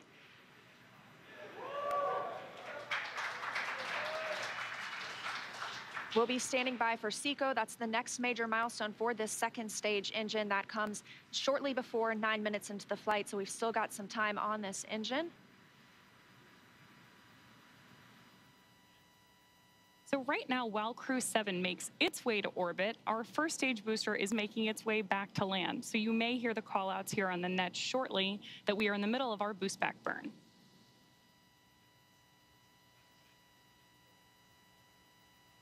Right now, stage 1 is coasting. Dragon, SpaceX, trajectory nominal. Good call-outs there that Dragon is on the right track. And confirmation from Commander Jasmin Moghbeli. Continuing to see good performance on this lone Merlin vacuum engine on the stage. Also, as we've heard, nominal trajectory. That's the guidance, navigation, and control officer here at SpaceX stating that we are on the correct path. Dragon's pointed in the right direction. The second stage continues firing until, like we mentioned, second stage engine cutoff at about 8 minutes and 50 seconds into the flight. Right now, we are 4 minutes and 30 seconds since our on-time liftoff, now traveling at 5,000 miles per hour. This single Merlin vacuum engine can provide over 220,000 pounds of thrust in the vacuum of space, doing its job to take our crew to the International Space Station today. Dragon, SpaceX, trajectory nominal. More good news from Mission Control. Acquisition of signal, Bermuda. So with that Bermuda call out, we actually know that the ground station transmitting this flight data back to us is coming from Bermuda.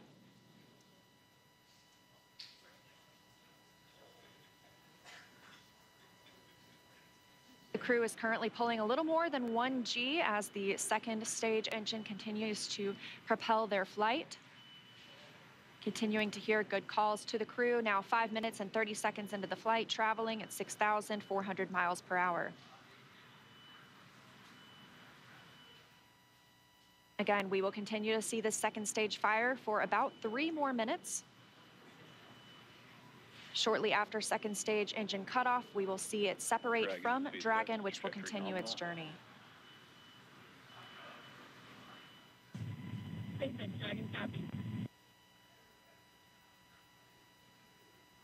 Now, at this point in the flight, we are just about 15 seconds away from stage 1 entry burn start.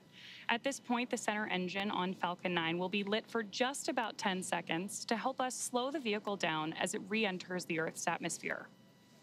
That's not the only thing helping us on re-entry, though. The first stage sees high drag on re-entry, which scrubs roughly 70% of the velocity by the time the landing burn begins, which you just had great views of on the left-hand side of your screen. Florida Space Coast beginning to come into view in the background. All while Crew 7, of course, on the right-hand side of your screen, lit up by that MVAC engine, continues on its way to orbit.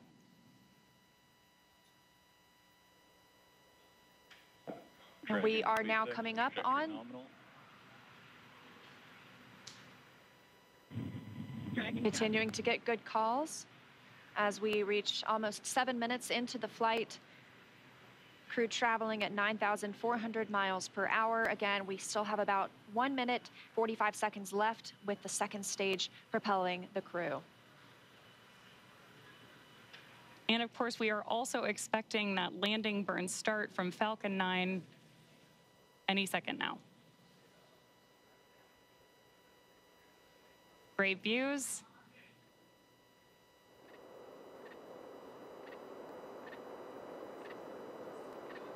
Stage 2, FTSO saved.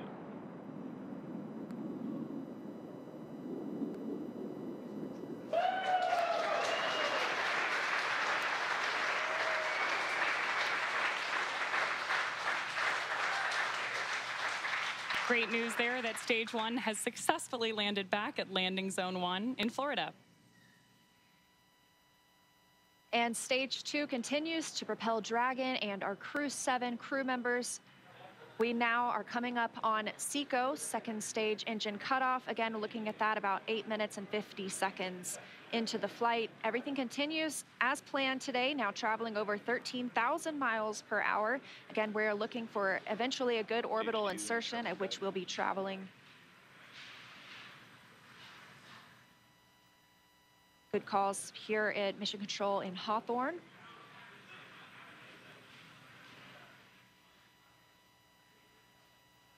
And we are standing by for second stage engine cutoff. Copy, Shannon. Heard that call for Shannon. That is the call out for Shannon, Ireland, the final abort zone.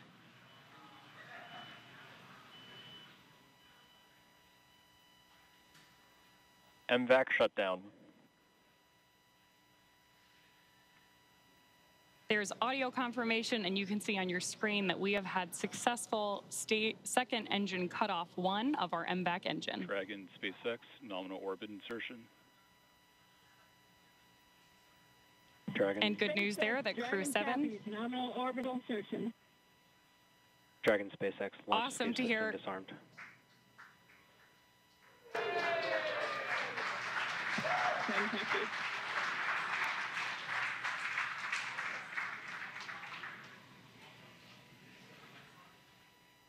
That's the first look at the crew, now in microgravity, confirmation of a good Earth orbit insertion.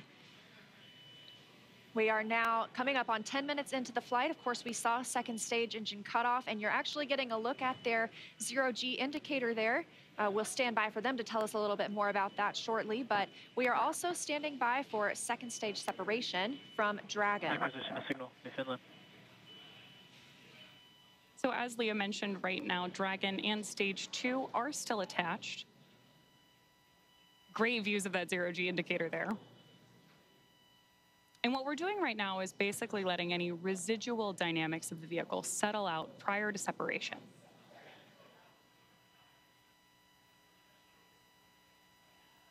We are expecting that separation event in probably about 90 seconds. Crew looks like they're having a great time up in space, too. And as we stand by for that separation, shortly thereafter, we'll be looking for the nose cone to begin deploying. That command will be sent, and we'll see it open shortly after. We'll need the nose cone to open to expose those forward bulkhead thrusters, as well as the docking mechanism with which they will use to link up with the International Space Station. After their ride, it's almost 30 hours long.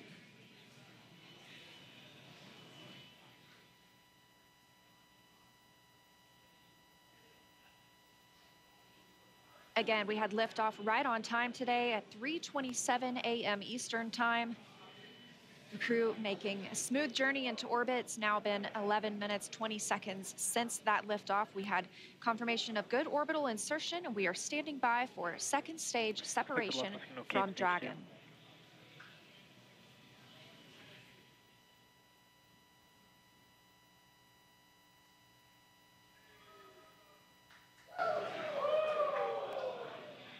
Great views of Mission Control here in Hawthorne, California.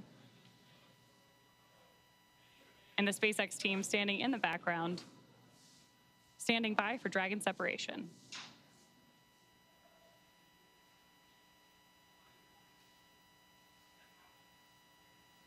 Of course, you also have continued telemetry readouts from Dragon and Stage 2 in the bottom left-hand corner of your screen.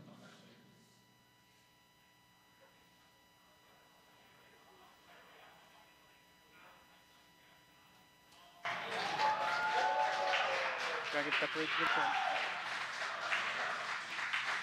Crew 7, on behalf of the Falcon team, I'd like to welcome you to orbit, and we hope you enjoyed the ride on Falcon 9. Space travel is difficult, even though you make it look easy, so thank you for trusting us to get you up there. It's not a bad way to spend a day in the office. Stand by for words from the launch director. Hello, Crew 7. This is Launch Director here on Countdown. On behalf of the entire SpaceX Launch and Recovery team, I'm honored to welcome Dragon's first ever all-international crew to orbit. Счастливого пути, Gotor, Iterashai. Godspeed, Crew 7. Cheers. SpaceX, thanks for the ride. It was awesome. On behalf of Andy, Satoshi, Koshi, and I, we'd like to thank the multitude of people who've led us to this unique moment. We may have 4 crew members on board from 4 different nations, Denmark, Japan, Russia, and the USA, but we're a united team with a common mission. We hope the work we do serves to benefit our beautiful home planet and those on it. As you said, human spaceflight requires an unparalleled level of vigilance and rigor, and we thank all those who prepared not only us, but also this truly impressive spacecraft for flight. Finally, to our families, bear the greater burden of our choice to explore. Thank you. Go Crew 7. Awesome ride. Really incredibly moving words from Commander Jasmin Moghbeli now that she and her international team are up in space. That is going to end our coverage from Hawthorne until we pick back up with our docking coverage, like Leah mentioned, just about 30 hours from now. But for now, I'm going to hand it back over to Daryl and Jessica at Kennedy Space Center to wrap up our launch coverage tonight. All right, thank you very much, and great job. And Jessica, what a launch. It was spectacular. Like we said, those night launches are something to see. You see all those bright lights. You see those little nitrogen pulses when that first stage is coming back down. Spectacular. Phenomenal roar, the thunder, you could feel it in your chest. And then, of course, the booster came back and landed, and that was some extra pop. Pretty impressive all around. Sights, sounds, and even those feelings. That's new, of course, to crew, to NASA crew, is bringing the booster back. NASA decided they have a lot of prop margin, propellant that is, and so they burn the first stage a little less and the second stage a little more, and allows them to bring the first stage back and back to land, which is good to see. And so you saw the zero-G indicator floating around. Tell us what it was. I did. Well, that, Daryl, was a 3-toed sloth. Important distinction, not a 2-toed sloth. Oh, really? Yeah, so apparently this is one of Andy's kids' favorite animals. And as a family, they were even fortunate enough to see one in the wild in Costa Rica last Christmas when they were on vacation. So it was all kind of fate leading up to this, I think. How about that? This is Andy Mogensen. Andy Mogensen, the pilot. That's correct. That's right. And I guess his family calls him the slowest person in the world. So another reason why this 3-toed sloth had such meaning for all of them. Well, that actual sloth in the capsule looked like it was moving slow as well, but he's got an excuse. You know, we have a saying in space, and it's often true. Yeah. Slow is smooth, smooth is fast. And when you rush too much, especially in space, doing a spacewalk or anything that you're doing, you get in trouble. So slow is smooth, and smooth is fast. Wise words from our veteran space flyer, Jessica Meir, sorry. It's early. Hey, we got some social questions. Let's take a few. You do mind? Absolutely. All right. Well, let's look on our screen here, and here we've got one that says, come Sunday morning. Beautiful shot right there, though, of the spacecraft looking out the back. Boy, that is high-resolution image. Come Sunday morning, Earth Eastern Time, what are the first few tasks the crew will do, and how will they best acclimate and get dialed into their mission? Well, when we wake up in the morning on board the space station, we open up our computer and we have a plan that lays out our entire schedule for the day, whether it's scientific experiments, hardware, maintenance, whatever it is that you need to get done. I know what this crew will be doing. One of the first things they do, of course, is a safety briefing. So we want to make sure that they have all of the information they need in case they had any kind of situation on the space station where maybe they needed an emergency breathing mask or a fire extinguisher, anything like that. Safety first at NASA, and that's the first thing that we do when you arrive on board the space station as well. The veteran crew that is up there will take them through that, show them where everything is, talk through some of the main messages, and then they'll have a longer session, usually the next day or later that week. They'll get into their crew quarters. Usually your crewmates will do a favor for you and unpack some of your things so you don't have to do all that when you get there. You arrive to your crew quarters and already have some of the things that you need out, maybe even some pictures from home. When I arrived, my crewmates had really taken great care of me. They had decorated my crew quarters. Oh. I had pictures of my friends and family. Everything was all laid out, and that really made it a nice, smooth transition, because those first few moments in space, especially when you've never been there before as a rookie, you're not quite that graceful yet. You know, you don't have your space wings quite yet, and you're getting used to just moving around and being in that three-dimensional microgravity environment. And so you're talking about, you know, getting used to the environment up there, and having a little something from home is important too. You took up a flight kit. These astronauts all have a flight kit. You, in fact, brought a few things that you took up into space. What were a couple of the more meaningful ones that you took? I did. You know, we often pictures of family and friends, like we've talked about before, or things that represent places we've been and worked. I brought up a picture of my wedding photo of my parents. Unfortunately, my father had passed away before I went to space, so I wanted to have a piece of him up there with me. I brought up some things to represent other things along the way. My home state of Maine. I had a university flag with me from my undergraduate university. Yeah. Sometimes we bring up presents for each other because we're up there for birthdays or holidays. Drew Morgan, my crewmate, brought us these harmonicas. Nice harmonica. And briefly, let's look at the screen here. We can see that the nose cone is deploying, and we have confirmation of it deploying.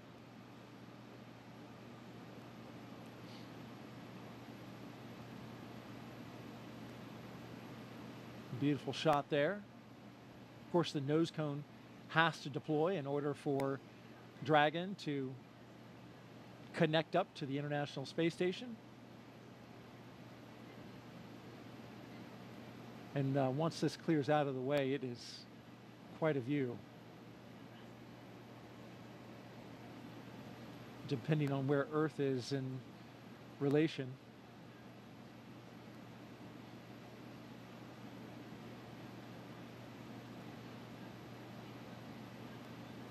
Okay, looks like we're pointed mostly in space, which makes sense. Sometimes you get an Earth view. There's a lot of space in space. There is. There certainly is indeed. And then what else? Oh, you got something special. Well, my one item that I brought that was my personal kind of selfish item that wasn't for anybody else was my panda. This is Pandemonium. Oh, I've had him since I was 5 years old. Pandemonium. So he made his way to space with me as well, and we saw a lot of stuffed animals floating with these zero-G indicators. We saw that three-toed sloth, but Pandemonium was up there floating in all of his glory as well. And, you know, these are all just things that remind us of home and really help us share the mission with everybody back home. All of these places and things that have meant something to us along the way, because we did not get there alone. We got there with the support of so many people that helped us, and this mission is for everyone. It's really for all of humankind. So hopefully they can all share in. Absolutely, and thank you for sharing your flight kit with us. This is especially, I mean, this is a 40-year-old tour right 41 here. now, yeah. That's He's great. been around the block. He just said he wants to go back to space. He does want to go, but we all want to go back to space. So hopefully he'll have another opportunity. We just got confirmation that nose cone is fully deployed. And so Dragon is on its way to the International Space Station. Now, a member of Crew 7 will kick off a major study that will give us a comprehensive look at how the human body is affected by time and space. Let's bring in now NASA's Jasmin Hopkins for more. As we saw this morning, the Commercial Crew Program launches astronauts from American soil, and this enables NASA's human research on the International Space Station. Joining us now to talk more about that is Kurt Costello, ISS Chief Program Scientist. Thank you for joining us, Kurt. Thanks, Jasmine. It's great to be here this morning. We are glad to have you here. So how does the Commercial Crew Program better enable NASA's human research? So the Commercial Crew Program has enabled us to launch again from U.S. soil. And what that means is a lot of our sensitive science that needs to be loaded within the last few hours before we launch can now be quickly transported from our labs here at KSC to the vehicle on the launch pad. So this enables us a late load capability that allows us to get our samples, critical samples, onto the vehicles. And the Commercial Crew Program has also enabled us to launch more frequently and regularly. So a lot of our sensitive investigations that need specific timing for when we get those samples to the space station and then back down are enabled by that program. That is great, Kurt. And can you tell us a little bit more about the new human research investigation going to be part of Crew 7? Sure. I think you're referring to CIPHER, and CIPHER is not just one investigation, but 14 in one. And what it is really setting out to do is to help us understand whether we have risks from my wife. to humans being in space I'm always for longer than 6 the last to leave the house whenever we're going anywhere. Personally, I think it's with good reason. But they say I'm the slowest person alive, which is also why it's a 3-toed sloth, not a 2-toed sloth, because apparently that would be too fast for me. So welcome to space, Sasha the sloth.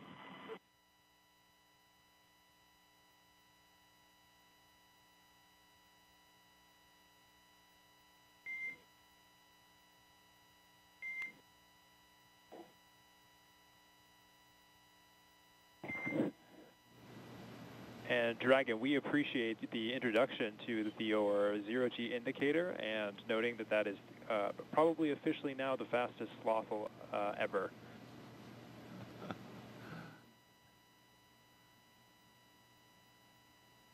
This is Satoshi. It's nice to be in space, and I'm very glad to see happy faces. 日本の皆さん、国際宇宙ステーションへ、再びして着実に仕事をしてきます。 Yes, I'm very excited. First of all, a few words in Russian, then in English. Всем большое спасибо, огромное восхищение тем, как мы прокатились на ракете, мы в космосе. Невероятно. Полет в космос — это результат действий скоординированных тысяч людей, которые работают в разных странах. Всем большое спасибо. Roscosmos, NASA, ESA, JAX, SpaceX. Моим друзьям и семье большое спасибо. Thank you very much for all your hard work. SpaceX, Roscosmos, NASA, ESA, JAX, and all the partners involved in manned space flight. That's a profound example of how much we can achieve working together in harmony. Let's continue. Cool. Thanks a lot to everyone, to my family as well. Thanks.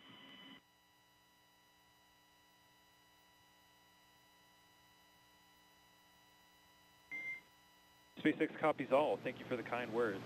And Jaws, if you are ready to copy, I do have some upcoming words on the phase burn.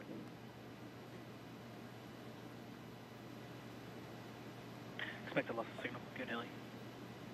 SpaceX Dragon is ready to copy. Okay, wanted to give you an update that we are going to be losing TDRS for voice comms for about 15, that's approximately 15 minutes, which is going to include that upcoming phase burn per your displays. We do have a ground station pass during that burn prep, so you will actually be able to call us in the blind. However, you will be LOS during the burn.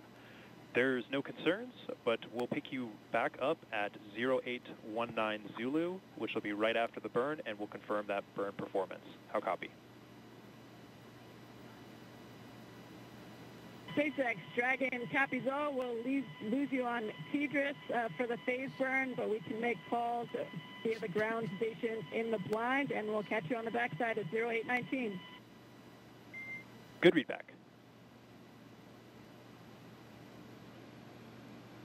Okay, you just heard some communication between Commander Jasmin Moghbeli and SpaceX's launch team. Just saying they're going to lose TDRS connectivity, which will, during the burn, they'll be unable to communicate, but they've got a ground station that will catch them on either side of that. So communication will be established before and after the burn. Earlier, we heard some words from Andy Mogensen. Of course, you told us that that was a sloth. Wasn't sure that we were going to be able to, get some words from him, but it was good to hear from him and the other crew members about, now that they're in space and sharing a message with the world. Absolutely, and we got a name, Sasha the sloth. Sasha the sloth. The fastest moving sloth ever to be a sloth. Yeah, among the legendary, famous stuffed animals in space. That's now. right. It's a thing. Joins the long list of them. And so Jasmin, Andreas, Satoshi, and Konstantin are on course to arrive at the International Space Station around 8:39 Eastern Time tomorrow. NASA TV, well, we will be wrapping up our coverage, but you can follow along with Crew 7's entire ride to the station and hear real-time audio from that space to ground, which we were listening to just then, on our mission audio stream on YouTube. Make sure you look for the link on our NASA social media accounts and in the description of the NASA YouTube launch broadcast. And though our coverage here at Kennedy Space Center is concluding, Crew 7's mission has only just begun. They'll get to the International Space Station in about 30 hours. It's going to be a long ride, but then they'll be able to meet and join, I should say, Crew 7 to Crew 6, and that'll be quite a ceremony. Absolutely. You know, these first missions, these first moments in space are absolutely unforgettable. I'll never forget that. Feeling weightlessness for the first time. You're still strapped in your seat, but everything starts lifting up, your arms, your pencils, anything that was on the floor, the zero-G indicator, everything. And I remember looking across at my crewmate, just sharing those moments and those smiles. I know how happy that crew is right now. I am so excited for them and their mission. It will take a little while, 30 hours, like you said, to get to space station, but they are in space right now, and I know they're enjoying every minute. Congratulations, Crew 7. We are so excited for you. This is going to be an incredible mission on the International Space Station. Great words, Jessica. Appreciate those. And Crew 6 will be coming back down in about a week. They'll have a roughly 5-day handover, and then they'll return. Next up for us is our post-launch news conference scheduled at 5 a.m. Eastern Time on NASA TV. And of course, we'll have live joint coverage of docking and the Crew 7 welcome ceremony starting tomorrow at 6:45 a.m. Eastern Time on NASA TV, as well as SpaceX's YouTube channel. You can find mission updates on X, at NASA, at SpaceX, and on the web at nasa.gov, including, again, the link to that mission audio stream if you want to stick around with Crew 7 and be with them on their entire journey. Well, before we sign off from Kennedy, I want to thank Jessica Meir for being here on the launch broadcast and sharing your incredible experiences and all your insight, answering the questions, bringing pandemonium and showing them off. Thank you so much. We really appreciate having an astronaut, and especially you today on Crew 7 to share this with us. Well, it is absolutely my pleasure. Any good day when a rocket ignites is a great day for astronauts all around the planet. So we wouldn't miss out on it for the world. Very happy to be here and excited to share this moment with all of you. Thanks so much.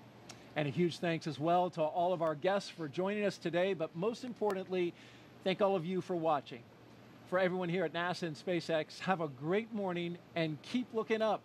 We leave you now with a look back at highlights from suit up to liftoff.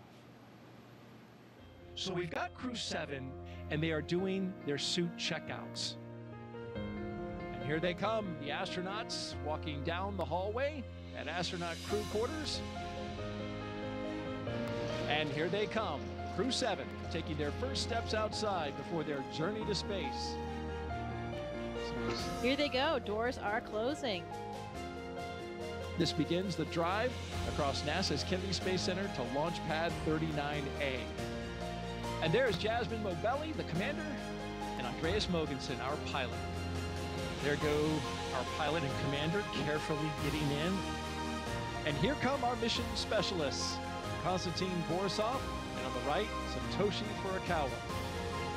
Technicians working to close that side hatch.